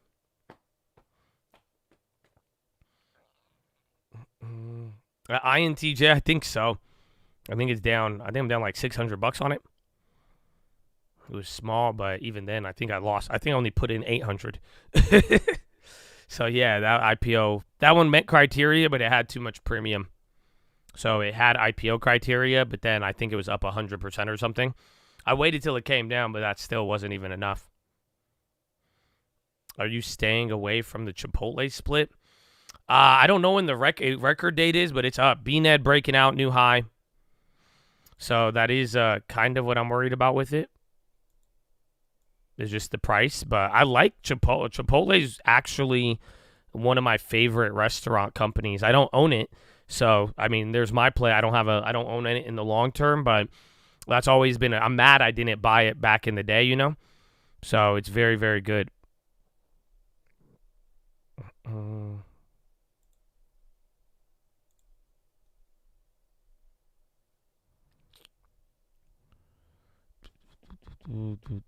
So Colin, I see when you said yesterday you got out of BNED. When did you get back in? It's an interesting history. So come on, man. You hear me talking to everybody. I know you see it. I know you see it. Post your play. Your Chipotle undercooks the brown rice. You can't F with them. I feel, man, that's everybody got their thing. Zero Hedge tweet, what time are you getting hacked today? That's funny. Oh, yeah. Oh, yeah. Wait a minute.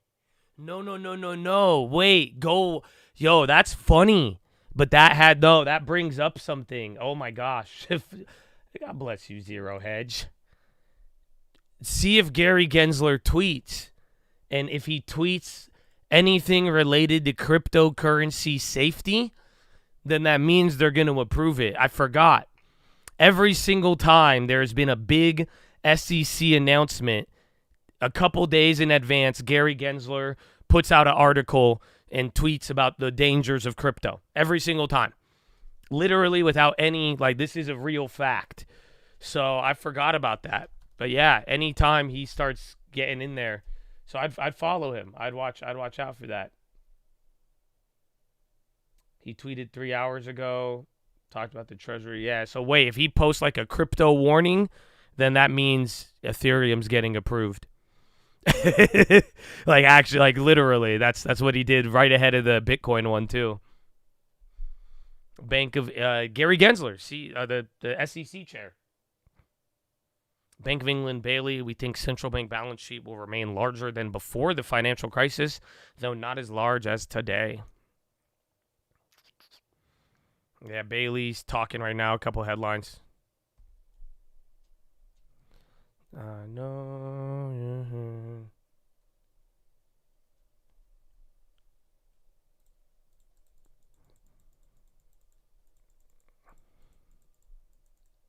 Taking a 150 share stab at GME right here.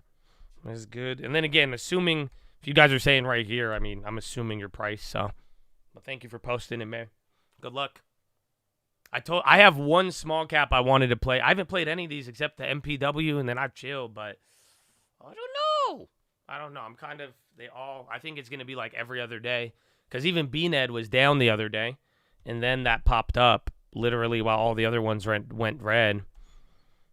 No news on Tesla. It started to go up. I'm surprised. Fundamental earnings, baby. Hey, yo. Hi. I know. You saw that. Hey, yo. What's up?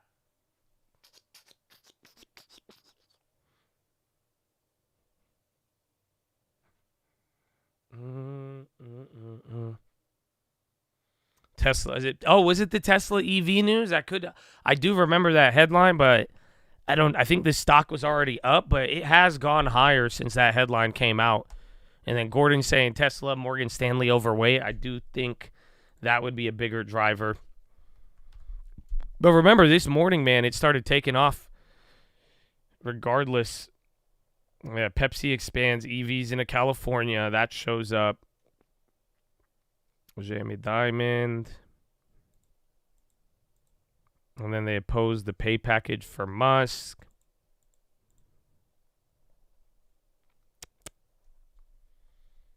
They increased their 72-month APR to 199 from 0.99.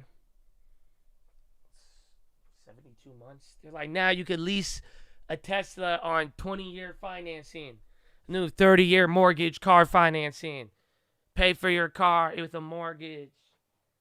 You will have to replace battery in 5 years. Options traders only. Can't lose my financial. Lose financial educational purpose only. Have a wonderful day. Elon is a Republican. Thank you. What?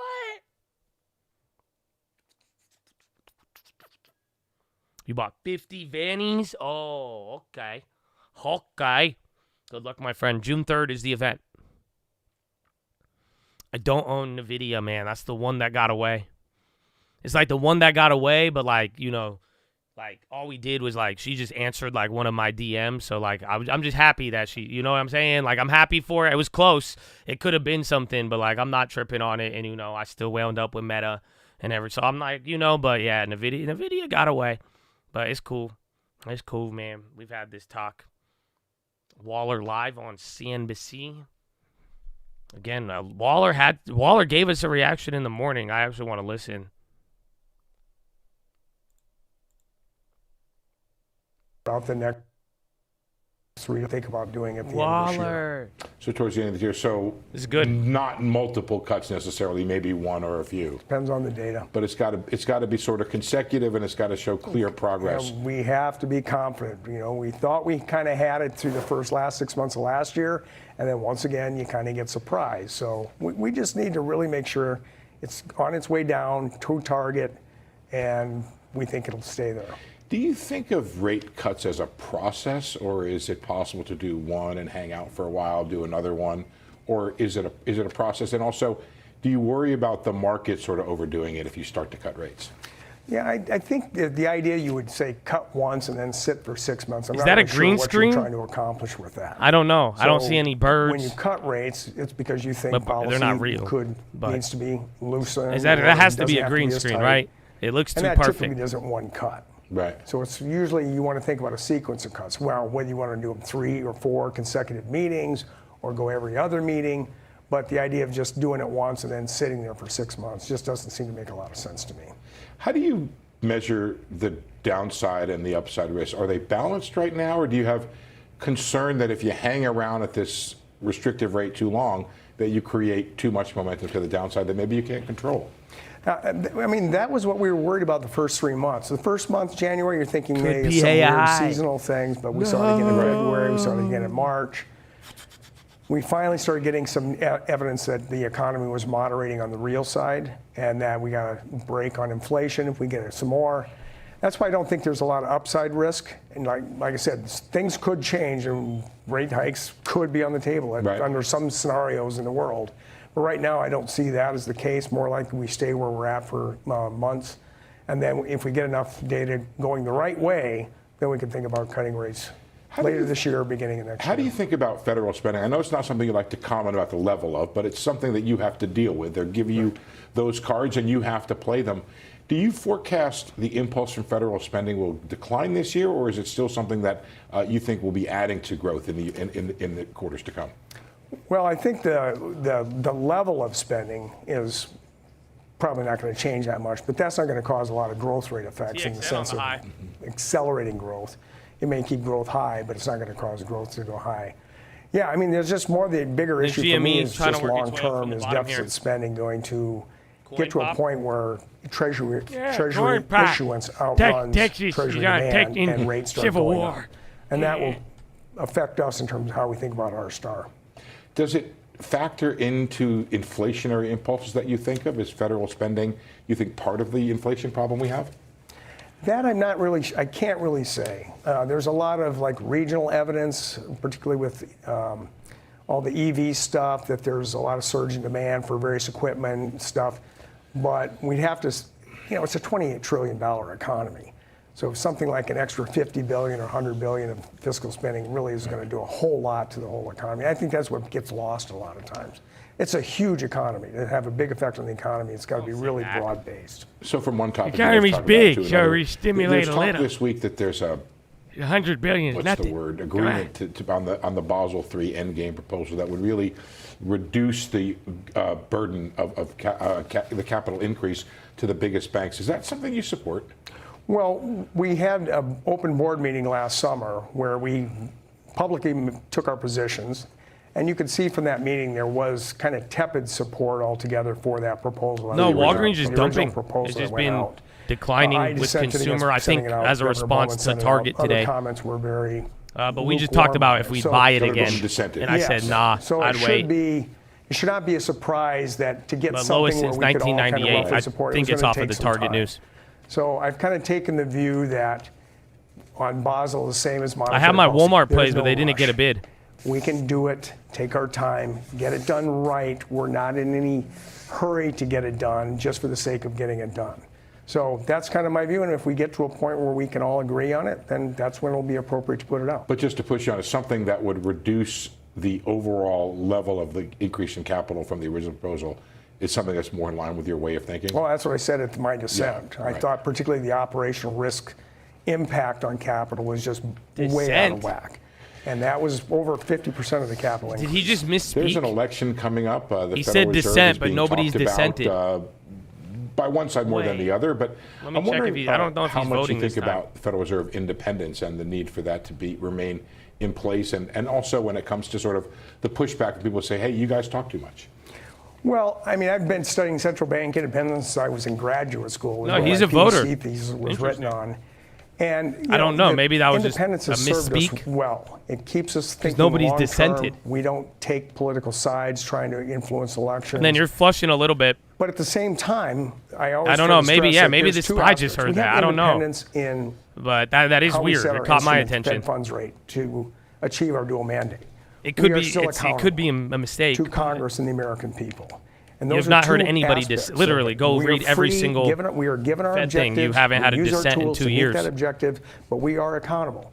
And we do that through the chair's testimony, explaining in the press conference and I'll the see if it statement hits the why wire. we're doing things and what we do. He says no rush to I- finalize capital rules. Right here on CNBC.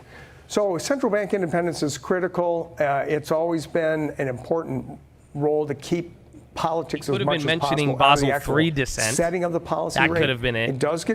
It does show up in the form of who gets appointed to the board of governors, for example. Those are political appointments. That was some of my Dissent, research. like 30 disagree, years not ago, like this is lowering kind of the way altitude. that the political preferences get put into place. It's not by somebody you dictate to, but they have the same preferences that you tend to have as an administration. But I have a hard time saying that the appointees of Biden or Obama are more dovish right now than those from another president. Right. In a sense, when you get in, you think about your dual mandate. That is your job. Yeah, Walgreens getting murked. How do you make sure that you have full employment and price I don't know if I stability? want to That's buy it what though. That's what we talked about is earlier. Just I our kinda job, wait no matter who put us they in. figure out what's Thanks going for on. joining us, doing part of your job right here on CNBC. All right, thanks, Steve. Appreciate it. Kelly, back to you in Jersey there. And thanks for bringing that to us on your birthday, Steve. You know I was going to mention it again. We really appreciate it. Our Steve Leisman reporting. Appreciate it. This was a good present. Thanks. Oh, Sweet Greens, flush. The Fed has no reason to Big cut drop now, but on says Sweet that Greens. conversation will be Check alive and headlines well on that. if High-low ticker dropping it first. Let's see confirmation. Sweet Greens dropping. Again, they've been on fire. It could be nothing. Welcome to low volume. UPS on the low too, but that was about 1%, 2% there. I don't have a headline yet. But yeah, dissent is like a disagreement. So if you every single one of the Fed meetings, when they come out with the statement, they show who was in favor of the decision and then who disagreed, aka who dissented. And literally the last 2 years, almost 3 years of the Fed, every single policy action, although they all have different views on the dot plot, there has not been a single disagreement. That's why when he said that, if he said, I don't know if he was mentioning Basel III and talking about that or talking about what just happened. If there was a dissent, that would catch people's attention. Just, yeah, exactly. Every action's been unanimous. So if that wasn't the case, that would be, some people would start asking questions or we would get more volatility. So just think about it. If the Fed becomes more volatile and there's more competing opinions, that means policy will probably be a little bit more volatile as well. So we'll see.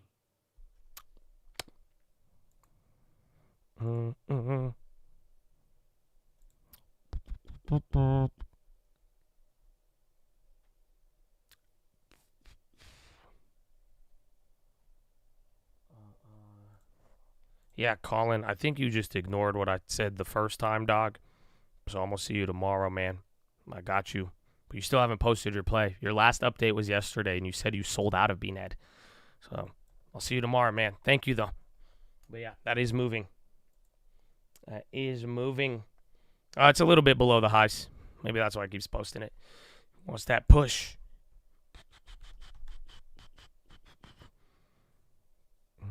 And then again, there's GME. Where's Microsoft, NVIDIA, Google? Those are all important. The chips already did good. I figured some of the Microsoft would have brought down Google, but then Microsoft is good. What's your chat fact say? Nothing for day. That's your first one. But you did buy, you posted your XLU play last time, but that was on Friday, bro. And then you posted your calls. Honestly, you got a great history, bro. You're up 50, and then you got 50 push-ups, dog. I fuck with that chat facts, bro.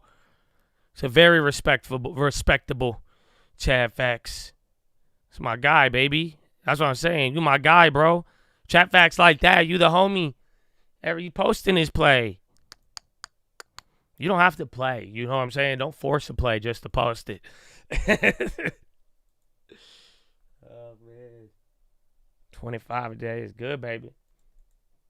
That's it, man. Hopefully y'all moving around. We've had little. I was stretching that whole time, but y'all should move around, man. Change the body position. Change the body position. Taught me much more patience, respect. Amen. I'm humbled by it, man. But honestly, thank you though, for real. You know how many people have told me, "Oh, thank you, you did this," but like it don't always reflect. So to see it reflect, oh yeah. Don't talk to me about it. Show me it. Show me it. Oh, stop it. Hymns, I like it for the short term. We missed the ball, bro. We had it yesterday at $15. I'm telling you, even lower. So there's high premium. You're going to be risking about 30% on any swing trade on him. So I like the idea. It has the momentum. It was running prior, and then now it has the GLP.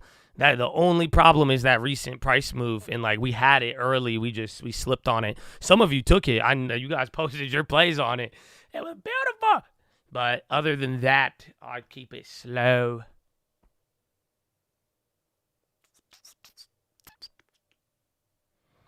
Bank of England Bailey.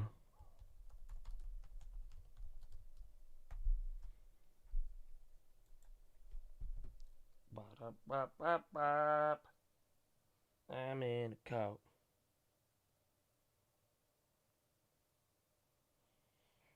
My goodness, what a day, bro. These days been flying by. I hope y'all been having fun. And shout out the long term.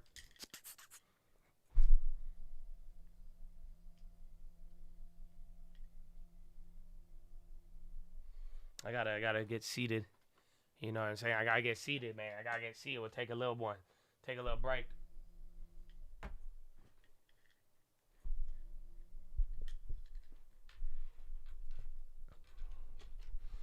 Brought to you by Carl's Jr. You took it but failed to... Wait, did it come down? I feel like it's still up a ton. Hymns. Yeah, no, it just depends where you got it, but low key. Oh, I guess. Yeah, see, that early price was just... after seeing what we could have got it at, I didn't. The only thing I top tick was Ethereum yesterday. But, like, it kind of made sense with the news. Well, John, if you're down to wait, I'm down to talk about commercial real estate. But we have something else right now.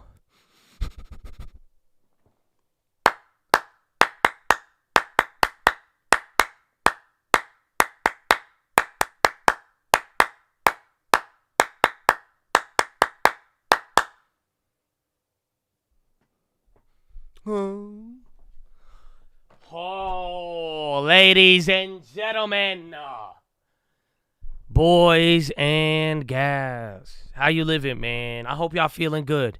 For real, man. We've been on fire. It's been great. I don't know. That's why if you don't vibe with it, I mean, Get with it, baby. Get with it. I'm telling you, man. I think PHILO's been good.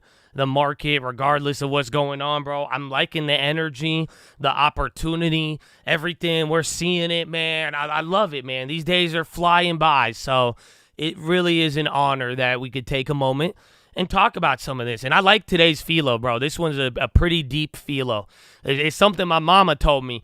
And I don't know if I don't think she meant to tell me it. You know, she told me this, but I don't think she knows what it sparked and how it really got me thinking. So thank you, mama. But I don't think she's listening. I still cuss too much, so we'll work on that. Inshallah, habibi. But for real, man, I'm very, very grateful, and I'm very thankful for a lot of y'all. And again, if I wasn't, I'd call you a hoe. And again, I still need to work on the fruit, my friend. But the point is, I'm genuinely appreciative. Y'all give me a platform. Y'all let me speak, and y'all respect it. And I have respect for you, bro. And some of y'all are like the last lines of defense, upholding, very respectable culture. And I appreciate y'all, because it don't matter where you come from. It don't matter your background, what you look like, or anything, bro. For real, it does boil down to how you treat others. And I'm very grateful for that. And I was telling y'all, man, everybody has their own audience.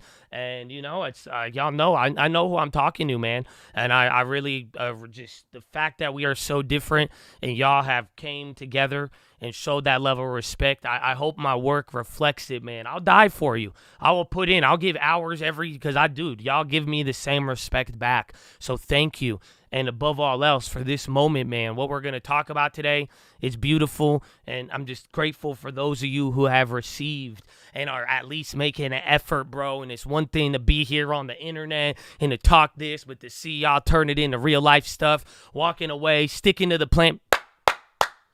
It's a blessing, man. So thank y'all. But that being said, Chattadonia, we're going to talk about, I'll tell you this. I'm going to ask you a question. Are you ready? Are you ready, man? Here it is. I got a question for you. You got to just tell me.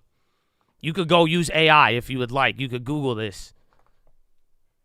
Do you know how many wolves, like the actual, like a dog, but like a wolf, how many wolves exist in the world? All right, go look it up. Go look it up. How many wolves? What's the wolf population in the world? Is that a weird question? 250K, less than 3,000, 69,000, 2,000, 200, 250 according to Google AI. All right, cool. Now, what's the population of sheep? Go search that. How many sheep exist in the world?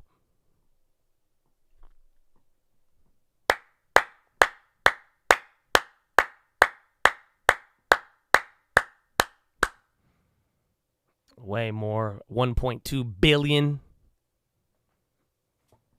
Yeah. I'm going to give you a PHILO, but I don't have to say anything else. Just look around the world, my brother. And do you know what the main point I'm here to tell you? Stop fearing evil.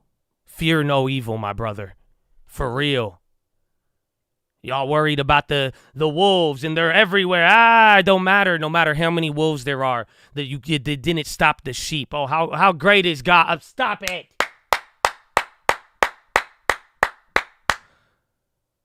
I hope you feel me, Chad. Yeah. So that's the PHILO, man. Again, I've told you a lot of things, and we've talked about why you get mad when certain things is successful. But y'all got to again, I've had a lot of people ask, are you worried about this? Are you worried about that? It's like, dude, I'm not worried about the wolves. It never stopped the sheep no matter what, even if the sheep are dumb and this, and it doesn't matter. The evil may seem big, but it's not that big. Oh, and Chad, that's what I want to talk to you about. A lot of this, and I've been telling y'all. And you know what? Man, I just hope you really realize this. I don't know what you believe in, But for what I believe in, man, I really believe my God is bigger than all of the wolves. Okay? He really is, man. But sadly, I'm not here to tell you and get all hyped up about that. What I'm actually here to tell you is the opposite. Because sadly, I have forgotten this at times. That's why I don't know what y'all think it's about. But this is why I call it a relationship. You know that? Hey, what are you doing now? What are you going through? Are you angry? Are you? Oh, bro, I'm growing. Stop. I don't know if y'all feel me, man. And I hope I could to give you all this knowledge and I could read and do this and do that. It doesn't matter, bro. Every day we are being molded more and more. What did I talk about at the beginning of the year? What's one thing we started this year on? Huh? I didn't want a New Year's resolution. I wanted a New Year's revelation. I want things to be revealed. I want to understand more. I don't need anything. I need revelation. We all need that. That's what I'm saying, man. It's humbling. It's humbling. Because I think I got what I asked for. Some of y'all could notice it. Some of y'all, what's going on? It's like, bro, I had to look at myself. And I'm glad. It's very humbling. But then I did take a step back, bro. There's areas, man. I know God is good. And I know fear no evil. But, bro, me, myself, I've given into it. I have forgotten at times. And I've gotten caught up in this damn world. Forgetting who my God is. Or not giving it the respect that it deserves. I don't know if y'all feel me, man. You want me to end it? I could end it now. Otherwise, I got to be really honest with you. It's one or the other, man. I don't know if you want to hear this right now. Because like I'm saying, I really hope y'all turn on the magnifying glass. For real. Because I'm going to tell you something, man. For real. And it relates to this. And I'm glad. You know, because I got to really see something. And know where my trust is in. And what I really believe. Regardless of what's around me. And I hope you do too. But this may sound crazy, but Chad, this is what I'm saying. I'll be honest with you. You are my Isaac. Oh, y'all don't feel me, bro. And listen, I'll tell you right now. I don't say this. I'm not Abraham. I'm not saying it so you view me as that. I'm saying it because all of you are Abraham. And all of you have an Isaac. And y'all got to really start thinking about it. You know what? I told you guys this. A little earlier, I told you some things about it. But dude, you're my Isaac. You know why? But the difference is, am I afraid to take you to the altar? Stop it. Well, I was just telling you, man, like, it's funny and like how you could get intimidated and you could do this. And honestly, I have been. Bro, that's it. I believe in God. I believe this. I believe that, man. I have to go get silenced a couple times. Go get banned for this. Get threatened to, I love doing this. I love being with you guys. But imagine over the years, don't say this. Don't do that. You can't do this. You can't do that. Man, before I knew it, bro, I was thinking that Google is bigger than God. I didn't say it with my words, but my actions were coming out like that. I don't know if y'all feel me, Chad. Oh, bro. Do you feel me? I hope you do. I really hope you do. Do you get it? That's it. At one point, I gave in to certain things where I was like, oh, I don't want to lose this. Oh, I'm for the people. I'm here. Oh, I can't. Oh. No, bro. I was clinging to the world. I was talking a lot of God, but I was clinging to the world. Stop it. So I love you, Chad. I really do. But I love God more. I'm sorry. I'm sorry if you're mad about that. But that means unless I'm willing to give up absolutely everything, then you shouldn't listen to me. I hope you feel me. So Chad, it's a big deal. But I tell you this because you could experience this with me. You know what I show up here every day, bro. I put in so many hours from the morning till after. I love this. But I love God more. I have to. And it has to be reflected in how I conduct myself. Same for all of you. But I say that because you know you see it. And you know this. But I'm telling you this because you all have an Isaac in your life right now. And like I've been telling you, are you going to get consumed by it or not?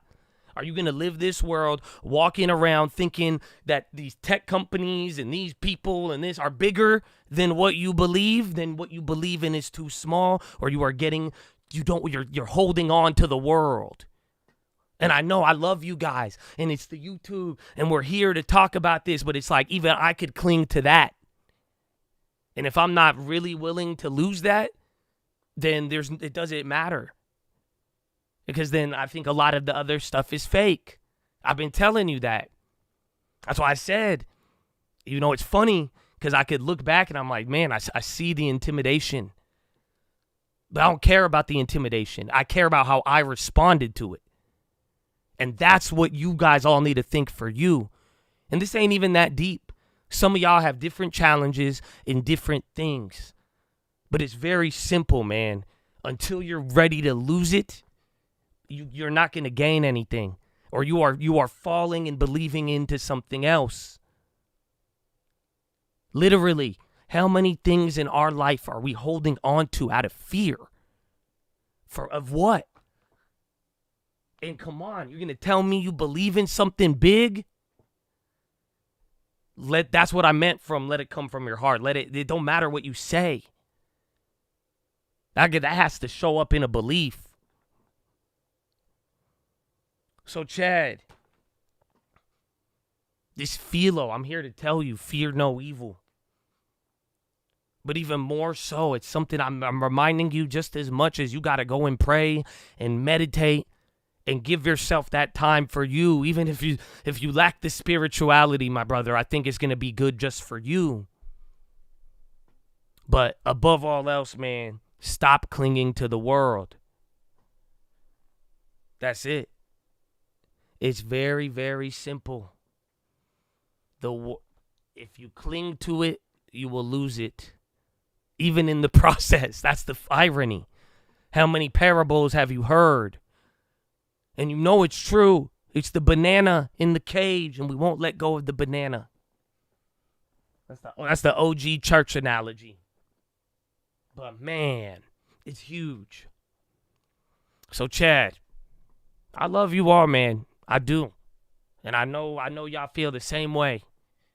And I don't know what it is in your life, but I again, if you really got another love and something bigger than that, dude, let it show. And don't be afraid, though. That's real faith, and that's where you're going to get met. You know what I'm saying? It's because guess what? The other stuff is comfortable. Giving into it, that's it. At least I know it'll be there.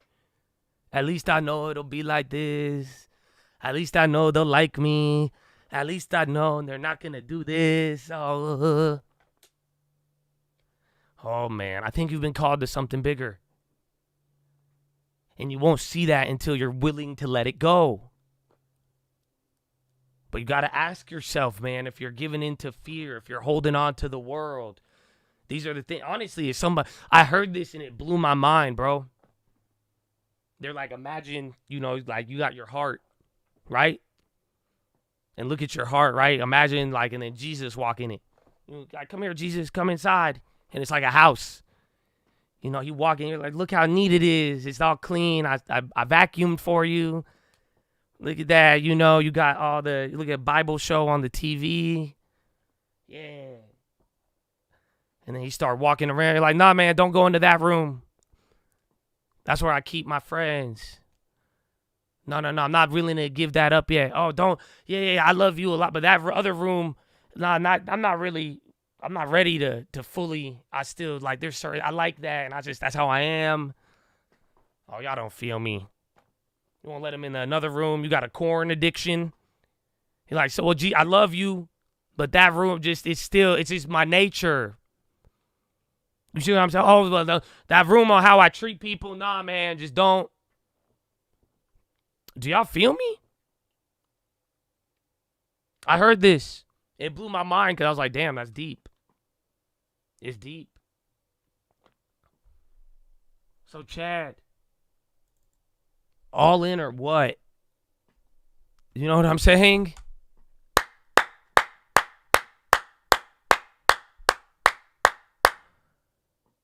But for real, man, I made a mistake of clinging to the world. You know what I'm saying? Just simple as that. Even in the time, and it's funny because I've given up so much of the world, but I still, it's so tricky. If I could fall into it, I know everybody can because I'm not even that good. It's fucked up. So there you go. Example number 20,000. But do you get what I'm saying, man? It's so easy. It's so easy to fall into.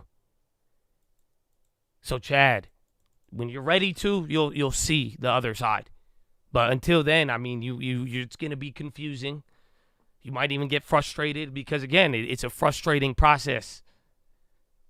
Being lukewarm, being one, but just if you cling to it, man.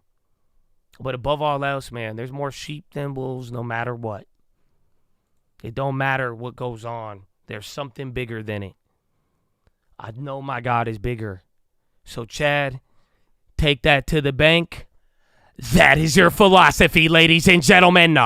Make sure you guys are subscribed. We're live Monday through Friday, 30 minutes before open. Drop your thumbs up on the video. Here on mobile, press hot chat, accept the chat, hit the thumbs up button. And then, what? Oh, that's it. All right. Well, is the Microsoft event still going?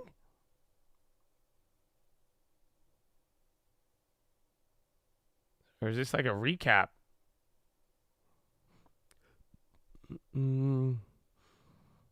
God is bigger, baby.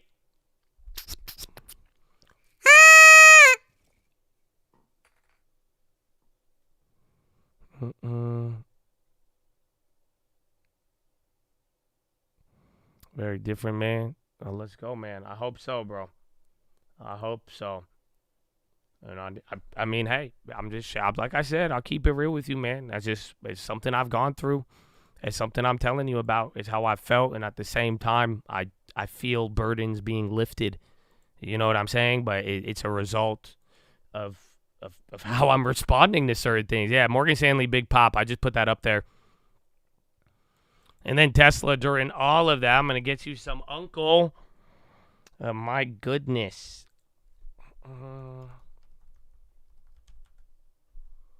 All right. The whole idea of spiritual warfare is not what you think. Watch something like The Exorcist. Spiritual warfare is much more subtle, and it's much more tricky. It's a call, baby. Yeah. It's a letter to the people. I'm penning it like I'm Paul. It don't matter about the evil. It matter about the God. It don't matter about the weapons. It matter about how you armed. All that matters is the weather. When weather to bet the farm. I ain't gotta see it to believe it. If it's signing, then it's needed. Then my eyes don't need a reason. I won't even try to explain it unless it say I got a feeling. I'm gonna sing my praise like David, but the king is still a killer. Listen up and go and get the tropes. Hope you know you ain't scared of them, they scared of you. And I know you might be scared to take that point of view. You see them arrows in my back? Yep, son, that's gonna happen too.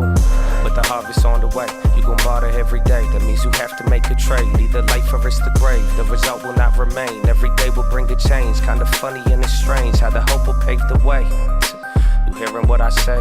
The only difference between you and them comes down to faith. There's a difference in the man who believes in a better day. Cause once you believe it's past, you willing to wilt away. We was never willing to be the same. We want it all in the long run, they want it all today. My father is really awesome, don't bother with giving snakes. Regardless, I can't control it, so either way, giving thanks.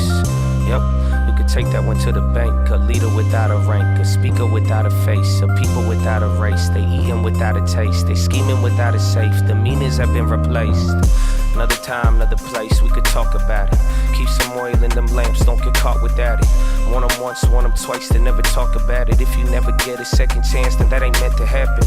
What I understand is you ain't trying to understand. Take 100 grand, then 100 undergrads. Pay them all to make a plan, but they couldn't comprehend what it means to never die, but somehow still be born again. It's a letter to the people, I'm penning it like I'm Paul. It don't matter about the evil, it matter about the God. It don't matter about the weapons, it matter about how you armed. All that matters is the weather, when weather to bet the farm. It's a coat.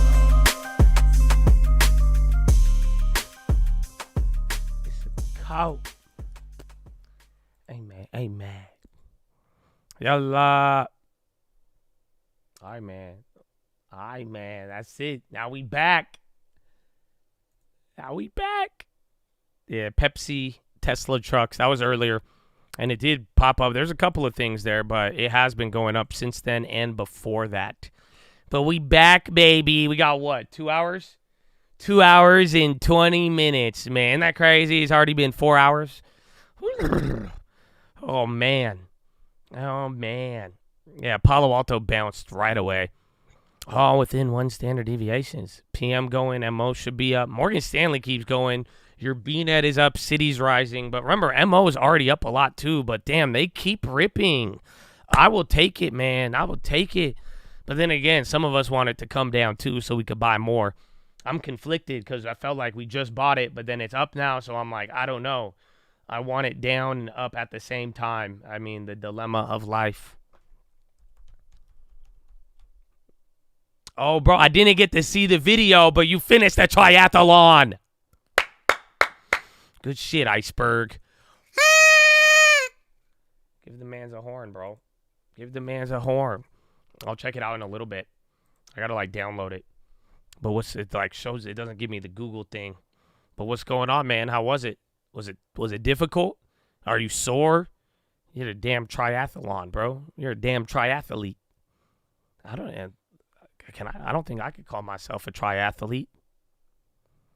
Look at the RFK tweet. No way he tweeted that. So much suspense. Because, bro, I'm sore from just stretching for like a week. It's like messed up. Where is it?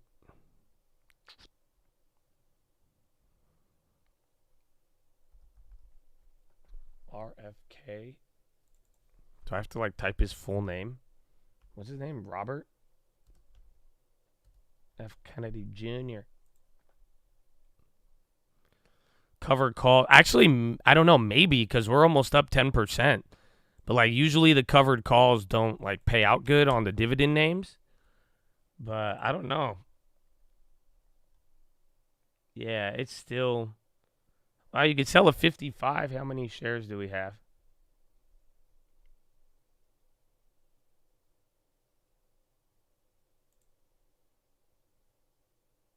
What? No, this has to be fake, bro.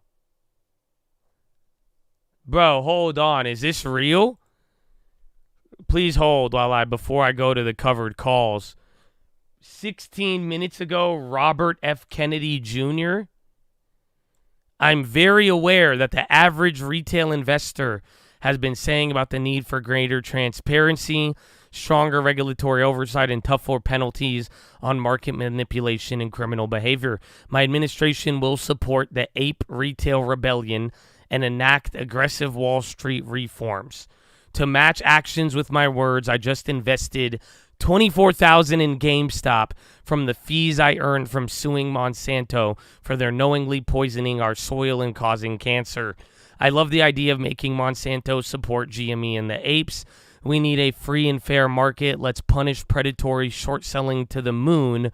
By the way, I ride with you and I am not leaving. Hashtag apes not leaving. hashtag ape stronger together, hashtag GME, hashtag AMC, tagging a bunch of traders, including the Roaring Kitty. And then this is his picture associated. This has to be hacked, right? This can't be real. That just, I don't, to match, I've invested $24,000 in GameStop. We need a free, and let's punish predatory. This is the line. This is the line that got me. Let's punish predatory short selling to the moon. That's the line, honest. Everything else is still weird, but he did post this play. I got to respect that. Yeah, you know what I'm saying? Definitely respectable. But, like, is this real? It's on his Twitter page. This is his legit account. Independent candidate. It has the whole politicization thingy. Yeah, bro. No, that's real. He's eccentric. It's been out for almost 20 minutes, bro.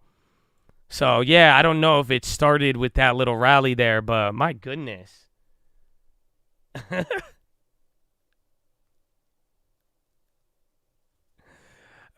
It does not sound, I mean, it doesn't sound real from my experience, but at the same time, I mean, RFK, he trying to swing that independent vote. I mean, what better way than the AMC or let's punish predatory short selling to the moon. I don't know. This is really, I'm very conflicted. I don't know, man. I don't know. That's why I've showed you guys in Reddit. I have no idea, bro. It's kind of crazy, but it could be true. Maybe it doesn't. My natural instinct tells me no, but then again, I mean, we live in a weird world in presidential elections. I remember you was conflicted. No.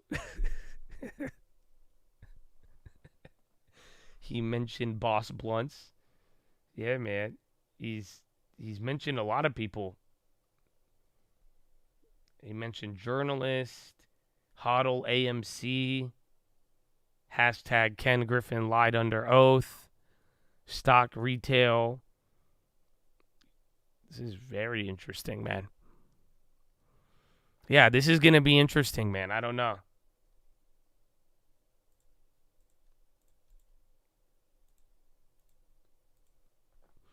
My goodness.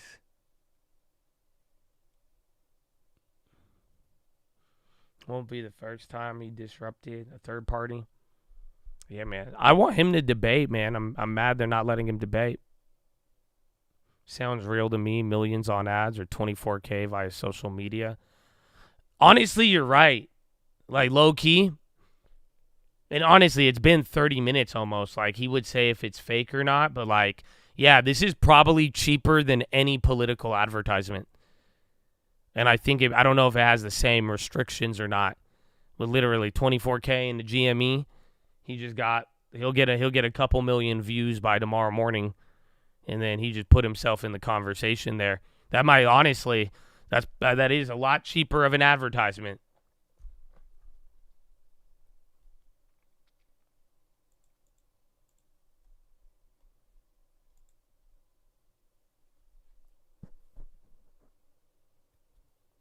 RFK can't debate unless he gets 15% in 2 more state primaries. That's the rules.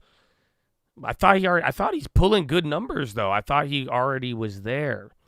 But hey, man, we'll see. But then again, I think some places in the beginning, that's why he switched to the independent, because he wasn't even showing up on them. He's done. I don't think homie likes him. It's not fake for now. I mean, it's been out for long enough to disprove it. That's the one thing. But Roaring Kennedy,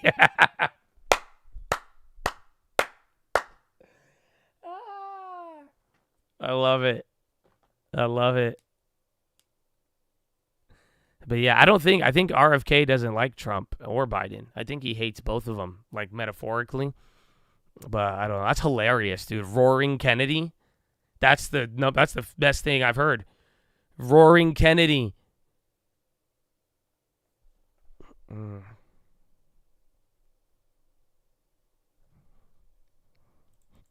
Troy, you should reply to it. You should tell him. You should say, good luck, Roaring Kennedy. Tweet that to him, bro.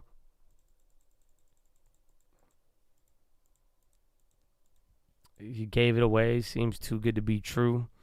No, I think it's a political ad. Like, it makes a lot of, I think he'll get that $24,000 will reach more potential voters than 200 grand in ads. Like, I really think like that would, like that's huge. Like when I really think about it, I like Chad posted that comment and I agree. I really do agree with that. You could bet on the presidency, yeah. I don't know if it's in Vegas or not, but yeah, you can.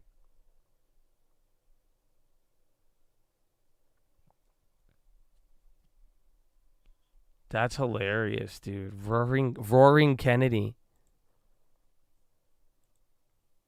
How do we know when we're seeing AI? You don't know. So like people, I mean, nowadays they like, you have to, like content producers are supposed to tell you if they have AI or if it makes up a majority of the video. Otherwise, it's up to your knowledge.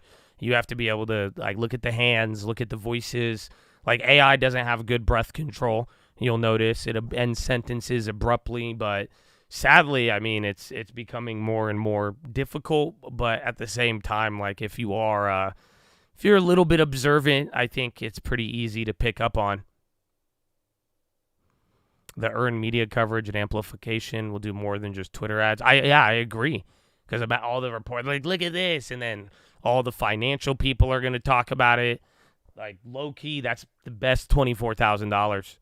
Oh, yeah, ARM, I forgot. I had that up there up until we started reading the tweet. And then I was looking at MO covered calls. But, yeah, last, like, 20, 30 minutes here, ARM has been going crazy.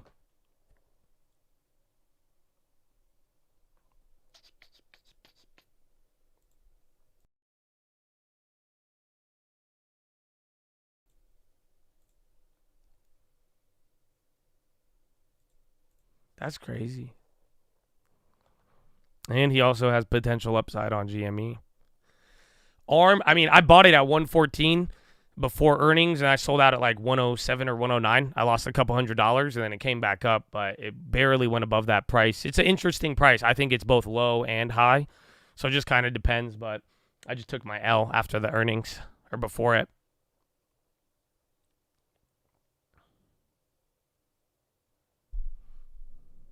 Stop the games with GameStop. RFK 2024.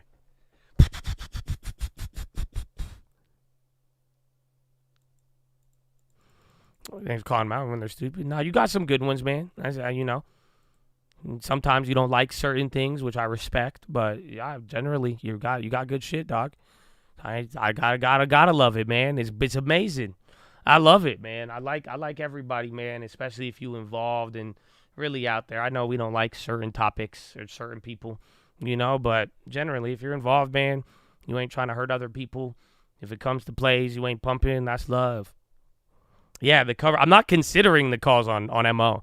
So usually I don't like covered calls on dividend plays because they usually don't pay enough. And then it's like you're already getting a yield. But, you know, we're up a decent amount on Altria. But let me see. Like, I'm looking at I need to see. I think we have 1,000 shares. Let me double check.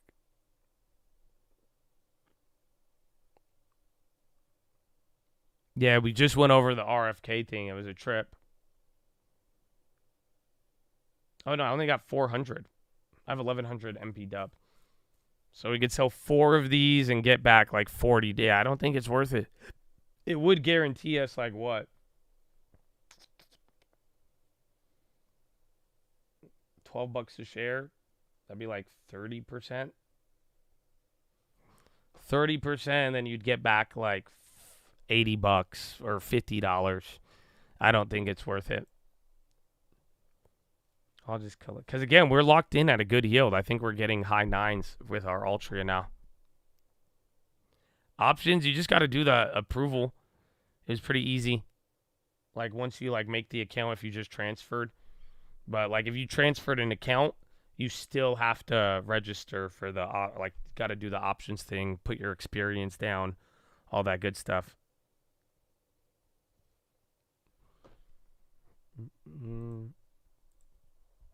You forgot if you called out your Tesla plays earlier? Well, now you're banned. Yeah. No, I'm just kidding, but that's what people think it's going to be like when it's like, nah, dog, you was just hella pumping. No, you posted it. 192 next week calls. Good shit, doc. So I'm talking about. You just have your long term. Amen. Yeah, so if you want covered calls, you're going to need to get the options approval. No, I think credit spreads are worth, you control the risk with a credit spread. So don't ever forget that. So, like, I think you got to watch out for in this low liquidity environment. You could sell a good credit spread, but if it gets blown out, I mean, if one little move could cause a lot. But again, if you hold till expiration, I mean, most of the premium, the odds are in your favor, Mr. Hunger Games.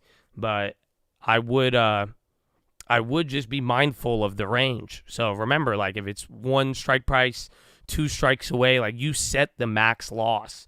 So that's totally up to you if you really think about it. So I think if you keep them tight, keep it small, you could kind of. I've been contemplating it. We are entering summer again. I only top tick the Ethereum. I still need to get out of a couple of plays. Hey, I'm looking at you, Intel. But I have been considering it. This environment is good. It's the high premiums, little movements, but it's all on the range you want to set. SEC's recent move to potentially approve spot ether after showing no interest suggests a politically motivated shift.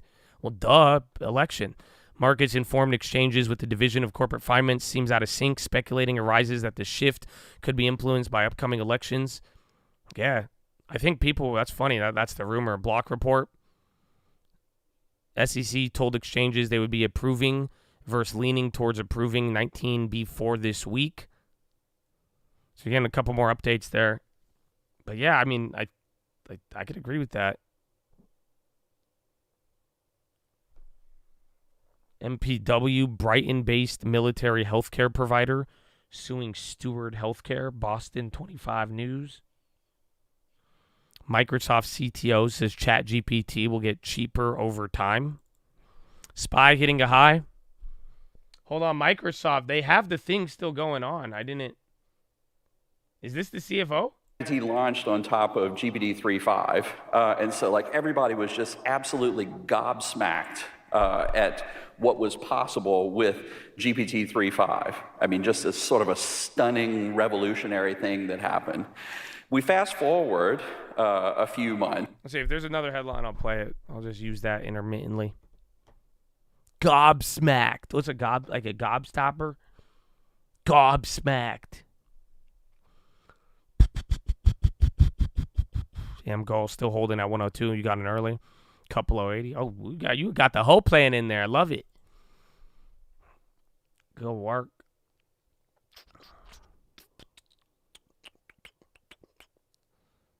Let's see.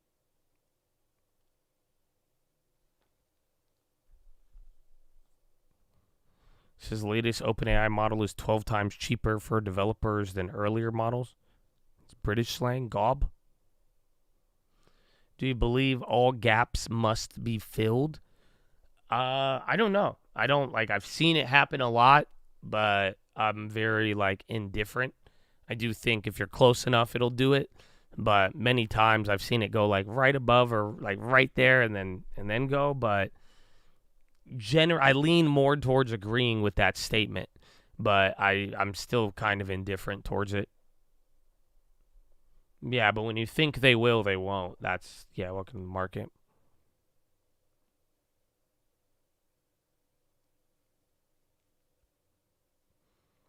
ARM is about to hit 116, so it went up another $2 since homie asked about it. Yeah, that's in top right. It's actually going really good. It could be off the Microsoft things. Sold the Tesla too early. Well, Tesla's just been on fire today. It's funny because in the morning, and this is in the morning, we were not doing that good. Everything was red in the morning. And then Tesla was up. And then now, even as the market went up, though, it didn't inverse this time. So we were talking about that inverse in the morning. Remember, we had a discussion on it. Oh, yeah, John, are you still here, John? You still want to talk about commercial real estate? Real estate.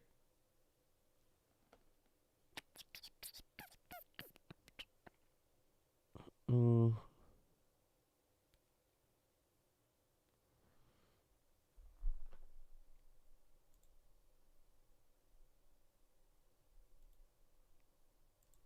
this? Oh, Biden? No, I already spoke. I was like, what?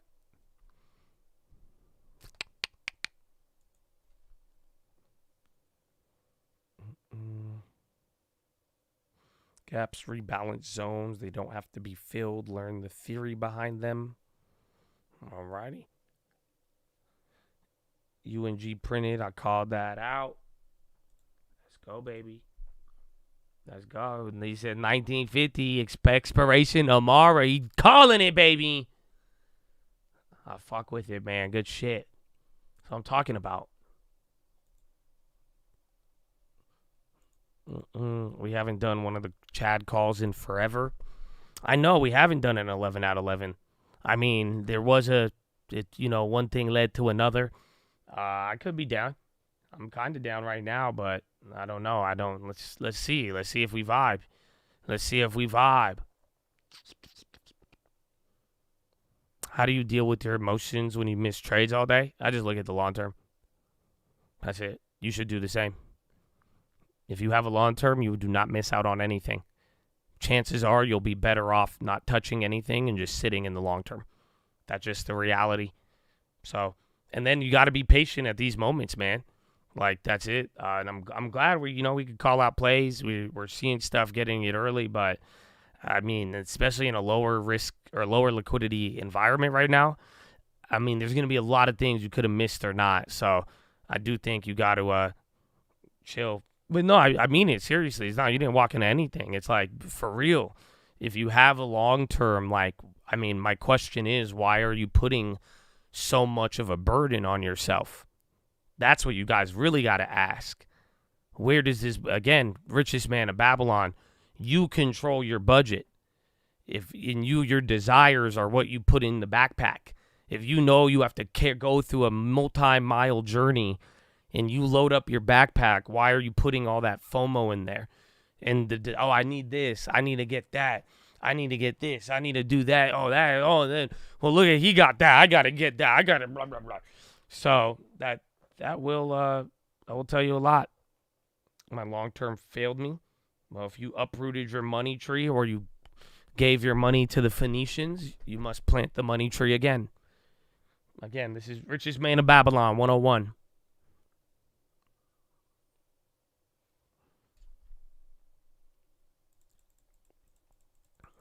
British American tobacco.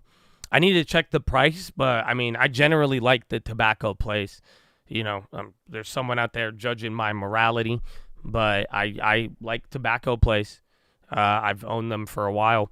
So it just depends. I think BTI, PM, MO, they're all great companies.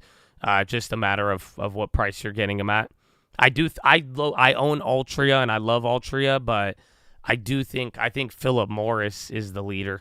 I think them and Zyn and their other portfolio is just great, but they have a lot of upside growth with Zyn. But I like all of them. Bro, ARM is still going, about to hit 116. No, Zyn is owned by PM. No, Altria Altria used to own Philip Morris. They had to spin off. Dude, you guys realize Altria used to own everything? Altria used to own Kraft, I'm pretty sure. Yeah. Altria was Philip Morris. They were the same company, and then they got too big. And then they had to split. They were forced to split. Same thing. Dude, Altria was making, at one point, they were selling your kids cheese and cigarettes. Altria is a very old company. I'm pretty sure the split was forced. Yeah, I think it was a spinoff where they had to divest and do their. And the international business is Philip Morris.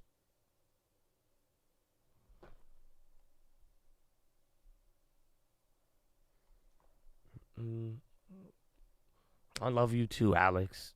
That's it. Like I said, I hope though, man. I really hope it's genuine. But you'll be better than me, dog.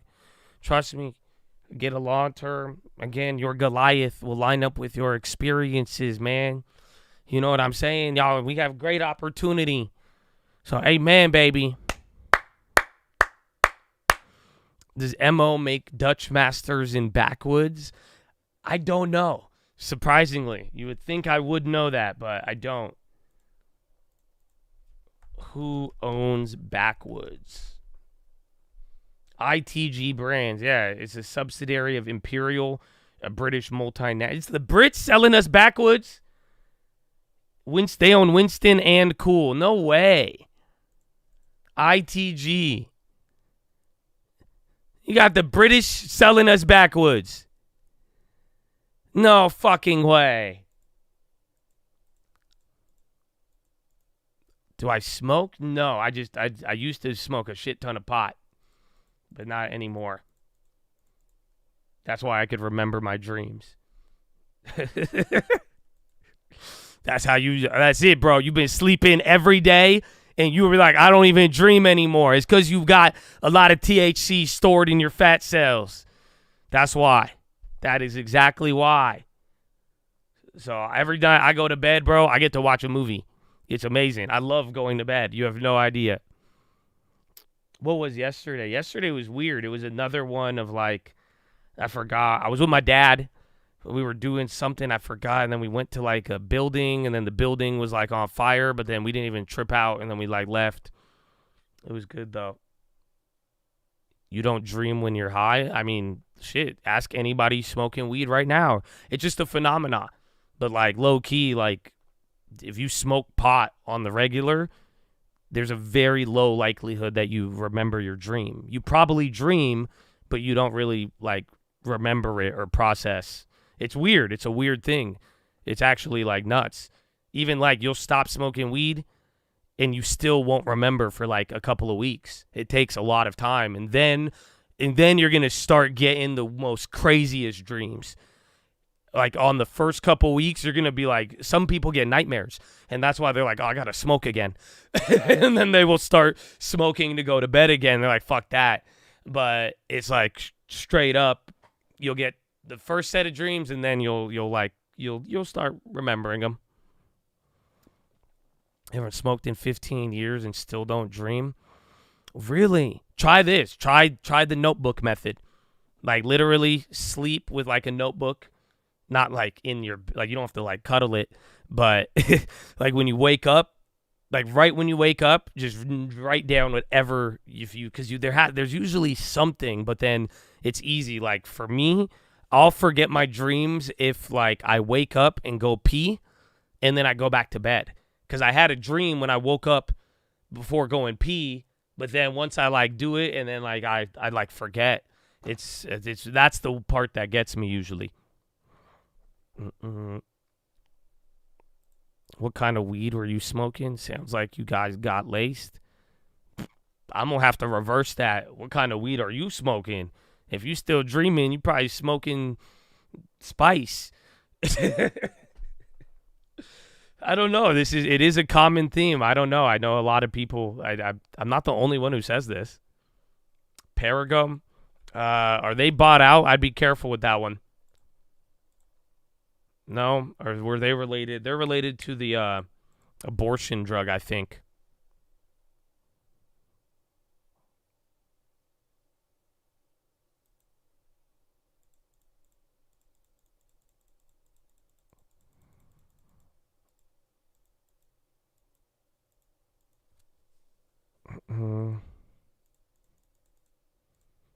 Smoking on the Bloomberg pack. That's correct. You get high and it just starts calling you dumb. It's dumb money. What? I don't know.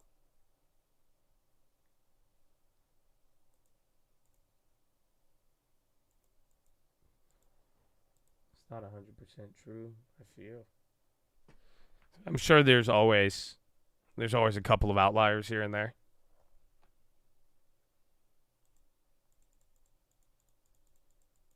Two days after. That's good. That's very fast. Good for you.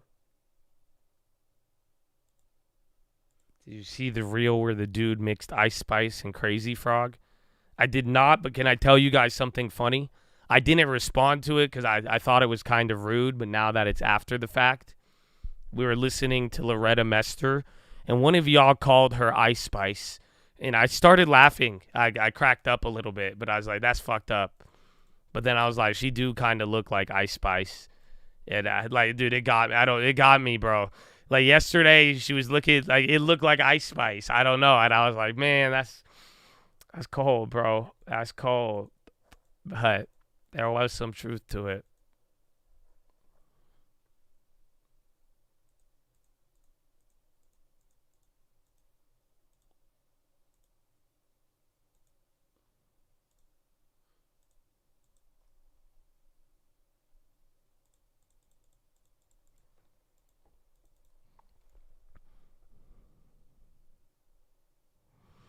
You quit smoking, so then I couldn't sleep, and then I started drinking, which is way worse. Yeah, man, maybe just like pop a melatonin.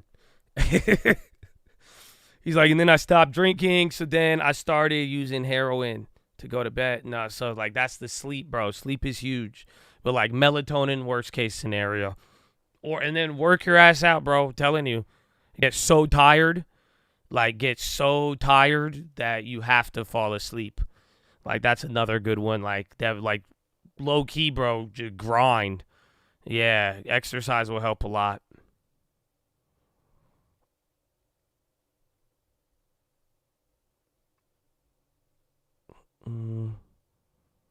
ARM, I mean, it's just starting to go. I think it's because of the Microsoft event.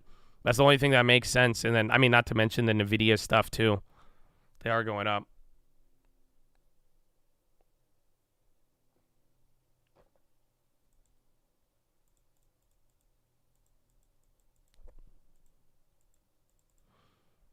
I ran new high of the day, no position. Thank you for the clarity and the call out. This up 20%. What is this one? I need to look at oil, bro. I keep forgetting about oil today. I saw it was down. It already popped up too. Right, still at 78.92. It hit 77 today. My goodness.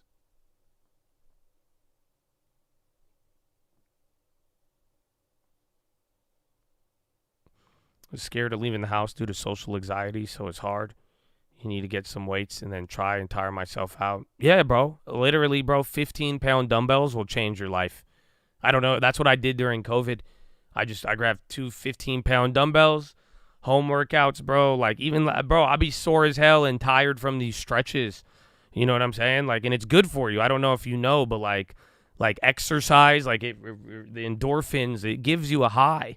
Like, it does release stuff in you. So, like, bro, I'm telling you, like, I've been doing, like, a 45-minute, like, home stretching regimen. Like, bro, straight up damn yoga will help you with this. Like, go get you some dumbbells and, like, just sit there, play some music or something, and go through a progression of stretches and then just do a couple of body movement weights. And you'll sweat a little bit, and then you'll be good to go.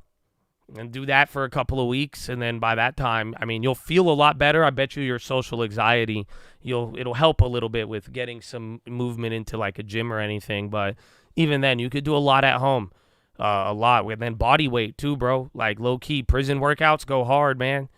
That's what they call them. You get a pull-up bar, bro, push-ups, all that. You'll be great. Hey, even walking.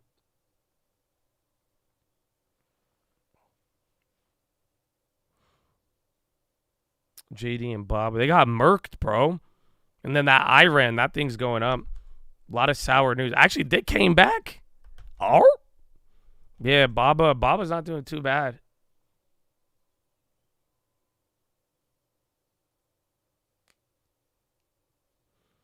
Said yoga.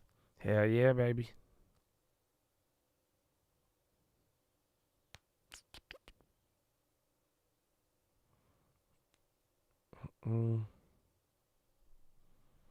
Maybe I could get you to hop on Fortnite. If you stretch and do home workouts for a week, I'll play Fortnite with you. But take care of your body, bro, for real. Especially if you're telling like weed and weed leads to drinking. You're like, I can't sleep, and then I got social anxiety. You know what I'm saying? Like the video games are great, but it's not going to help any of that. Like I'm telling you, you need to give yourself that 30 minutes, a little meditation, Give yourself 45 minutes moving your body around. Do that, and then we'll play, bro. Trust me, because you'll feel a lot better. I'm telling you. I think I remember we were talking about this when we played Fortnite last time.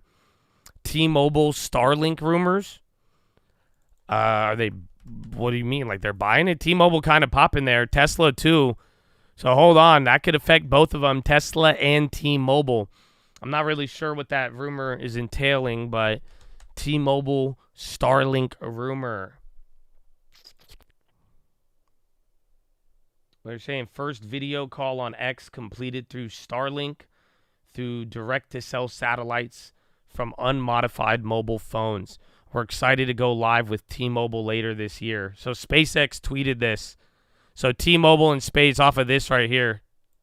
So this phone on direct-to-cell satellites. And this phone, Kyle's phone, on terrestrial.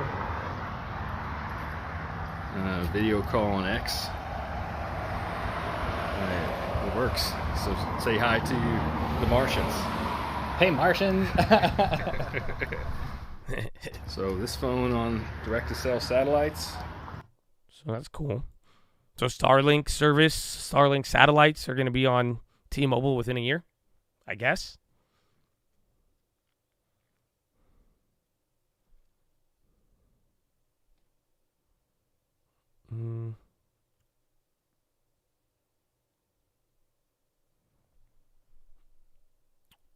Oh, is Elf earnings today? Let me see. Let me go through some previews. I forgot, actually.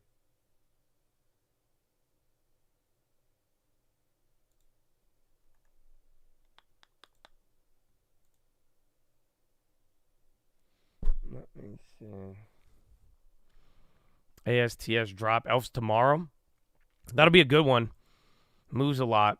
But then again, Ulta's doing bad. I don't know if L'Oreal had the rebound. But actually, it's going to be interesting. I don't know. They came down a little bit too, but Elf has been one that's been, 50% growth. Tesla's still running. That one's interesting. That one is interesting.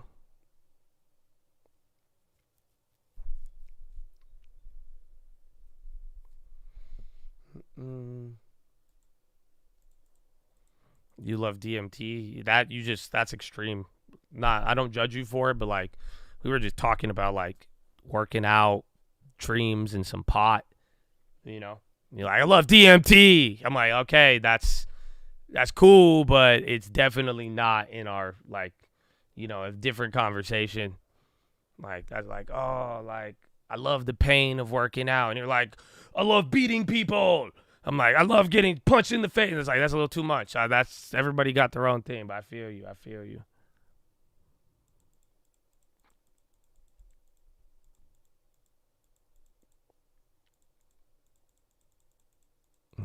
Oh, another Chad, man. I didn't see that one then. Yeah, we were on like, just a little route, just, talking about dreams, exercise, pot. That's a different topic.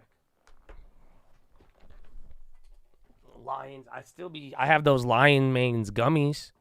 I don't know if they have an effect though. Like it's kind of does something, but I can't tell. But they just taste good. They taste really good.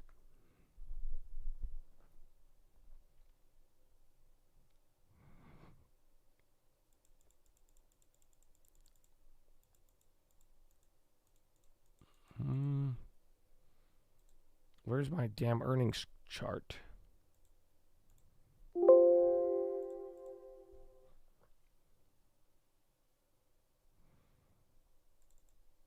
So today, Toll Brothers, there's nothing today, really. Toll Brothers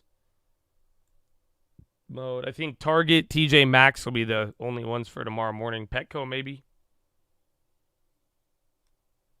Did I tell you guys that story that I tried to find a Petco? Because I needed to go get my girlfriend dog food for her dog. And then, I put in Petco in his address, and then it literally took me to Petco headquarters. Yeah, so that was awful.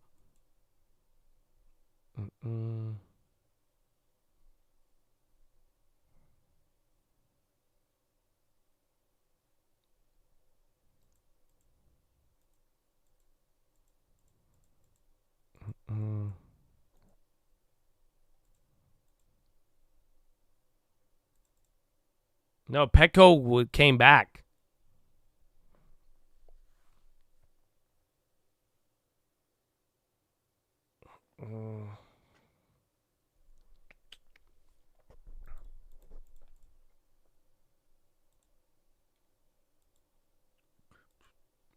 Okay, so I'm gonna get Toll Brothers.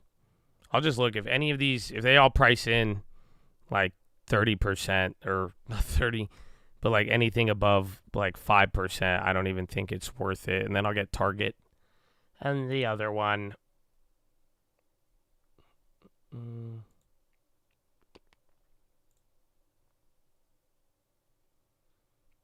I yap worse than two barbers. That's good. You like it when I said happy birthday to you last week too? And then you like Lucid, so I'm not even gonna make fun of you, Doc. You know what I'm saying? I'll just let you live. You have a good one though. Happy late birthday too, man. I hope you got a long term. I've told brothers it's already at all-time highs. Altman speaking at Microsoft perfect actually. Perfect. You know, when we first developed this technology, we spent a lot of time talking about, all right, we've made this thing. It's special cool. guest unannounced. Are we ever going to be able to get it to an acceptable level of Toll Brothers robustness home and builder. safety? And now we kind of take that for granted with GPT-4. You know, if you use it, it's far from perfect. We have more work to do, but it is generally considered robust enough and safe enough for a wide variety of uses. And that took an enormous amount of work across both teams and fundamental research. Like when we started this, we're like, we've got this thing, we've got this language model, it looks like kind of impressive and kind of not. And even then, how are we going to like get it aligned and what does it need? You know, what is it going to take? Toll Brothers pricing in 5.6. The number of different teams we've had to build up to go from research and creation of the model to safety systems to figuring out policy to how we do the monitoring. That's a huge amount of work, but it's necessary to be able to deploy these and use them. Like, you know, when you take a medicine, you want to know it's going to be safe. When you use an AI model, you want to know it's going to be robust and behave the way you want. And have been super proud of the work the teams have done together. And I think it's amazing how fast this much work has happened and that we can all now use this and say, oh yeah, it basically works. As the models get more powerful, there will be many new things we have to figure out as we move towards AGI. The level of complexity and I think the new research that it'll take will increase. I'm sure we'll do that together. But we view this as a gate on being able to put these things out into the world, which I was about we to really say want gateway to do. drug. Yeah, it's definitely table stakes. So thank you so much for being with us here today. Like, I really appreciate your time. It's awesome to hear from you. Awesome. He's like, I'm only here because they'll find me and take away my investment if I don't. All right, so I think this is all that's separating you all from the rest of your build and probably lunch. So like my very last thing for you all is the following call to action. So Microsoft and our partners like OpenAI are spending an extraordinary amount of energy and investing like capital at an unprecedented scale, trying to make sure that we are building a genuinely valuable platform. But like all we're doing is building the platform. And like I don't even think that that's the most important part of the AI revolution that's happening right now. It's you who are doing the work. Like you're the ones who are making all of these things matter. Like we could build platforms all day, all night, and if you all didn't have the great ideas, like you didn't understand the consequential impact that you wanted to have on the world, it would all be for nothing. And so I'm incredibly grateful for all of the things that you all have done on the platform over the past year, and I am incredibly excited to see what you all are going to go do in the year ahead. Thank you all so much. Thank you. Hey. Was that a dog? Sounded like a dog. Alrighty. So I'll go over 2 previews, just Target and Walmart. Let me put out a scream alert. Nice goatee.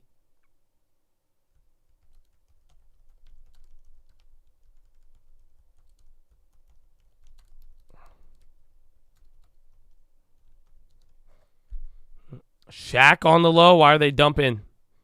They were kind of selling off their candles, getting a little bigger. Walgreens still dying. Again, it does seem like it's related to the Target stuff there. Damn, they're down 6. Yeah, that's crazy. You still don't get stream alerts? Send the email.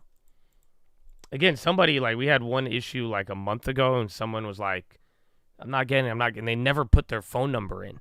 So just send an email, though. If you get it on there, I mean, it usually gets resolved pretty fast. Oh, I have an email from joebiden.com. Nice. Oh, they want donation? Oh, no.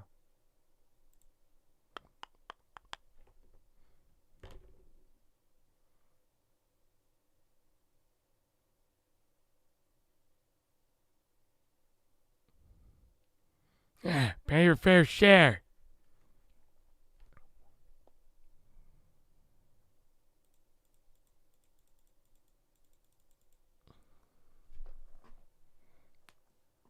Alrighty. So let's get it.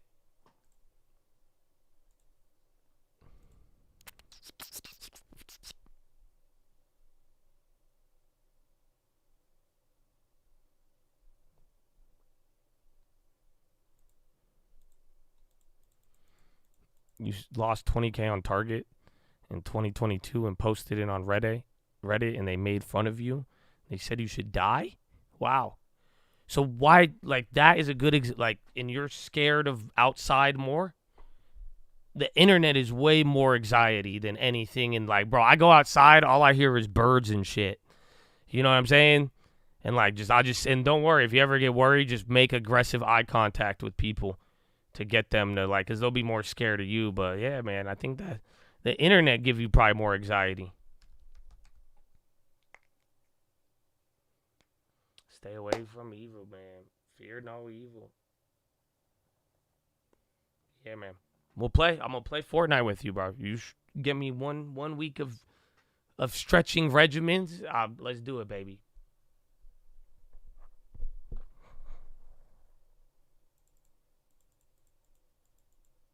Stare at chicks and smile at them.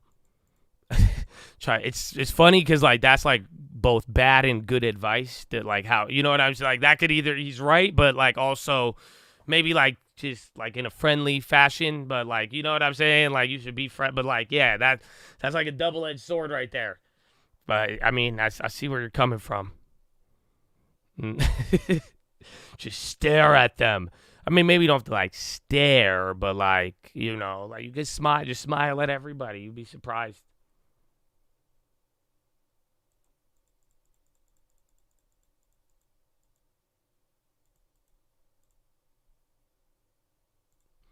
All right. So, earnings previews. Let's start with Target. Do any of you, did you stop shopping at Target a year ago, and did you continue? I feel like that blew over. That's it. Even when the stock started coming up. That was a year ago, actually. Holy crap, I forgot. Wasn't that, or is that 2 years ago? I thought it was here. I thought that was just last year. Was that 2 years ago? The whole, like, the thing during June?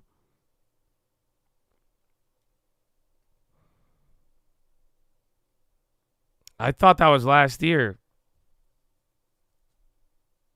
No way. You stop. No, I will go to Target all the time. Only because they have Tesla chargers. So low key. Anytime I've driven the Tesla and I'm not at home, I end up at a Target.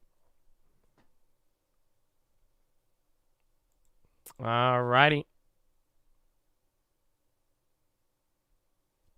So Target, they're expecting comps of loss of 3.7% versus guidance of loss of 5 to loss of 3.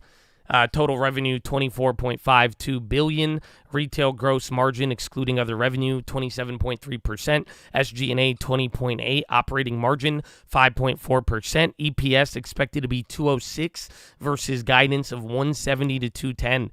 So analysts are on the higher end. They think, even though the comps have a low range, analysts do think that Target will be on the upside more so than not.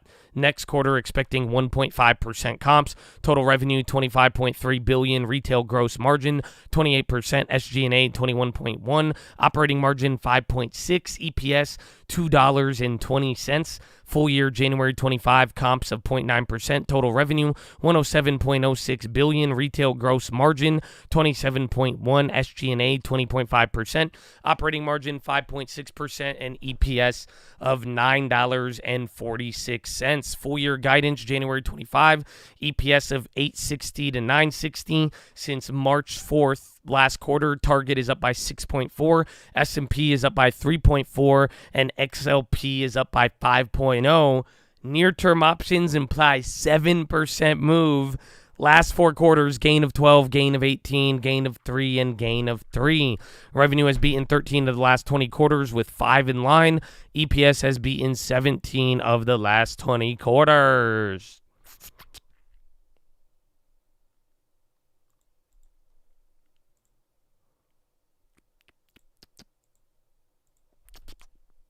Wow.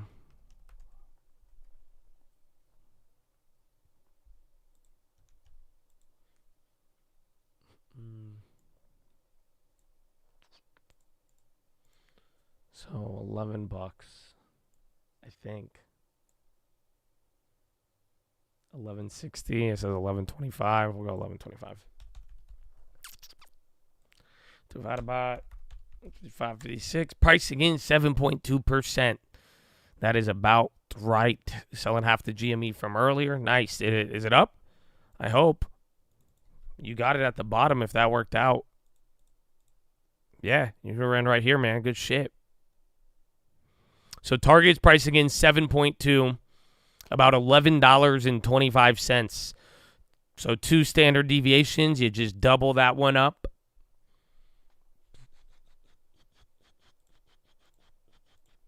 What would that be? It's playable. It's less than $100. Yeah, I mean, again, they moved 12 or 14 and 18. So that's up to you. It's not bad. Not the worst, not the best. You're starting silver. It's back to opening price. I've wanted a little bit cheaper, but I mean, if you're willing to have the risk tolerance, I mean, I think silver is going to be very interesting at these levels. I'm all about it.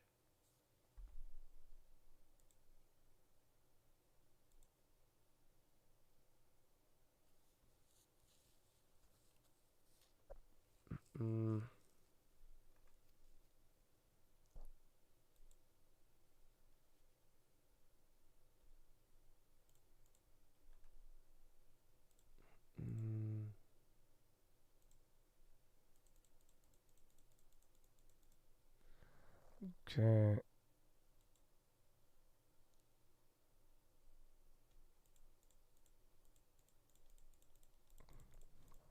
Puts on Target.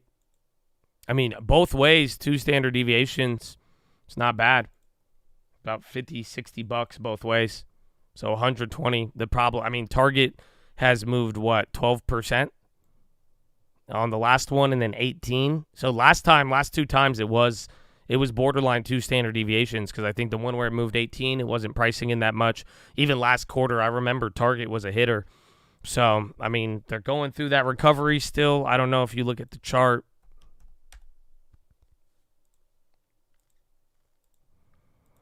So, like, it's pinned. I mean, take a look at this. So, isn't that crazy? So, you're at 3 years ago earnings level, like, to the T. That's actually nuts.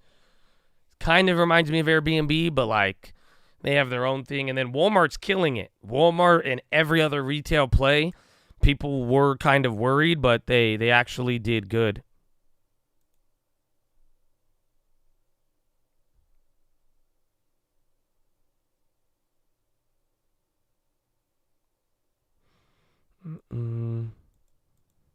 You could play both ways, spend $100. I don't know, man. It might not be. That was just literally, like, do you guys see? It's pinned 50-50. Like, I don't know which direction, but honestly, the price isn't bad. What's the only problem? So even if you want to go 2 standards, it's pricing a little bit high, but like the problem is what? Like think about it's the problem's easy. It's what we've been going through with all these earnings. Yeah, there's no volume. Every like 70% of these plays are staying within expectations, but if something is outsized, this thing it's ready to move down another $20 or up another $20 because that's literally the range. Like literally. So even like 2 standard deviations, calls are cheaper than the previous highs, and then the puts would take, this is literally, the range is 2 standard deviations. So more so, if you play both ways, you're not really betting on anything except that it's going to do anything. Yeah, it'll probably go green 10%, then go negative 10%, and then open up flat. Yeah, I could agree with that. I can agree with that.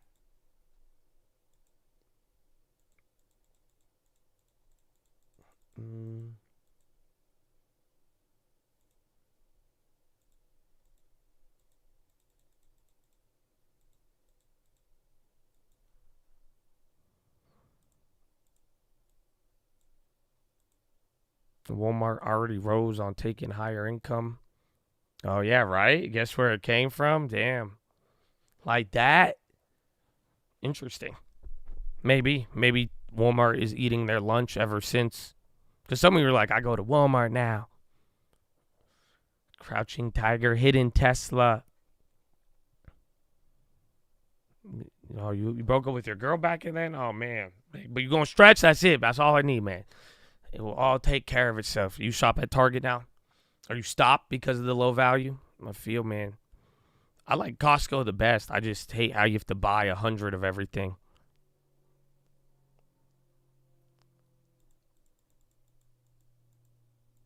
You like baklava? Yeah. My favorite is Kunefa. That is, I think, is the best. That's the real one. All right, let me get to TJX. But honestly, Target, if you want to do that, it's compelling. But you're really betting on, is this the quarter or not? Yeah, Target. Have you seen that guy? He like takes walkie-talkies and he like eavesdrops at these companies. And he, like, tunes into the Target channel. But, like, yeah, Target security is OD, bro. You guys know they got, like, mad undercover agents in there? Dude, loss prevention juggernaut.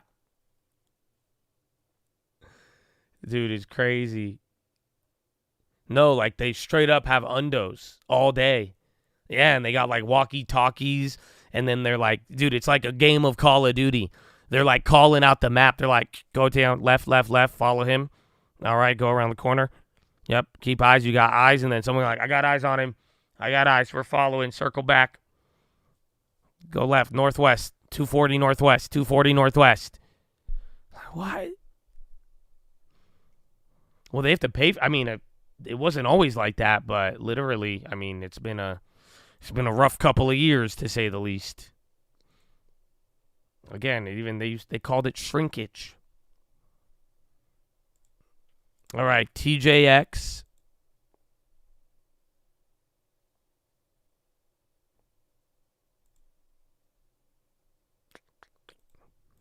So TJX, very good retailer.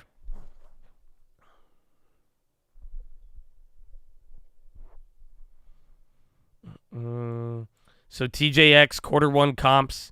Marmax 3.8, Home Goods 6%, revenue 12.49 billion versus guidance of 12.4 to 12.5. So analysts are on the high end.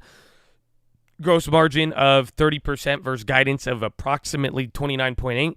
SG&A margin 19.5. Pre-tax margin 10.8 versus guidance of 10.5 to 10.6. EPS 88 cents versus guidance of 84 to 86. Next quarter comps.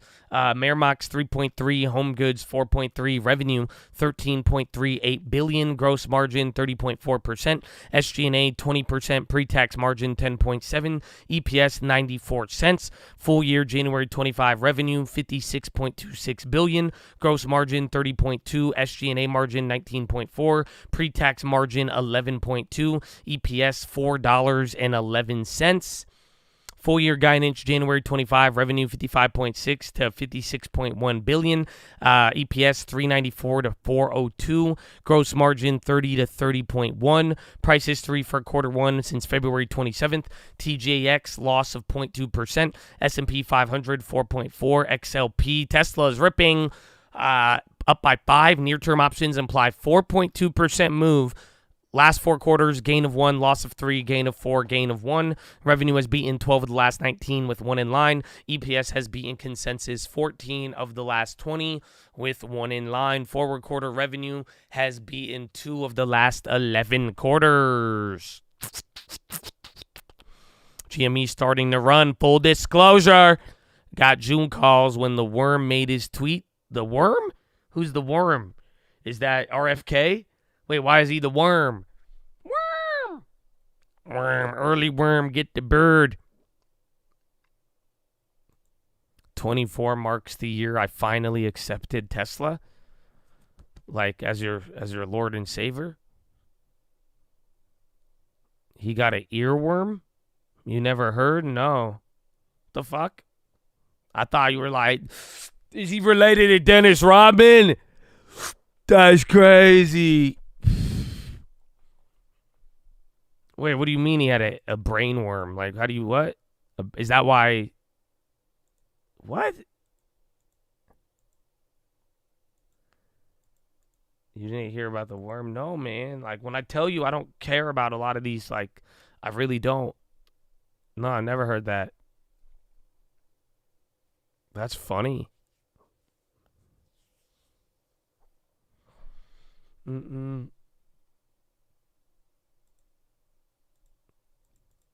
Is this real or is this like... It sucks because, like, I wish I could take every claim everybody has ever made and then have Donald Trump say it, because that's the only way we could, like, scrutinize it. Because if I told you that I had a brainworm, you guys would all, you'd do a fact check. Do you believe it? It sounds like a tall tale. It's like if I told you I'm a brainworm, I'm the best, I have it. You know, can you believe it?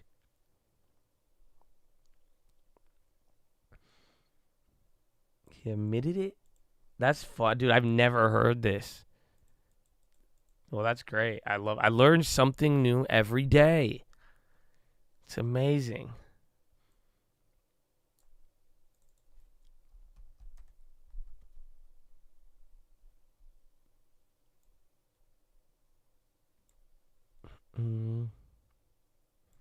Be of help. Yeah, man. Thank you.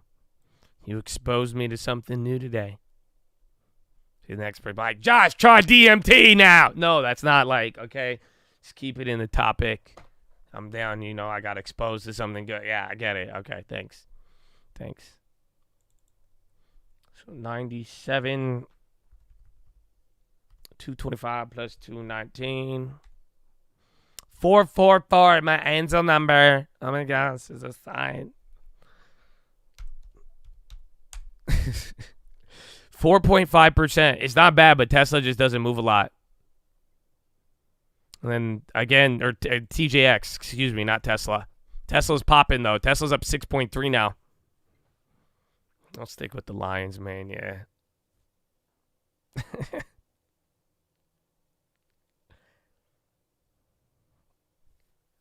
That's funny. Well, TJX, I don't know. That one, it doesn't move, but I always feel like retail could be shaky, but that one it doesn't really move on earnings. We played it last time and lost. So last time I went for it because I was like, oh, they don't move, but maybe it moves this time. It didn't move.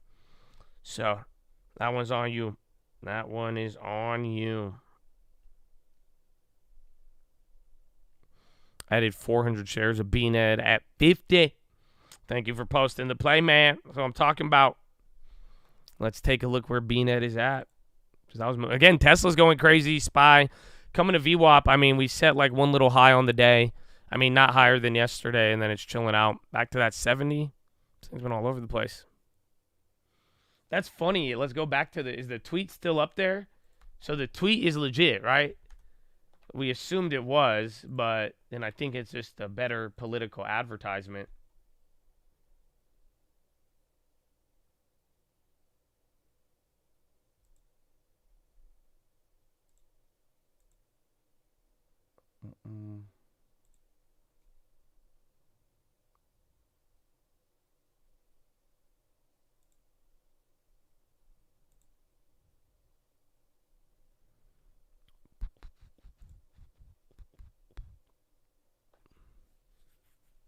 Yeah, it's still there. He's gotten almost 1 million views on the tweet. And it was posted, what, about an hour and 20 minutes ago? That's hilarious, dude. So, yeah, it's legit, man. Any news on Tesla? There was EV news off of, and then there was just literally Solar Star, what's it called? Solar Link, whatever he calls it, with T-Mobile. But then news of the EV and Pepsi.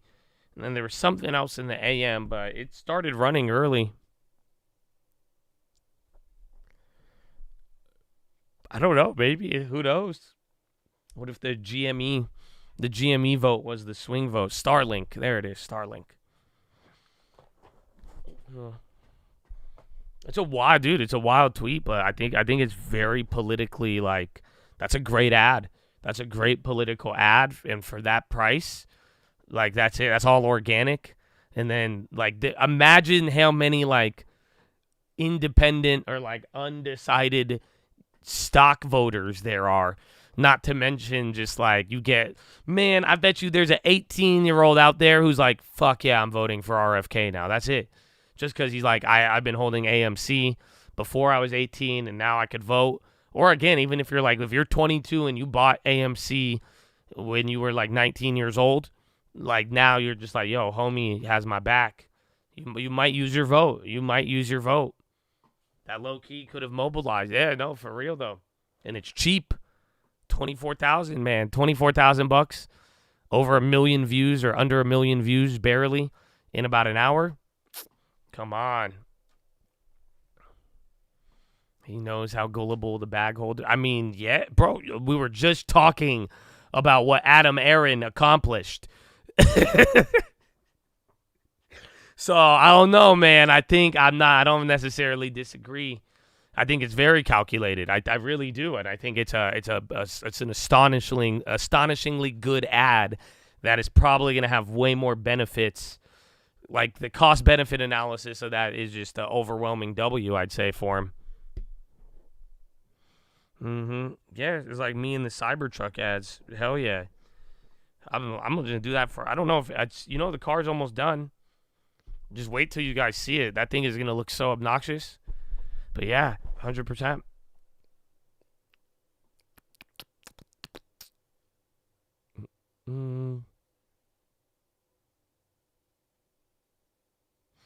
I would bet there are more people that think the post is stupid and ignorant than the few GME people out there that like it. Well, let me ask is there any real apes in here? Do you like that RFK is down with it or not? Or do you think it's like pandering? Do you think it's, what's the word I'm looking for? Don't patronize me with your GME shares.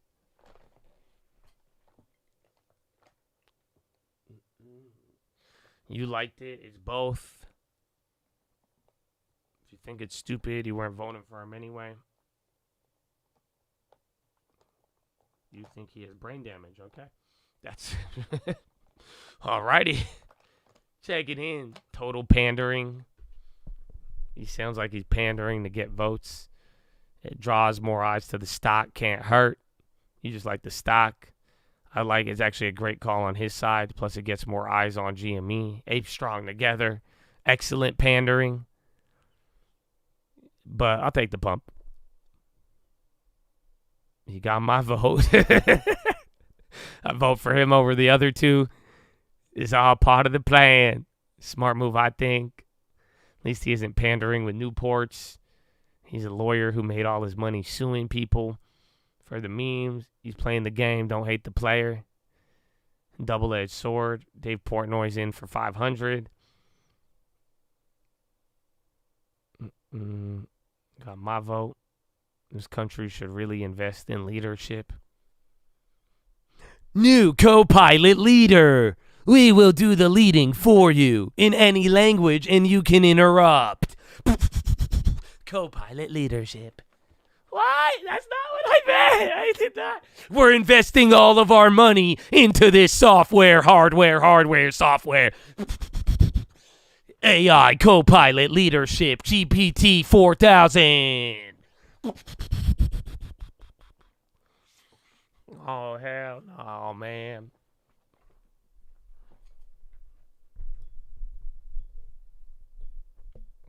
I don't think it's been an hour, so it was an hour, and he claimed to make a financial purchase. So after that point, I mean, it has to be legit. Otherwise, that's it. How are you able to access E-Trade Pro? They can't even access it. I don't know. I've heard so many weird things about E-Trade. I think E-Trade loves and hates me because they messed with me on my other account transfer. But like I've been with them for a minute, and like I got mad dough with them. But other than that, like I don't know. But my shit still works. If it goes away, I'm instantly gonna be relegated to the Stone Age.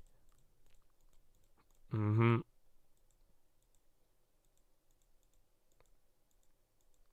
No, I gave up on the Robinhood. I just sold off everything except there's like I still have like Abivi shares and everything in there, and I just let it sit.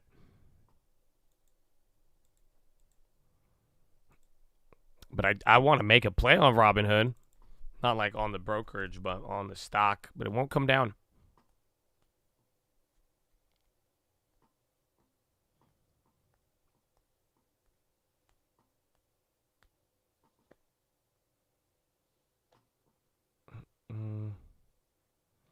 Netanyahu ordered Israel ministry to return AP equipment.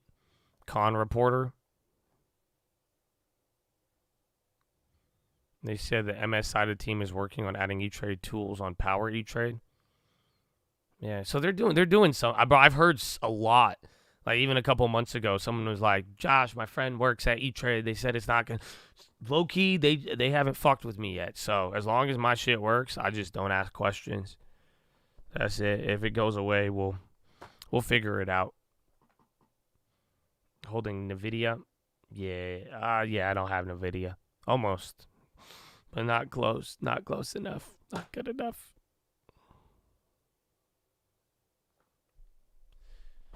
The Amazon. Yeah, that one. That was old. The AI thing. We talked about that a couple months ago, actually. It's still one of the funniest stories. Amazon made a AI shop where like you could buy stuff without checking out, and it just like calculates what it was, and they said it was like this camera technology. Come to find out, it was just a warehouse in India, and it was people just watching you. Yeah, this was a couple months ago. It was funny though. It's a really funny news headline. Because they were like, yeah, we'll just do this for now and then it'll develop, but then they never developed it. It is. It's a good, I think, top 10 funniest stories of 24. For sure. Bean had 10 shares at 49. Let's go, baby. Let's go.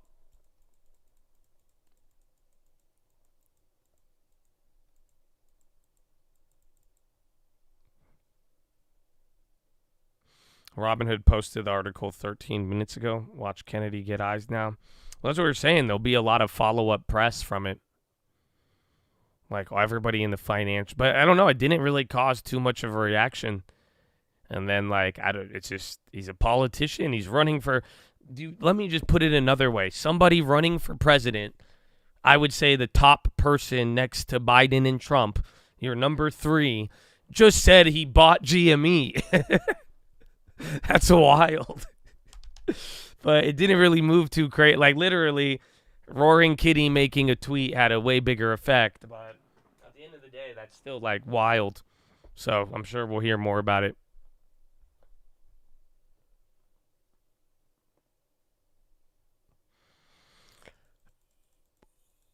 The brainworm. This is the first time I've heard about this brainworm, so. Oh, no, man.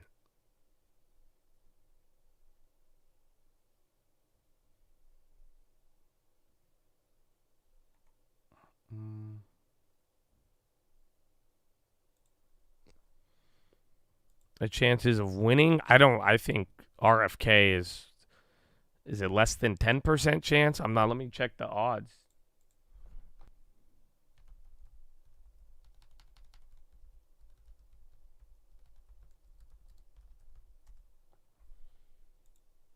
Let's see. That's crazy. Yeah, so he has like a 6% chance right now. But this is going to blow your mind. Are you ready? There might be other odds. I usually use Predict It. I've showed you guys this even from last election. But like low key, Gavin Newsom has the same odds of winning as RFK. That's crazy. Homeboy not even running for president has a higher odds. So 6% pretty much. 6 cents is like 6%. So right now, Donald Trump, 50-50, but Biden is actually lower odds if you wanted to bet on. That's insane, bro. That's sad. That's sad. I mean, I don't know. You might be able to I think you could, if you buy the no. They don't let you short it. They let you buy the opposite side. So you'd be spending 95, you're risking 95 to make 5. Which kind of makes sense of shorting. Same concept. Because your upside is the upside if it goes up to 95. That's crazy. Literally, Gavin Newsom is not even running, and his odds are the same as the third party candidate. This is worse than I thought. I was just telling you, I was like, I don't know what the odds are, but shit, bro. That's sad. That's crazy. How is Gavin Newsom? He's not even running. Like, do you know what I'm saying? Like, it's more impossible that Gavin Newsom would even win. Like, that doesn't even make, I'll check other places, but usually these predicted odds, I mean, a lot of people go off of it. And, I mean, even from the last election, but that's crazy. He's higher than Nikki Haley, but that makes sense, but I'm just hella confused by that. Like, look it doesn't even so usually it'll show you it goes Trump, Biden, and then Newsom. Why is he on there? He's primary left fallback if something happens with Biden. Why not Kamala? I wouldn't mind Kamala. No? Y'all just gonna give up on the first lady president? Why not? The first lady president? Get you some Kamala? That's crazy, RFK. Gavin Newsom has higher odds. No way. That's wild. We did it, y'all. We did it.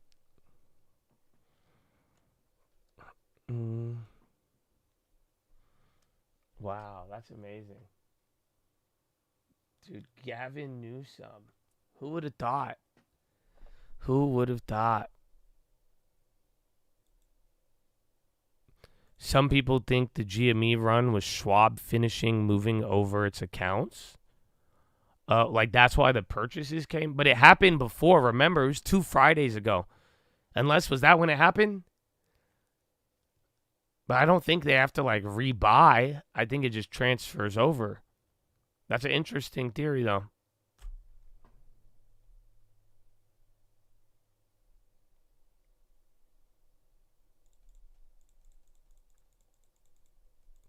That was kind of dark.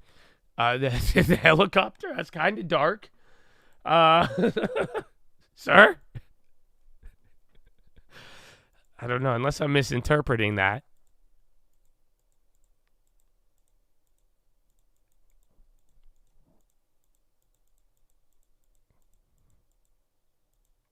That is crazy, though. I can't believe that. My mind is blown that Gavin Newsom is running odds right now. With why is RFK buying YouTube ads right now? And that's crazy. He's still running, he's still going, he just bought GME. That is crazy.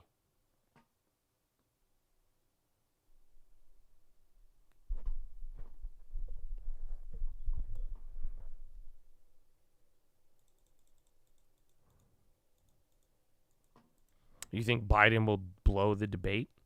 They will get him off the ballot? No. I know that's politics. They're not going to be the debate was bad. We should probably switch about 3 months ahead. No, that won't happen. But here's the deal. Are you ready? People are saying that Biden can actually benefit off of the debate more than Trump. Why? Because go put them up on screen with each other, and then you're going to get an hour of Trump clips. I know you want to talk about immigration and abortion, and that's it, a little debate.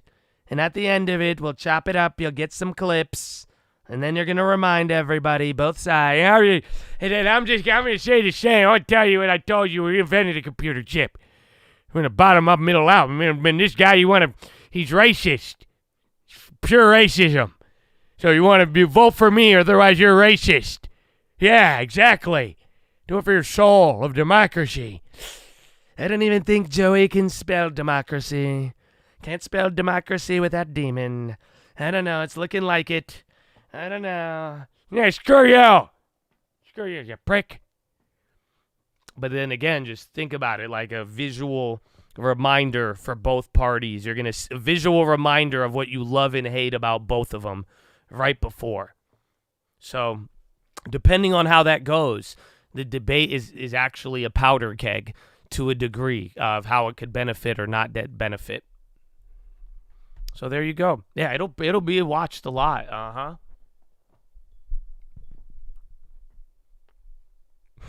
What are they running on? Both of their campaign promises are just totally annihilate the other side. That's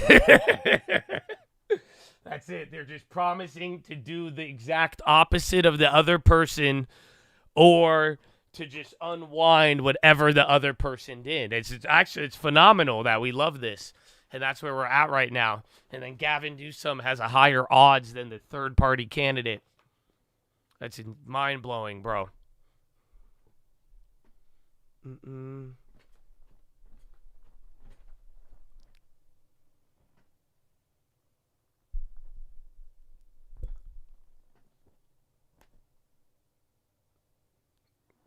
RFK should live stream and answer in real time. That'd be funny. I'd watch that too. It's just like a third. Why don't we do a third-party stream for RFK, and then he just comes on and then he answers? We'll give you a chance to answer the question. You should get a green screen and like act like he's there. That would get me. I would vote for him if he did that. I'd be like, fuck it, man. You got a green screen. You tried. I got you, bro. Gamble your side. Trump versus Biden. Brought to you by DraftKings. If you have a gambling problem, please call 1-800-I'm-a-Degenerate. Gambling is a real serious problem. Please consult with your friends and families, and don't let this get out of hand. And if you enter I have a gambling problem, we'll give you a $100 credit. Thanks. DraftKings. Be a king.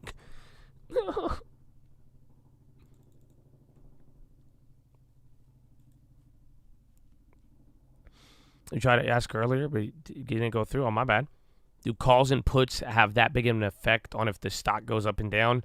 It just depends. I mean, usually, lately people love to talk about the gamma, and sometimes there is big imbalances that have an effect, but it really depends on what is going, like the share structure of the company, as well as the amount of volume we're talking about, and then ultimately, is there event risk priced in? That's where a lot of people fail to bring that one up because, again, depending on where you're at on the volatility, it can. More so no. I'd say it leans more so to no, but it really depends. And why I say that, because a lot of people don't realize it is two completely separate markets. So although people, and there's hedging and then the person buys and does this, they are two completely different markets. The stock market is different than the options market. They are standalone markets, believe it or not. So that's why, too, we get more issues with options sometimes. Or, the market will be open and cash open is different than when the options actually open.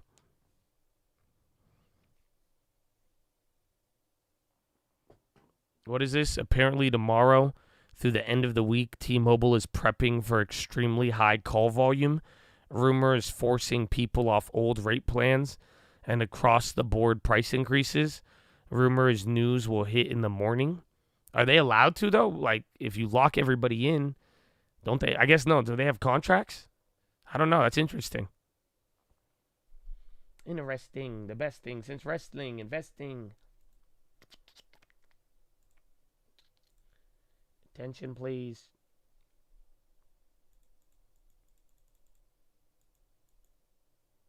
They don't have contracts. We have contracts. Okay, y'all confusing me.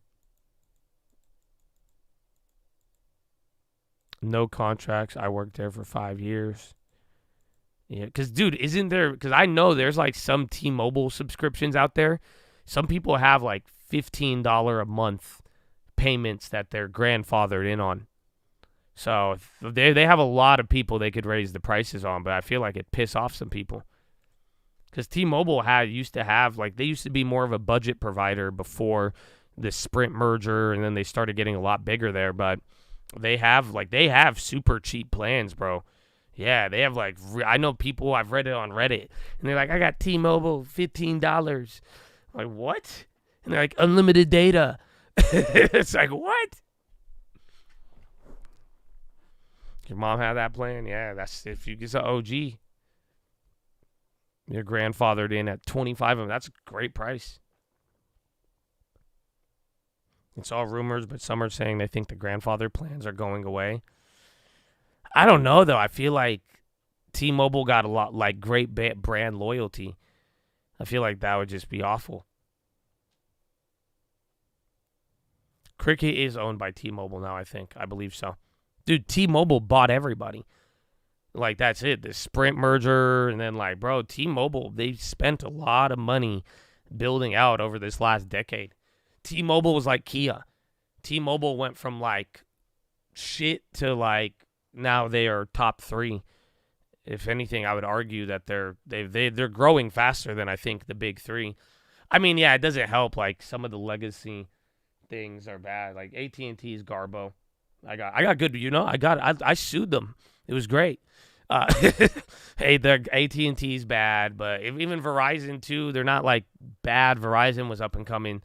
But then the other one, your boy T-Mobile, they have some of the fastest growth rates there, as like a straight up just getting new members signing up. Nobody's done that like they have in the recent couple of years.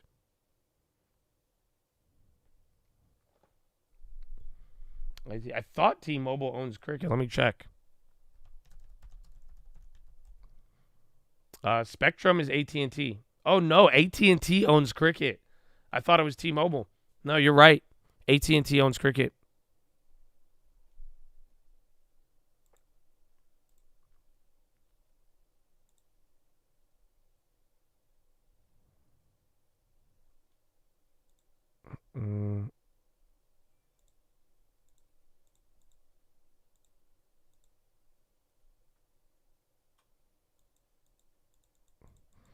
You thought I banned you and you love the chat. I didn't ban you the last 3 days. I'll let the chat decide if you think it's unfair.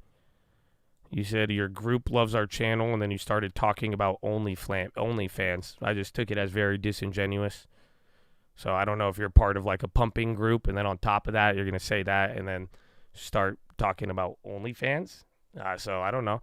So I'll let the chat determine. But I appreciate you. I mean, again, it's only a timeout. But that was like 4 or 5 days ago, man. So either way, you tell me. If Chad thinks I'm unfair, I'll let the people decide.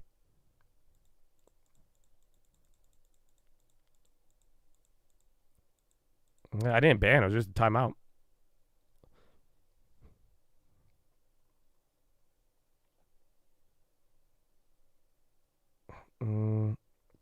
Oh, Target. I don't know. I might flip a coin. That's the only way I could decide on it. Oh, OpenFace just timed you out for saying true libertarian. So I don't know, man. That's it. But I'll let the chat decide. That's the beauty. I get accused of a lot of things, but like I'll just pull up the chat facts, man, and I will be judged by my peers. And if y'all think I am unfair and abusing power, I'll put it to light and call it a day. But like I'm saying, a lot of things, sometimes things come off disingenuous, and then things if it realms into another degree, that's it. And like I'm saying, I've been really flexible today. Call out plays, bring it to the attention, but like after a couple of times, you are pumping. So that one didn't apply, but yeah. I didn't ban him. I just timed him out for that comment that day. Just 24 hours. Call it a day. Is that UNH or no, UNP on the low? And yo, railroads are getting clapped. What is this? Lebowski said that earlier. He was saying transports are getting murked, and now you got railroads. I saw UPS on the low. Why does IYT look like this? The hell? Well, it says 2020 on deployment when I stopped playing the market. God bless, man. Thank you for your service. Get a long term at the very least. Again, whether it's trades or news, man, the long term has been great.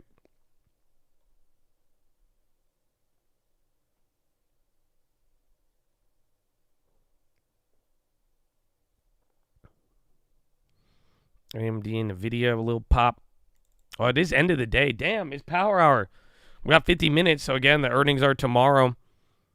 My goodness. I swing in NVIDIA. I mean, who has NVIDIA plays? Post it if you have one. Because, again, the only one I saw earlier was, what's it called?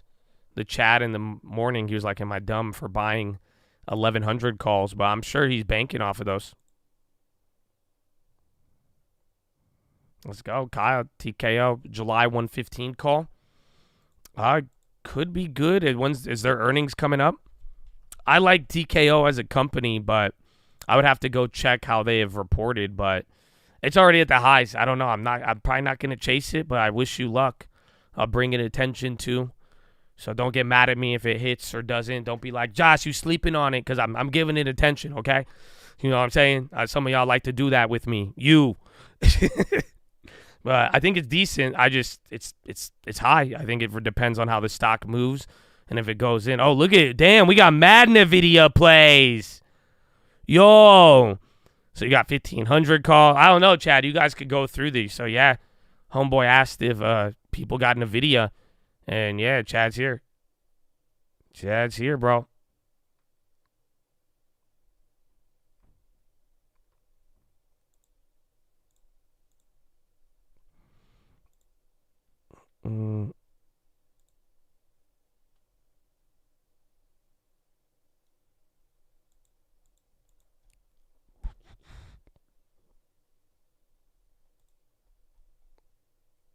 City's on the high, RCL2. NVIDL, that's like the cheaper VIX. I don't do that was a lot. Y'all got the plays, baby. So, yeah, man, that was cool. I like to see it. You could see puts and calls. People posted their strikes. That's awesome. But, yeah, I guess there's a lot of hands in the cookie jar, baby. Wow. That's fun. Again, NVIDIA is not today. It's tomorrow after the bell. So, and then ELF maintained that buy. Cancore Genuity. My crystal ball for NVIDIA. I don't think you could crystal ball NVIDIA. I think $200 move is reasonable, and then worst case it cucks and only moves like $50. But I think like a $200 follow through up or down, that should be within one standard deviation. I think I'll double check, but other than that, the problem is, and why I say that, because think about it, NVIDIA has been raising their guidance by 40%. What is this? I see a Justice Department headline, and you're saying weed pop, but it's related to weapons. It's not related. And then SPY rocketing up right now. New high. You got a green shoot. Yeah, weed a little bit off the bottom. Not too crazy. Play the pumping. Oh, no. You got to wait till the level, bro. We have another song, too, man. Wait till you hear it, VG.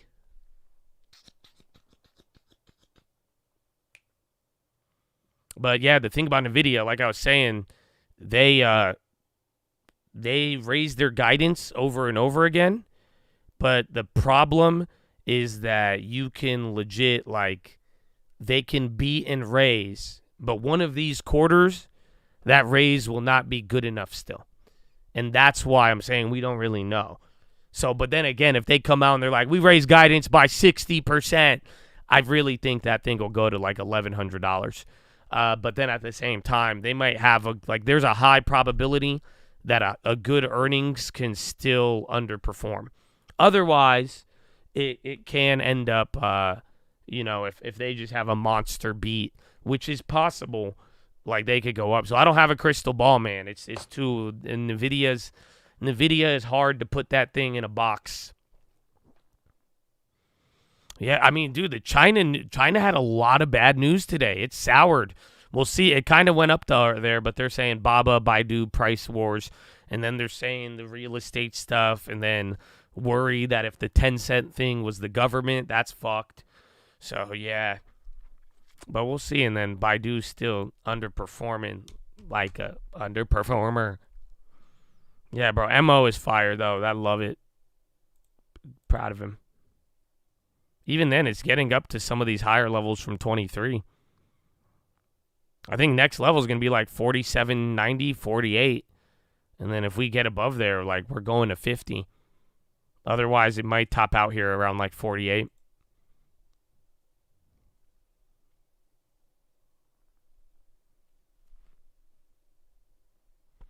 And then weed stocks are coming up there. SPY was starting to move.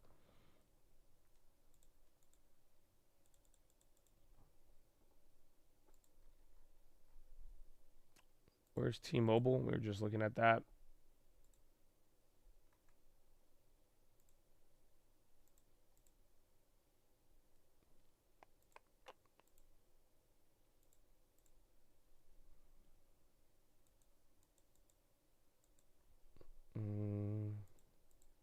All right, what time? 12:16. Is this old?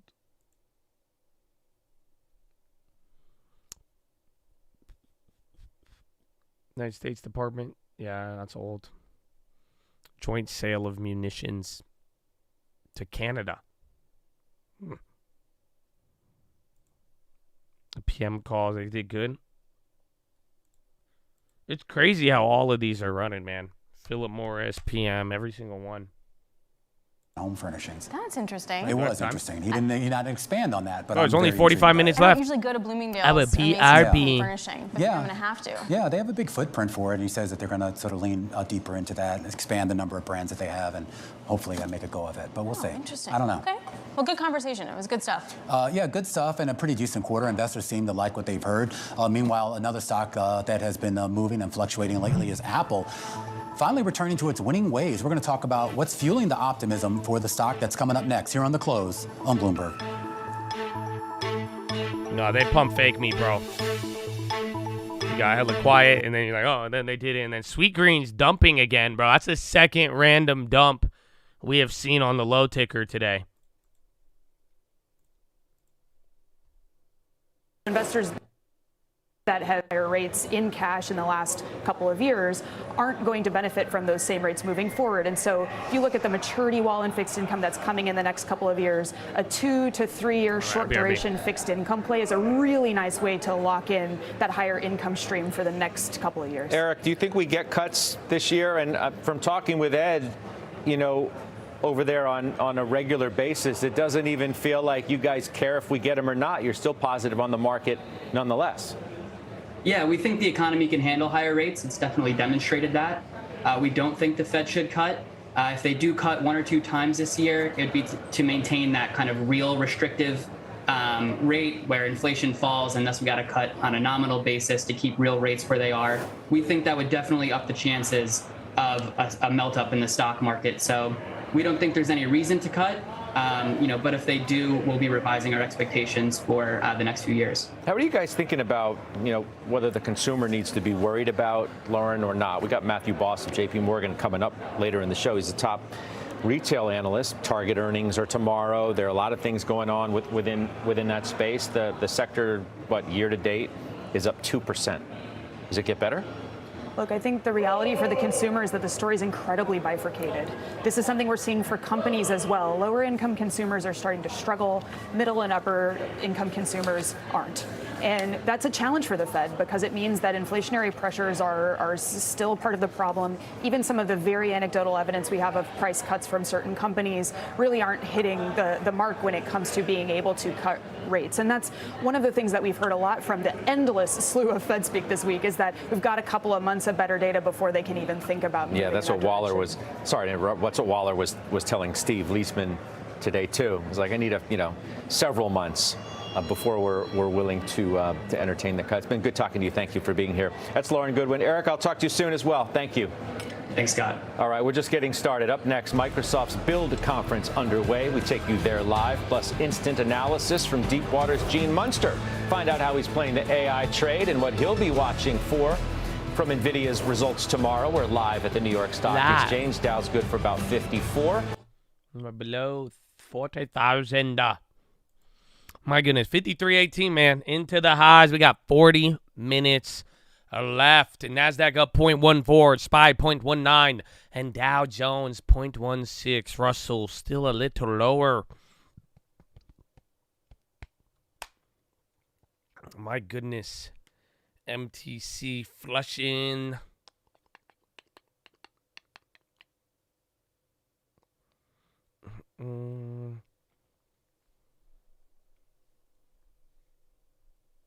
Everybody in the MTC, CGC. All right, man, that's 2 call-outs of it. Next one include a play. But you good for now? Hell yeah, it's dropping. Oh, where's that other one? BNED? Let's got to the gym. Oh, let's go, baby. Stretch. Stretch before, my brother. I've neglected the stretches, man. And my rotator cuff paid for it. Then Sweet Green still falling out. GME's on the upside, man. What's up, RFK? What's up, man? Shut up, I boogie, man. I'm the one that upped the SCO with them. SCO, inverse of oil. What?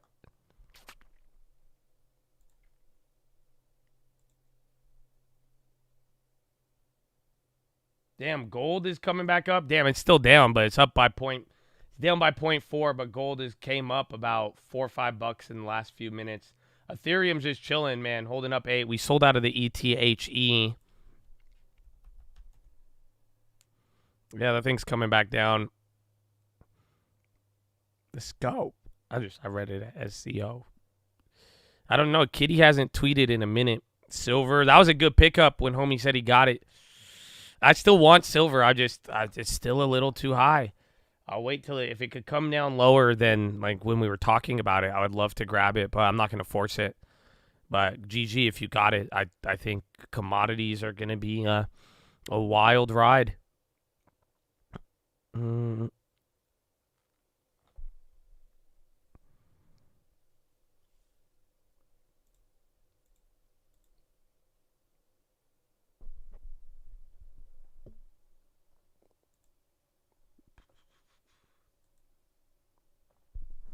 Only limit orders. Scammer.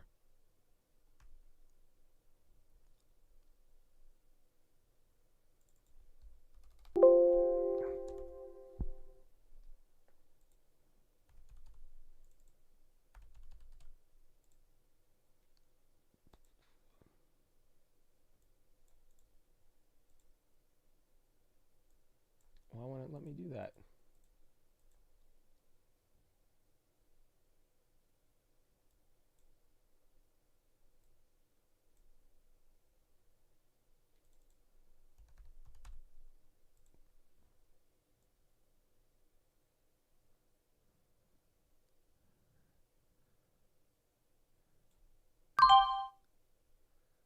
Alrighty.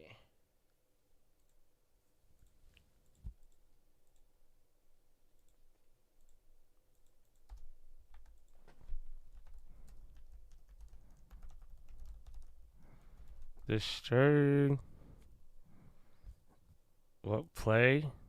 I mean, I'm not going to pump it, so I'll tell you on the watch list. Not a recommendation.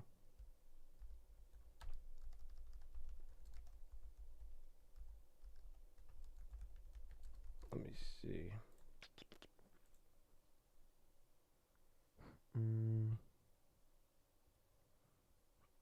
Yeah, SLV back in it. I mean, gold, I've had a nice run with it. It didn't look good when I was doing the down $12,000. But, you know, it's been a nice streak, bro. I didn't do silver. No.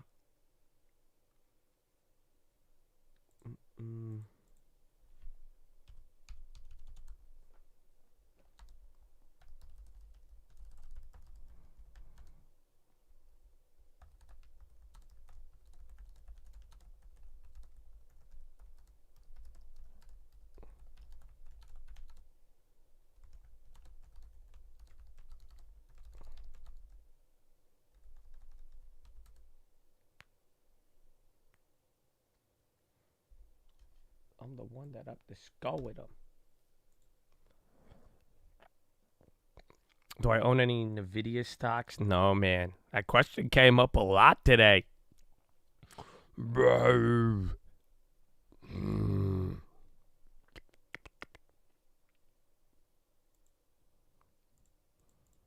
Look, I think a lot of y'all got some GMEs here, too. I think a lot of people bought in after the RFK thing.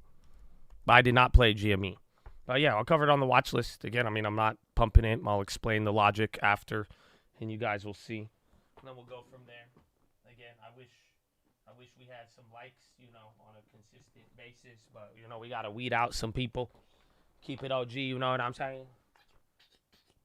Volume is extremely low.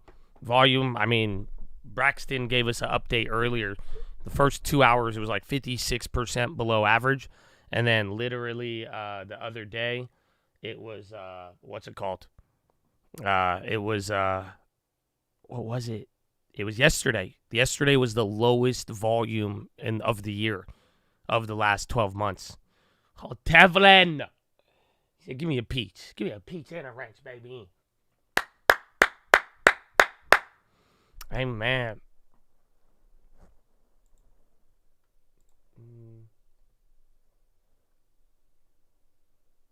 Certified boogeyman. I'm the one that up the skull with him. Pinduoduo. Oh, you're right. Is it pre-mark? I forgot Pinduoduo is this week. That's a big one. I don't think I went over that. I went over TJX and the other one. You're right. And, I mean, we talked about the targets, too. I don't think the target play. I didn't make that play, but I thought that one's compelling. Let me see. It doesn't show up on this image list, but somebody told. Is it Pinduoduo? Pinduoduo. Ethereum catching a candle.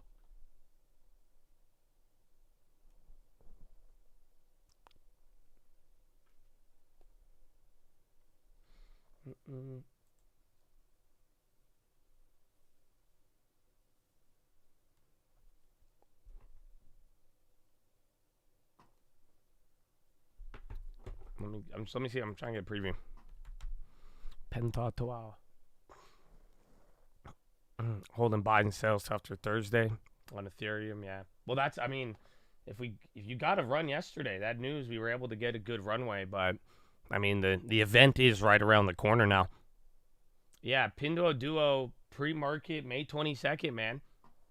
So Pinduoduo expecting revenue. Let me pull this one up here, and then weed stock still climbing a little bit.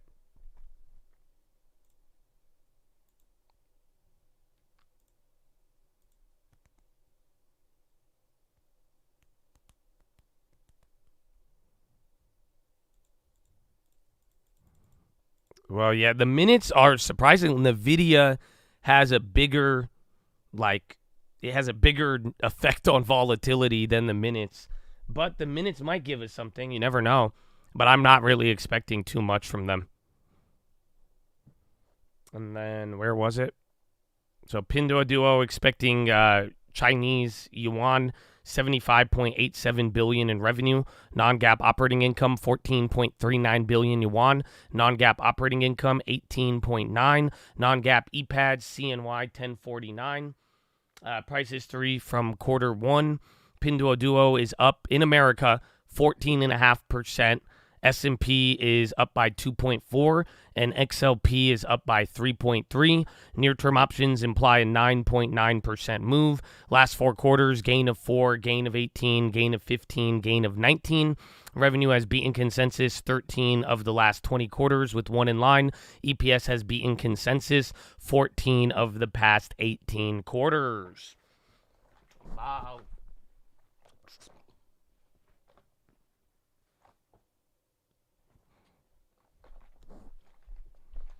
So Pinduo, I mean, it's pricing in 10%. It's moved almost twice, double that. And then literally, a gain of 4, gain of 18, gain of 15, gain of 19. So it could move a lot. I mean, we've seen, I don't know, we hit JD. That was the big one we hit last quarter. But I don't know, I think we did hit a Pinduo duo. If you guys remember that one. Or that wasn't even earnings. I think it was just a random move. Interesting. So let's see what they're pricing in.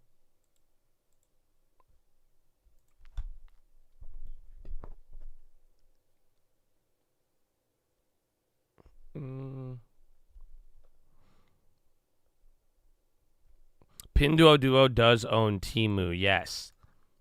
Or Temu. In the first Super Bowl ad, it was Temu. Shop like a billionaire. The next year, they were like Temu. I feel like they messing with us. You know what I'm saying? So I don't know, man. But I think it's Temu.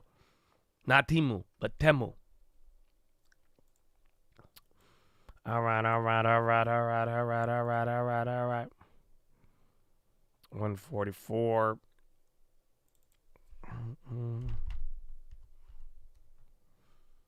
Plus 675. This looks like a wide range. 1280. That says 1340. That says 1290. Oh, yeah. We'll go with 13. I think a little bit less than 10%. Yeah, 9%. So 18%. It's literally moved that amount or slightly higher 2 of the last 4 earnings. So, yeah, I don't know. Pinduoduo, I think, could move. I think, though, we could play it afterwards. Low-key. I think no matter what, I think post-earnings play on that one will probably be a lot crazier. So I'm kind of down with that.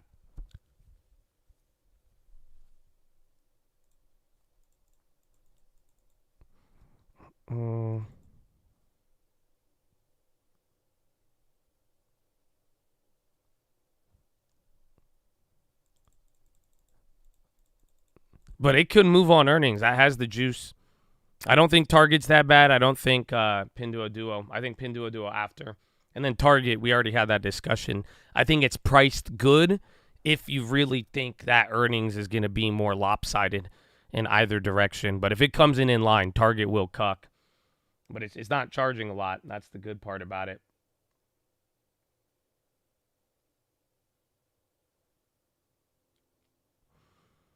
Temu. Shop like a billionaire. PG on the high.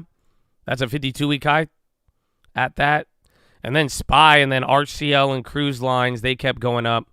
They were doing that earlier. 53.19. This was like the low end before we started flushing. But, I mean, you're, 6 points off of a new all-time high? How are the 524s more? Maybe IV? But just, like, same strike, it shouldn't be. Or it could just be the spread. I think a lot of things can benefit or hurt off of NVIDIA. Now, AMD could benefit beforehand, depending on how they report. Could either help or hurt AMD, but definitely beforehand, I think they can.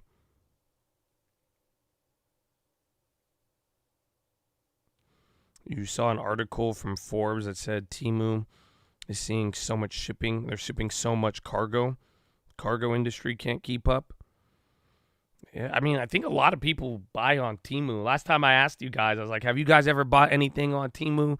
And a lot of you were like, my girlfriend, my dad, my mom. I was like, wow. So I've been on Temu. I've been on the website, but I've never bought in anything. Can we see?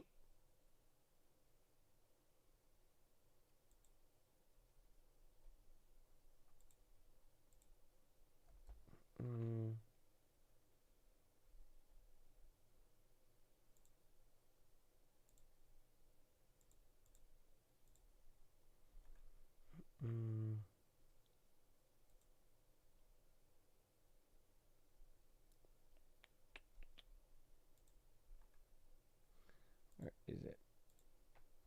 That's funny. Temu, shop like a billionaire.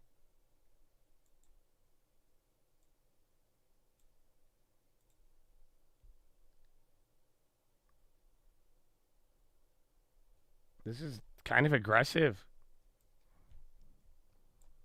So Temu, you guys want underwear, a chair, American flag, dash cam, Memorial Day sales. What is this? Oh, dude, I was like, wait, what? Bruh, what is this? Oh, it's I thought it's an accessory. I was like, for $8? Yo, bro. I was like, hold on. Was it $13 for the lounger? No. Where'd it go? Holy shit. No, it's a dust proof. It's the mat. I was like, no. That's crazy though. I didn't even realize that. Look, you're a bargain hunter. You saw that. You're like, $13 for that couch? Give me that. That's hilarious. Yeah, bro. Temu. What is this? A razor diamond cutting wheel? Oh, that's cool. Watermelon slicer, bro. That kind of go hard. Oh, upgrade your car? So, yeah, man. I've never bought anything on. Oh, my gosh. By the time I Temu'd and came back, do you guys see this? Holy. That's funny.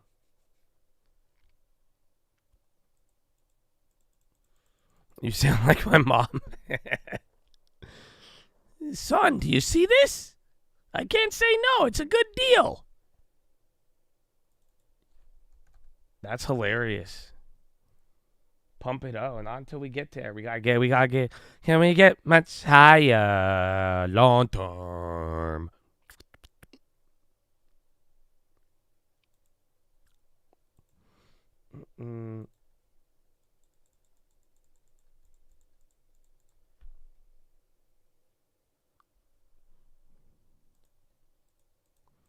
Yeah, I had it up here because at first it wasn't moving, but it's kind of lifting off. But hopefully you noticed the whole market just went up. So value, NASDAQ or Dow Jones is still leading. Small cap still a little bit behind, but you did get a decent move there. So not bad at all. Let me get much higher.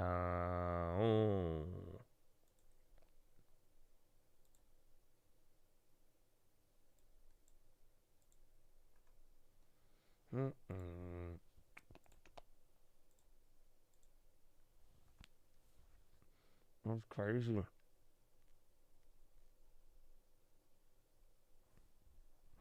Tilray not following weed. Maybe not actually. I don't know. Yeah, they're down. Wasn't CGC down a lot? So I don't know what's moving in MS. It has to be something, bro.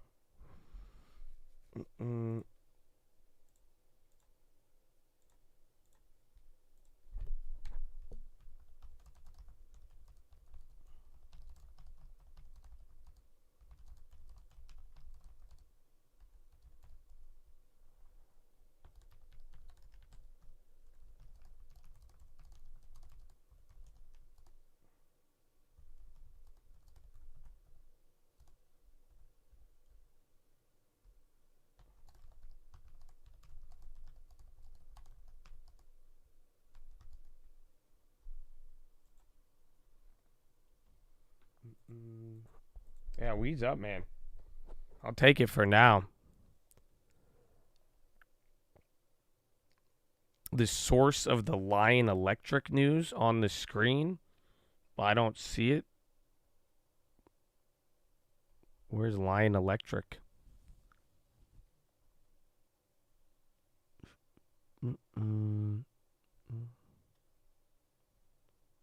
Wheat. Cleveland Cliff. What's... No, I didn't see that. CTNT, it's going to 0. Ah.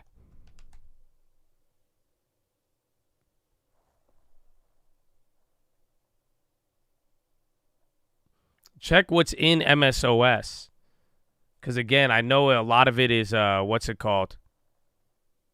I think a lot of it is, what's it called? I think it is, damn, it's at 93 cents right now. That's crazy. But that was after yesterday, though. I'm sure people are like, well, it went from $2 to $40. That is nuts, though, man. Again, they sold 13 cars. It was literally, yeah, it went up to $45. Yeah, I know. So check is it is GTB? Oh, was that that was the one that went crazy today, huh? Or which one was it? GTBI? There was some biotech like that, but I didn't know.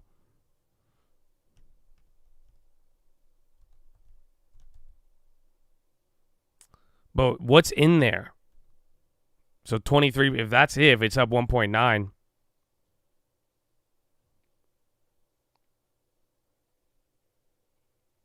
Let me get my tire.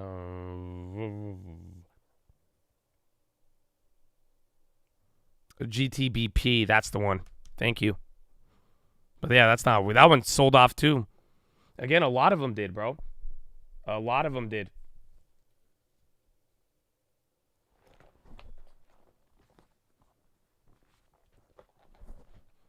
Yeah, all of the MSOS, I think it's all made up of literally OTC stocks.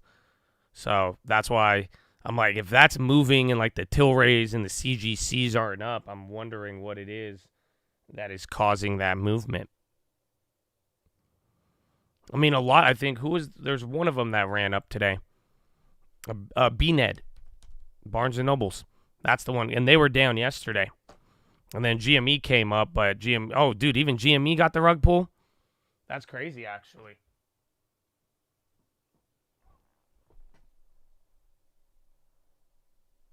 Its top holdings aren't moving. That's weird. That's why I'm like, why is it going up then? Hey, we'll take it. They're going to get rug pulled as well, maybe. Madrigal on the high. SPY even coming down a little bit. We got 20 minutes.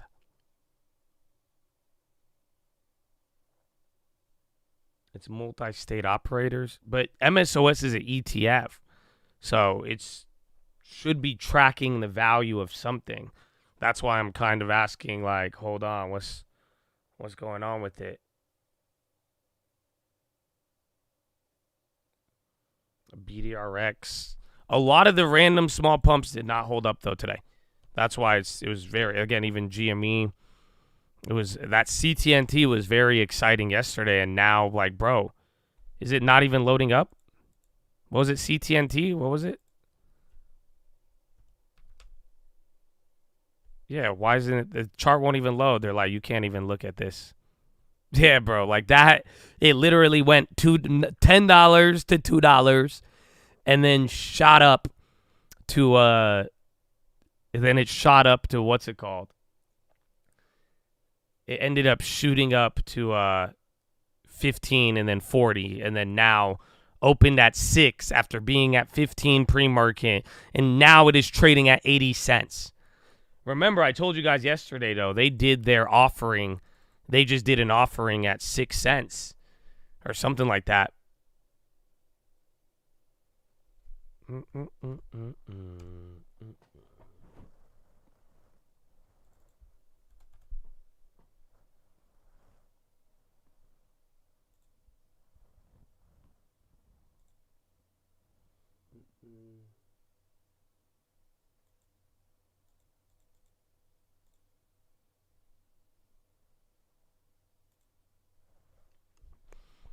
TSNDF and MSOS is weed play. That's crazy. Oh, we'll take it. That was still nuts, though, man. So BNet is the winner out of those for today. If it continues, it continues. Yalla. If not, no worries. RCL and NCLH have kept going up.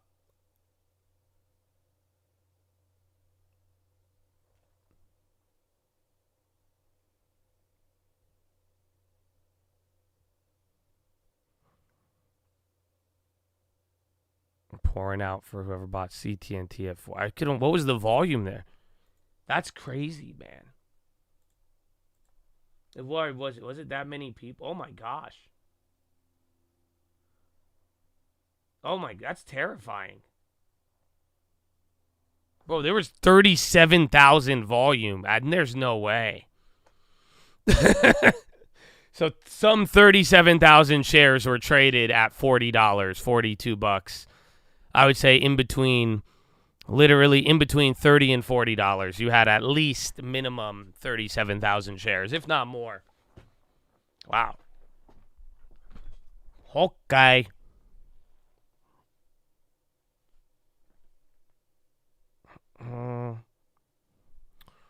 You get much higher. Oh. Probably all Chads. Why would you say that? Or you mean like Chads in a broader sense? Or are you talking about where you spend every day, sir?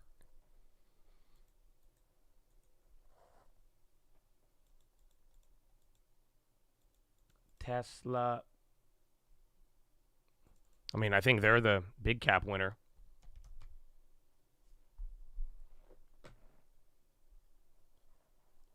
I'm the wolf. All right, bro. See you later. No answer to that question. Disrespect. And then saying you're the wolf in regards to that PHILO. I will rebuke the evil, my friend. If that's unfair, Chad, you let me know. I don't fuck with that.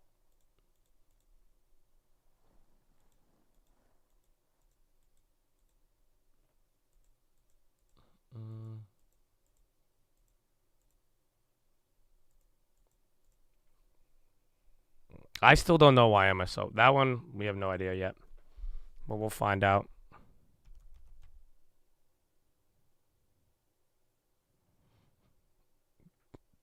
Flee from me. Amen.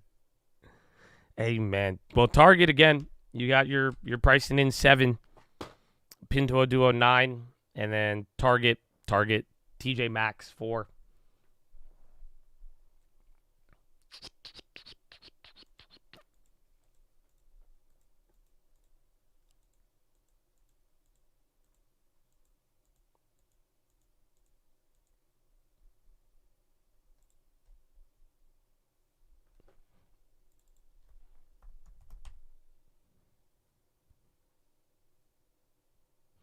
Dude, Tesla's 6.1. So, I don't know. Follow through on that. We will find out. Tiara. What's up? Amen. Amen. Amen.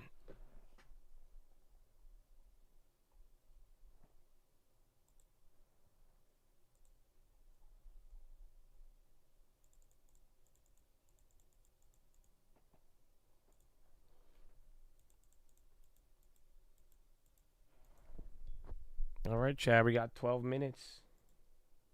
That's it, man. Another 7 hours. Another 7 hours coming to an end. And now tomorrow, we got a couple earnings here today, but literally not any of the good ones.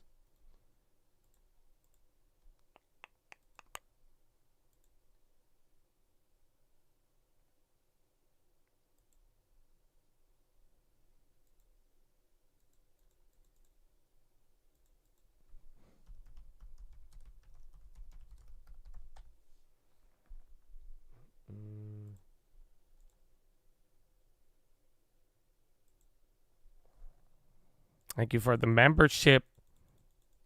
Well, that's all Tiara, Keith. Shout out to Chad, baby.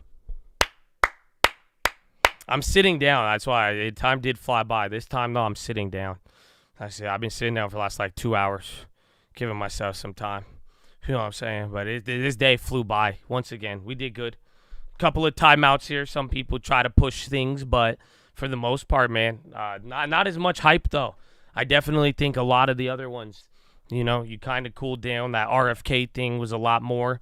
Other than that, now it's just still more AI, more events. CTNT, I talked about it yesterday. So, again, just that price movement itself was mind-blowing. And then that's, I think, what maybe people are thinking the same thing will happen again, but I doubt it. The thing about it is, though, they buy cars in America. It's kind of more scammy. It seems like they buy cars in America and then they sell it to Europe. I say it's scammy because it's a very small company comparative to that move yesterday, but it did come back to reality. They sold 13 cars. Dave Wall, Target Flushing too. Really glad to be here. Enjoyed hanging out during the day for the last few weeks. Thanks for your work in the car. Dave Wall, I get my first super chat from you ever on YouTube, baby. That's what I'm talking about. That means a lot. Thank you. Horna.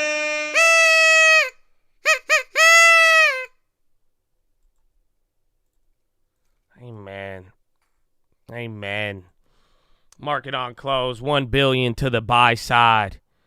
My goodness. Dave Wall, I can't believe it, man. Thank you. So you new, man? Are you new here over the last couple of weeks? Because that's it. If I got your first YouTube chat after that, bro, that's hype. I appreciate you. My man. What? US CDC has asked jurisdictions to work with laboratories to raise submissions of positive influenza samples to public health laboratories for subting? I don't know. Yeah, what the hell is that, bro? Tef not clap. Baby, what up, 2020? Oh, man. Welcome, Chad. Oscar. Then Target bouncing. Oscar Health on the high. That's their 10-minute rig, man, so you got a little bit of time. Let's see. We have a 20-year bond auction tomorrow. Maybe that moves us. Otherwise, minutes and then NVIDIA.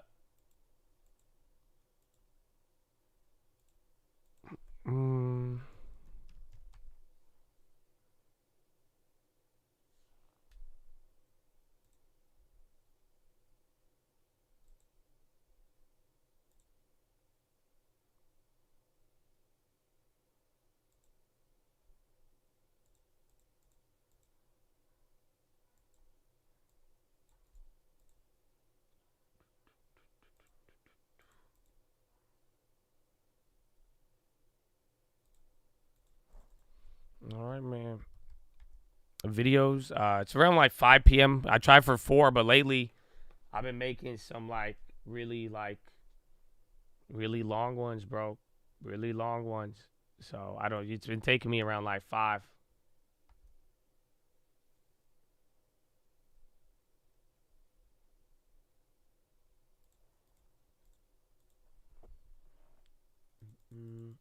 Yeah, youtube.com/thetradingfraternity. Second link in the description. So you could get there right now. That's it. You go, man. You come here. You got your chat, bro. Then boom. Right here, man. Watchlist. Hawkeye. Those 43, yeah. And then it'll be there. And then you'll be good to go, baby. You'll be good to go.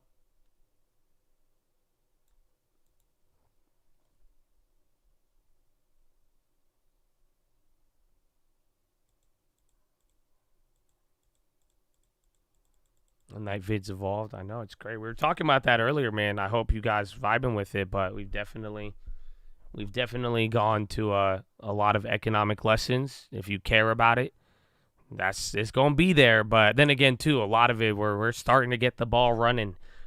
So it's exciting. A good foundation is being built.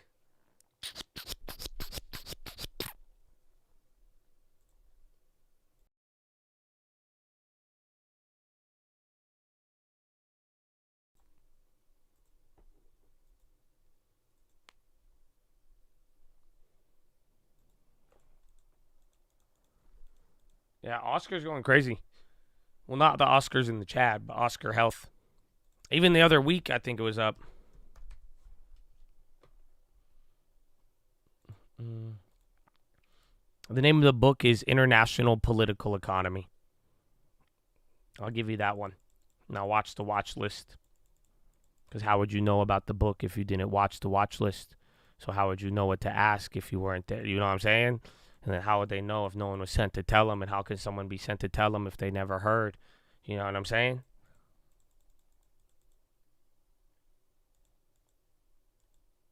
Okay, hi. Final 5 coming in and low tick or high ticker, like low key going crazy right there.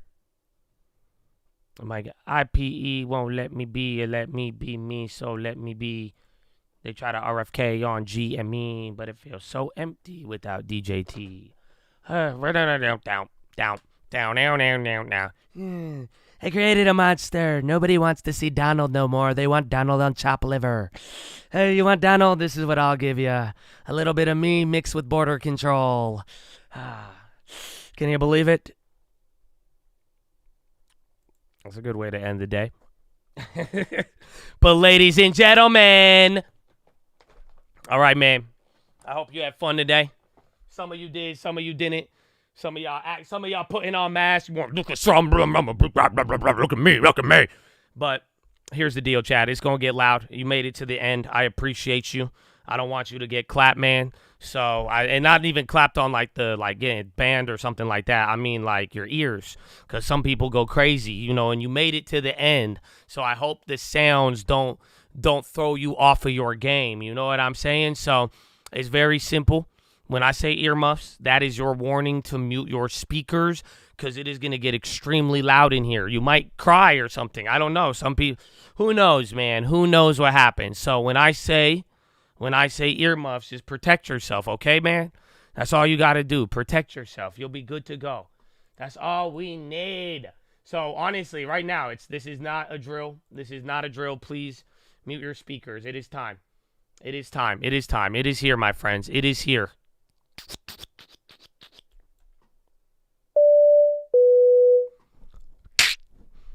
All right, ladies and gentlemen. We're making our final approach. As we make our final approach, you guys are holding on to any bags. Please stow them in the overhead bins above or firmly beneath their seats.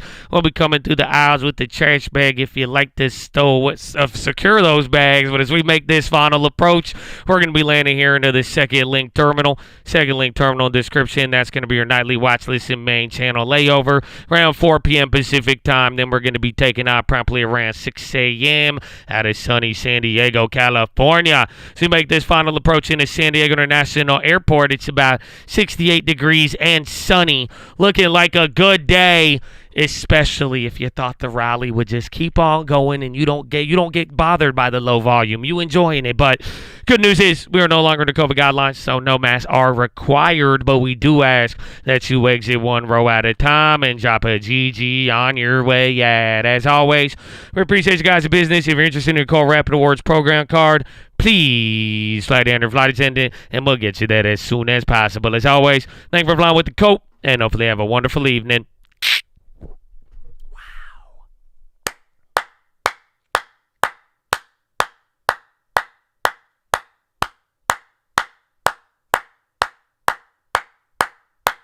Oh, wow. I think we got that out early. Yeah, y'all made me laugh, bro. I can't look at the chat if I be doing the landing sometimes.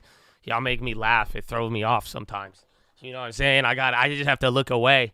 I got to look away. I'm telling y'all, there's some funny things, bro.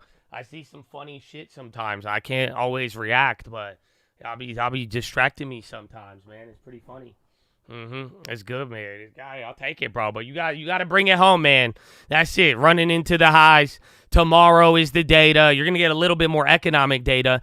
You get your NVIDIA, then it's gonna get even slower after tomorrow, bro. You know that, right? Like that's the crazy part of all of it. We got GME now. What that do? This is high. So get ready for all of it. But Chatadonia, you do not have that much time left. I think you should start making your final decisions because you only have 1 minute.